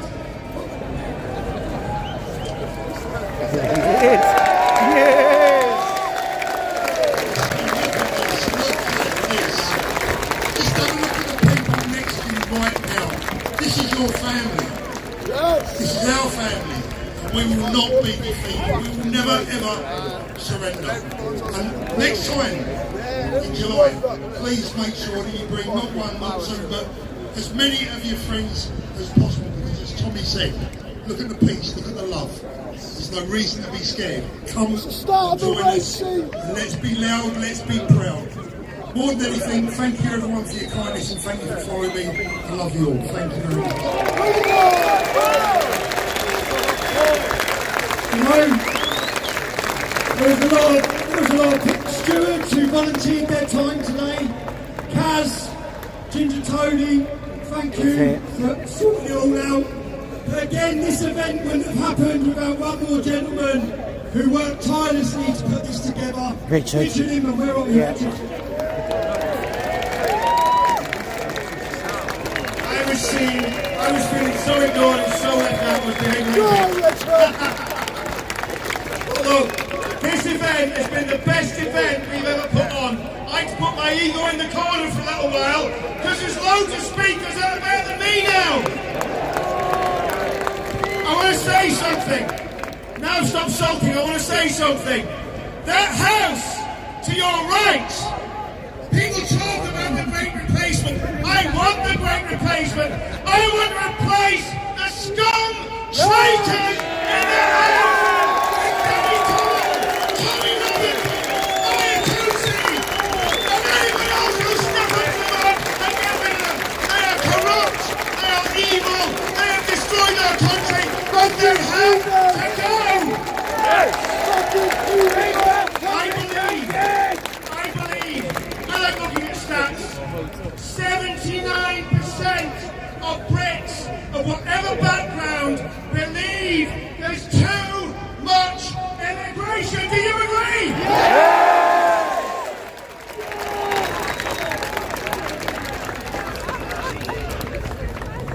That makes up 30 million voters that agree with us. They don't agree with the Labour Party. They don't agree with the Conservatives, and they don't agree with Nigel Farage and his Reform Party with his one in, one out immigration policy. They want the doors closed! And that's what's going to happen. Today has been a superb day. Look at all these people from all different backgrounds, all different colours. We're all united by one thing, and I got this from Paul Thorpe. What's in our hearts? Every single one of our hearts is red, white, and blue. And give it up for Tommy Robinson. Thank you very much.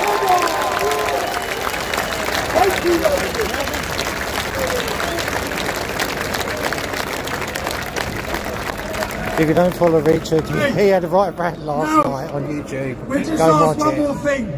We're going to be live in about an hour. Cole Benjamin, Mayor Toosey, Lawrence Fox. We're going to be talking about today, banging heads on what we do next, talking about 27th of July. You have all acted impeccably, behaved impeccably today, okay? Well done. Well done. Do you know what? Do you know what? Well done to the Metropolitan Police Force for staying out of the way as well. That's all we are, stay out of the way, lads, right? If you know, I had the If you'd have stayed out of the way on St George's Day, there would have been no trouble. If you'd have stayed out of the way on Armitage Day, there would have been no trouble. Right? You've stayed out of the way today. There's been no trouble. Thank you, everybody. Okay. It's been a great day. I'm going to get some lamb chops in the corner.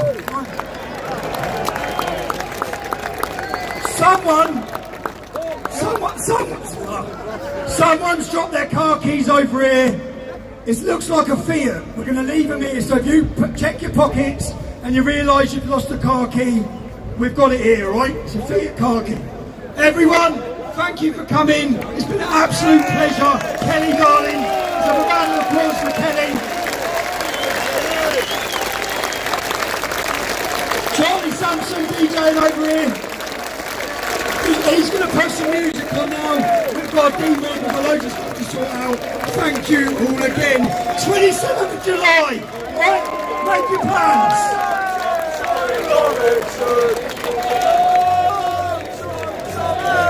I wouldn't admit to that, having a fit.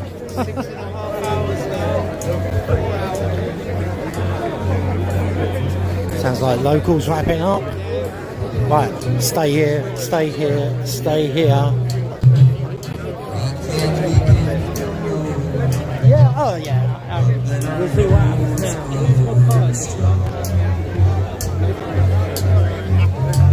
Right. Yeah, we don't see any cops, that's why we're going to go cop watching. Just to see what happens. They have closed it off up there. Alright.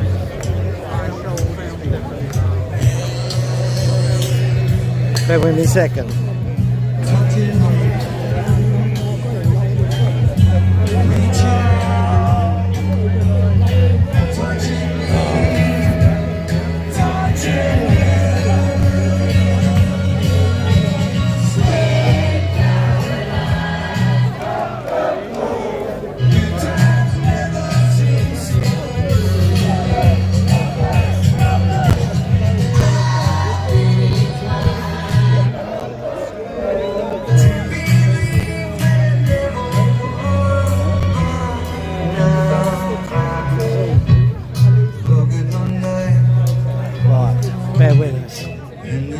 No problem at all, Francis, we're still going, we're still going, we're still going.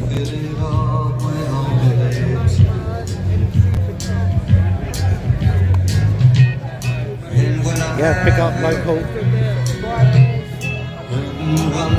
Okay, so what we're going to do now, a lot of people are dispersing. We have been told we can't go that way up Whitehall to Trafalgar Square. They said they blocked the road off, but we're just going to have a look and see what's going on, alright?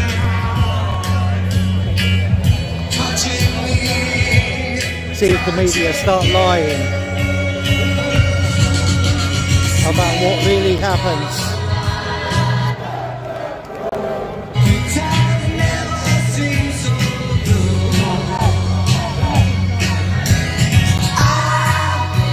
Where are you up to now? Go back home. Yeah. Yeah, I know. Yeah. I don't know, because there was a counter protest up there. There's been 9 arrests of the youth something up there. So they've told us not to go. They put an order in place. If you can hear me over the music, they put an order in place about 2.5 hours ago, and they've had 9 arrests from what I know. That was up in that direction where the counter protest was. How many arrests have they been here? How many arrests have been here? None. So there you go.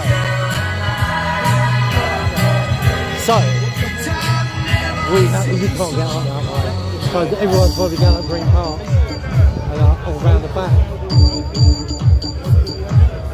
Yeah, you're on bike, you're alright, I'm on foot. Okay, I'm going to have a little walk. Wait, good to see you, Bob. Alright, catch up with you soon, man. Catch up soon.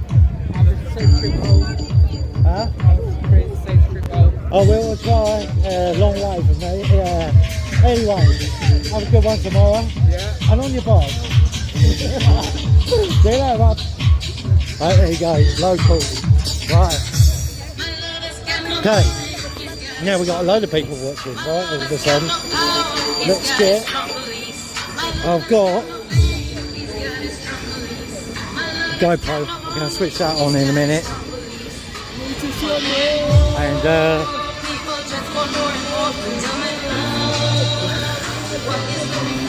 And we will see what goes on. I haven't had one drink today.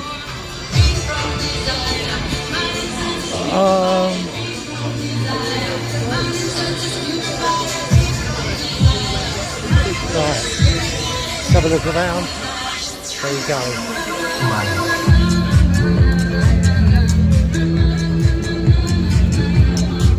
Let's go. I would hang around longer, but I just want to move around because I'll be standing there for about 3 hours, 4 hours. My legs have gone numb.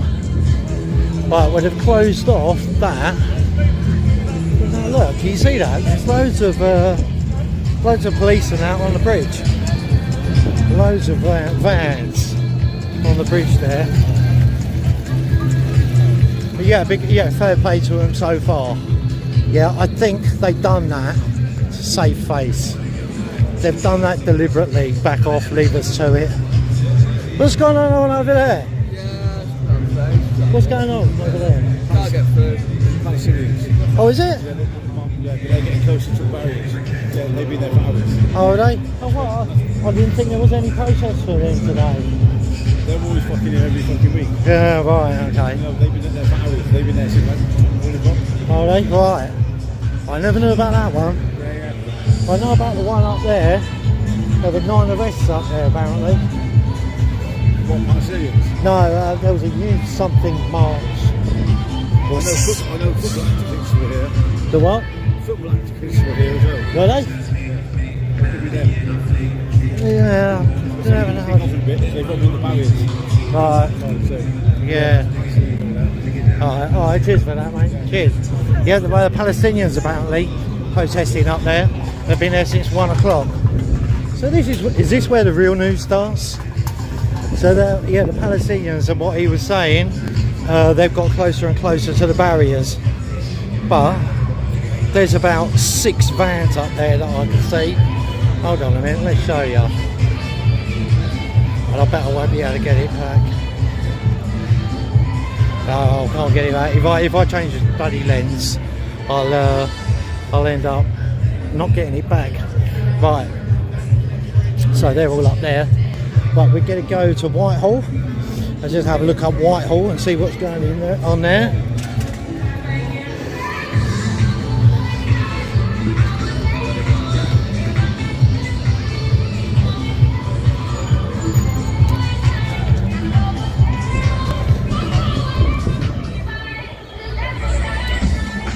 Okay, right, this is Whitehall.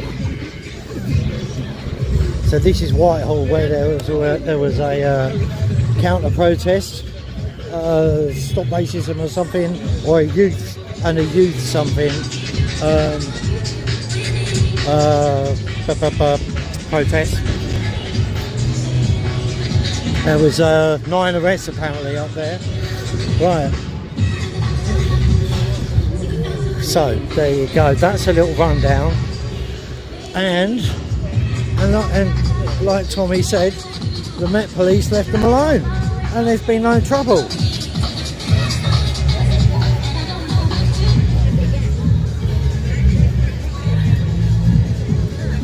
They really need to do something about that amp or those speakers that keep going on and off.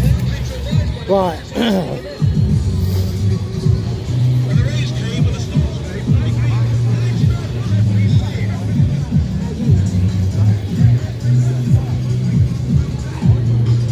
Everyone's dispersing, no problem at all.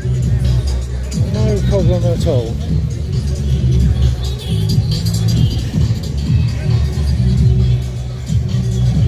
I haven't been given direction or anything. There was protest the other week that I was filming, live streaming. Worth probably watching the last 10 minutes of that.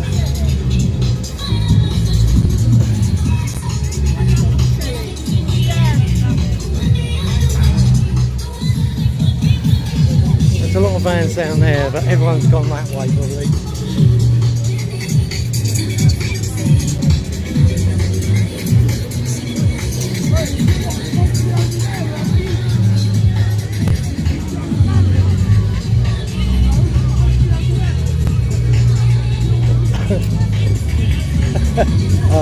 He's probably having a go at them. You can't just have a go at individuals. Well, you can, but there's no point in going up to individual police and get size of that. Do you see what I see? Size of him.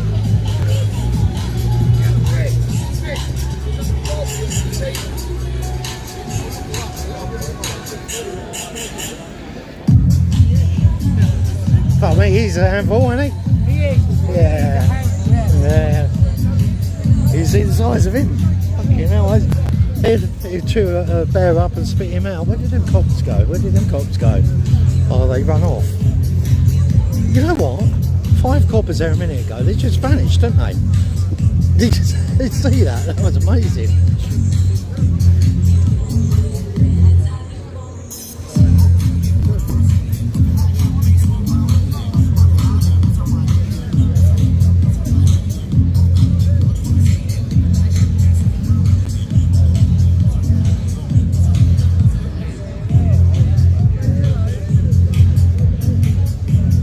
Right, okay.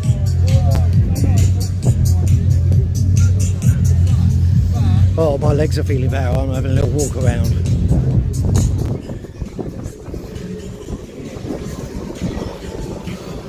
And if you're new to the channel, I've filming protests for God about 10 years ago. I think probably my first one now, over 10 years ago, was the housing protest that I filmed. Marched down to City Hall. There was a few others since, quite a few others, and yeah.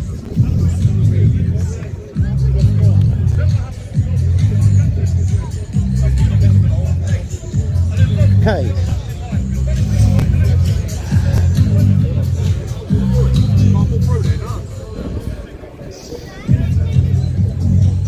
Don't forget Insta. Don't forget Instagram. We'll have something to eat and a drink, yeah? Still early.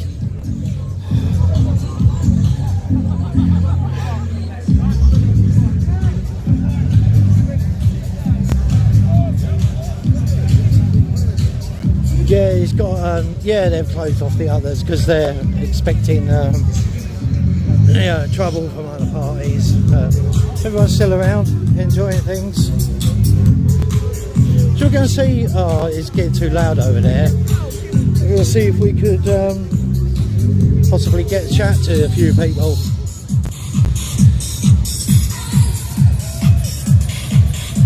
Don't forget, I'm not monetised. I don't get a penny from YouTube for this.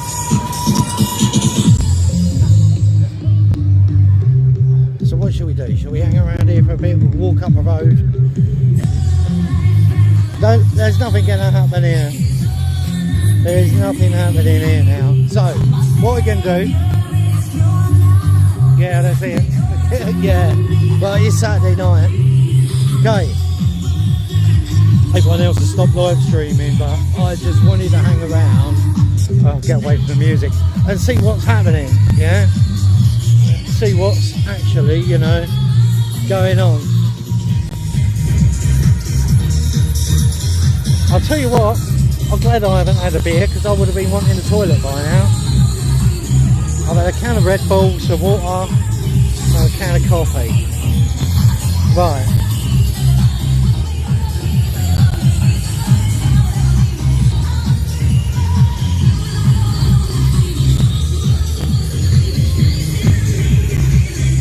Ah, now.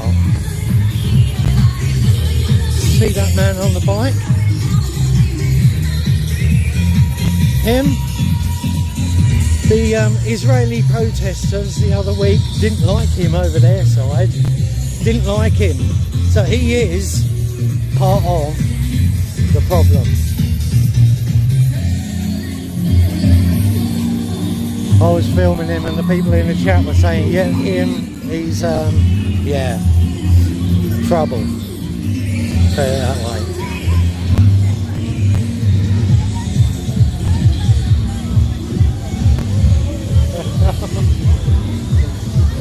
Right. I'm not ending yet. Stay there, stay there. I'm not going anywhere yet. But I just want to say a massive thank you to everybody for watching, tuning in. I'll tell you what, that was a great event. I'll hopefully go back over the footage and have a look at some. And I've got some other video clips and that to put up. Right, go from there. I'll turn that off. Well, what we're going to do now. Yeah, there's always one. I've got far travel. I've got to go about an hour on public transport, trains and tube, about an hour out. But I'll get to stop somewhere, get some food and have a couple of beers. Hopefully you'll join me on Instagram, london.city.events. Behind the scenes, go over, can I show you? Might be able to show you some other bits of video and that.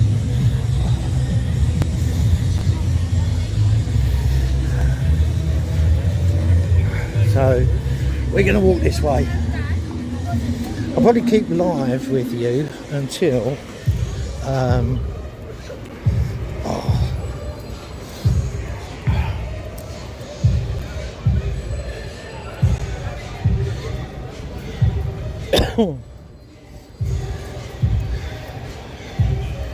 tourists taking photos with the telephone box. Tell them to step inside and get a photo. Yeah, let's see what the aroma is.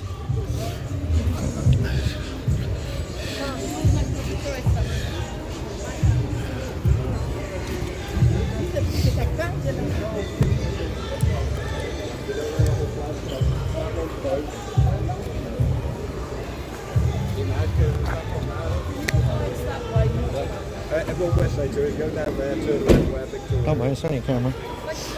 Sorry mate, in Whitehall, have they been dispersed? I believe so, yeah. Oh, okay, alright, okay, no worries. At least I just want to know Trafalgar Square's safe to go through. Trafalgar is down there to the right. Yeah, I know. Up at the back of horse carts. Okay. I'm an ex-courier. Yeah? Okay, so you know your way around that. Oh, I do, yeah. Cheers, bro. Right, there you go, okay. Did you see that police van door shut when it's hit the cam? And I was taking the GoPro off. Yeah? Oh dear. Yeah, cheers Francis. Yeah, see that door slam? Oh, no, it's camera. Oh, no, hold on. Right, let me get rid of this. We still got plenty of battery. We still got loads of battery. We've got unlimited data. So we can keep streaming for a long time. Okay. I'm glad I'm walking now. Oh, my legs feel better. I'll move get some circulation because I was actually getting cramp in my hands. So yeah, thank you very much for the donation again, Francis. Don't forget next weekend. Don't go anywhere yet. Don't go anywhere yet. Next weekend I'll be down here filming again. If you look back, there's previous live streams from the other week. And we'll welcome everyone here. We welcome everybody.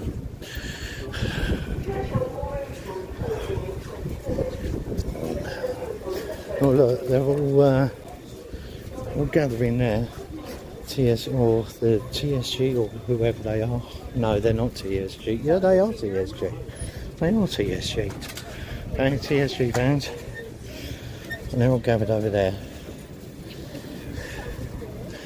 Wonder what they're planning. This way.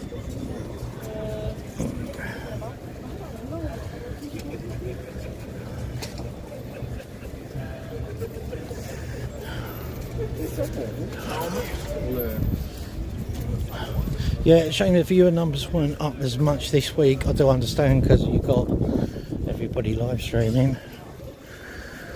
Go to back of 10 Downing Street and say hello.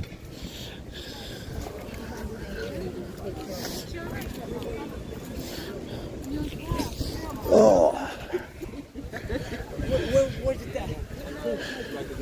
Horse Guards Parade. This is the back of the war rooms.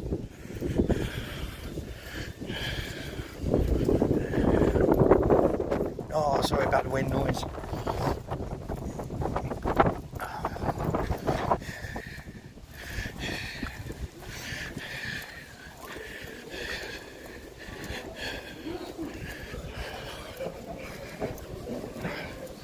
Yeah, that's it, yeah. Yeah, I see that, Jenny.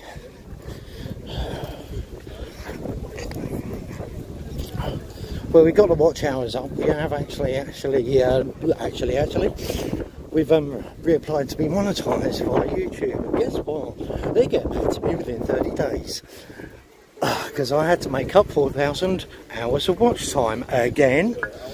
Even though I've done it first when I first got the channel opened up. You know, again, you know what I've got a feeling? I've got a feeling they won't do it again.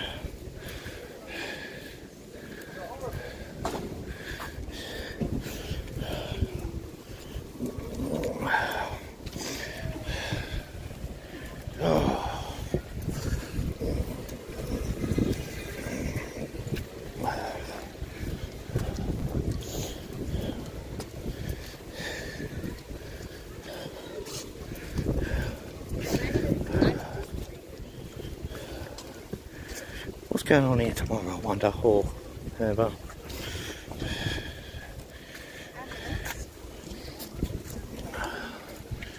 Oh, I should put that in my rucksack, never mind.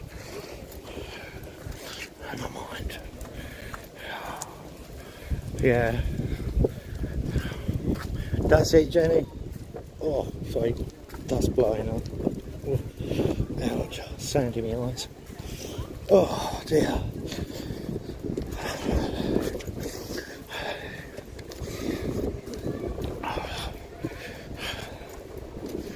Well, it looks all quiet. We get up to Trafalgar Square, see what's going on.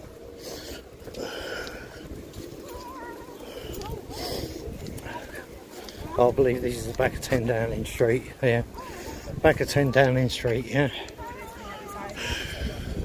that's it. Cheers.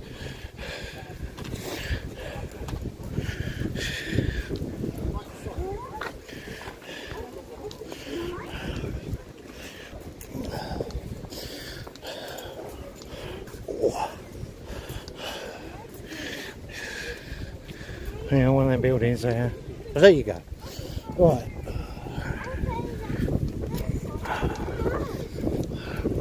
I'm very tired. I haven't had to sleep, proper sleep for a few nights, so I'm a bit at the moment. I sit down, relax, get some food, get train home. I am actually proud. I say this, I'm proud of everyone who came, including, yeah, because everyone was very calm, you know, chanting and whatever, but everyone was really so well behaved. And that makes a difference, doesn't it? Don't believe mainstream media. Like you said, Daily Mail, weren't it? Football thugs. Totally wrong. There was all sorts of people there. Old, young, people with kids, people with dogs, old people, disabled people, all walks, yeah? All getting on.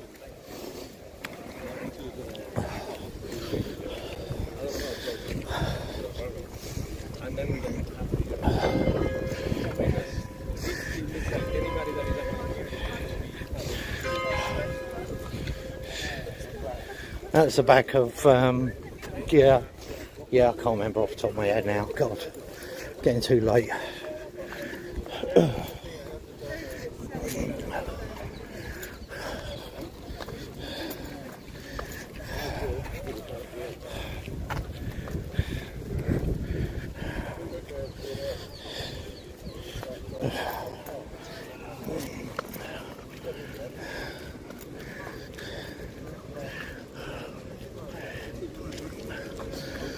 If anyone wants to know a bit of info offhand, yeah, these up here See the top there?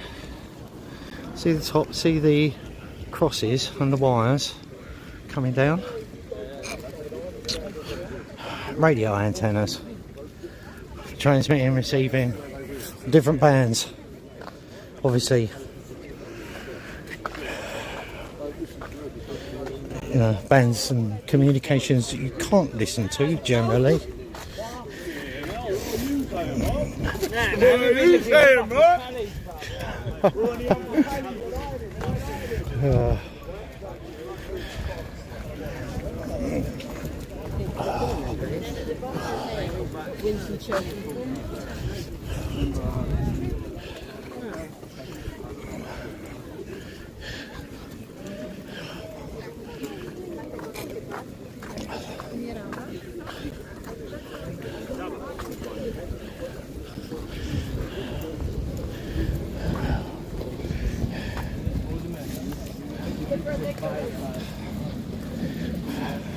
Hello Helen, are they? Is that on the bridge next door to Elizabeth Tower, or what everybody calls Big Ben?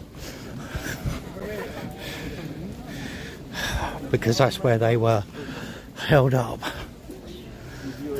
with, there was about 6 riot vans up there. Yep, okay, yeah, thought so. Okay. Yeah. Well, there you go. Have you got any, do you know who's live stream? Do you know, is that over the news? Is that on mainstream media, or is anyone live streaming it?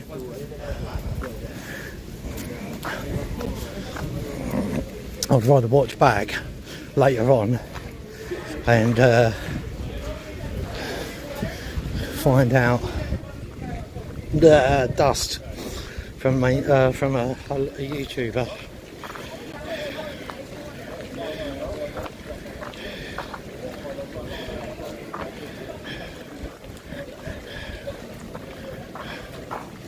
Block the signal? I don't believe they do. I don't believe they can actually pick someone's signal, personal, you know, certain people. What happens is, if you have a large group of people in one area, the phone network can't handle it, and it goes slow. You can still call and text, you just can't live stream.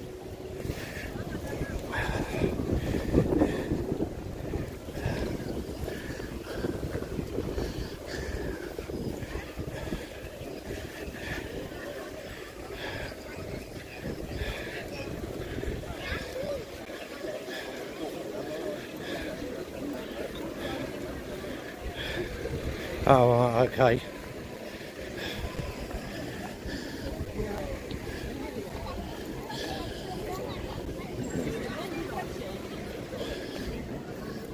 So try and get through.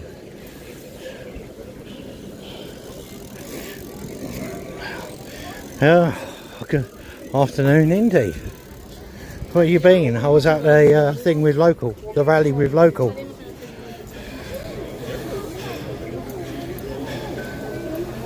Oh, is he? Oh, right.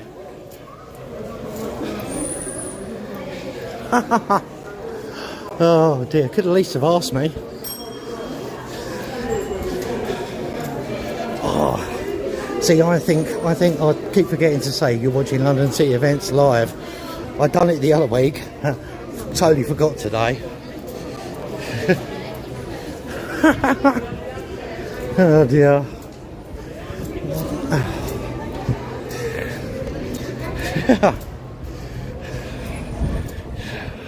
He might well have asked me. He might have messaged me or asked me, but I haven't seen it. It's a bit difficult to keep up with emails and whatever. Oh well, my audio must have been good then. Good. Everyone will know it's me then, won't they, really?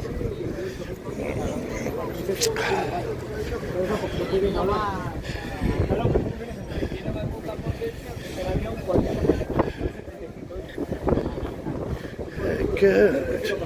Oh, should have come down indeed. Right, what's going on here? I've got to find a bus. I've got to find a bus.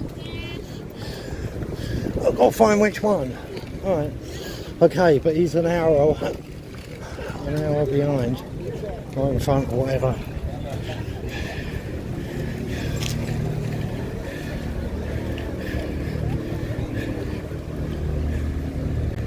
But yeah. Helicopter still. Labour Champions League. Champions Festival entrance. God, another money maker. I suppose they're playing a football there tonight. Trafalgar Square. Helicopter again.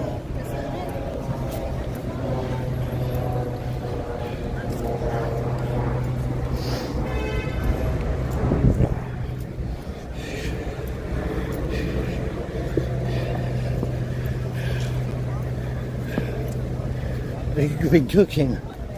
Well, I hope you enjoy eating. That's what I'm thinking of doing. But I'm not cooking, I'll just be eating.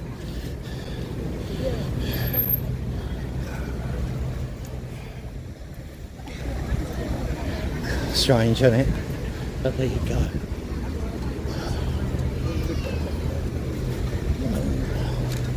Right.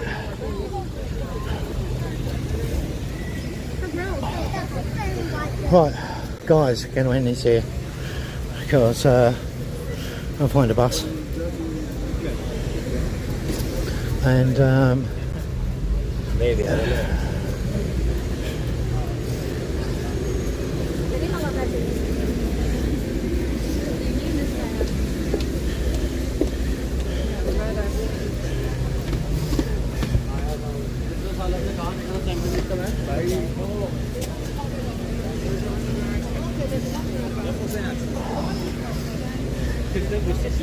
$91. Right, I'll go in this here.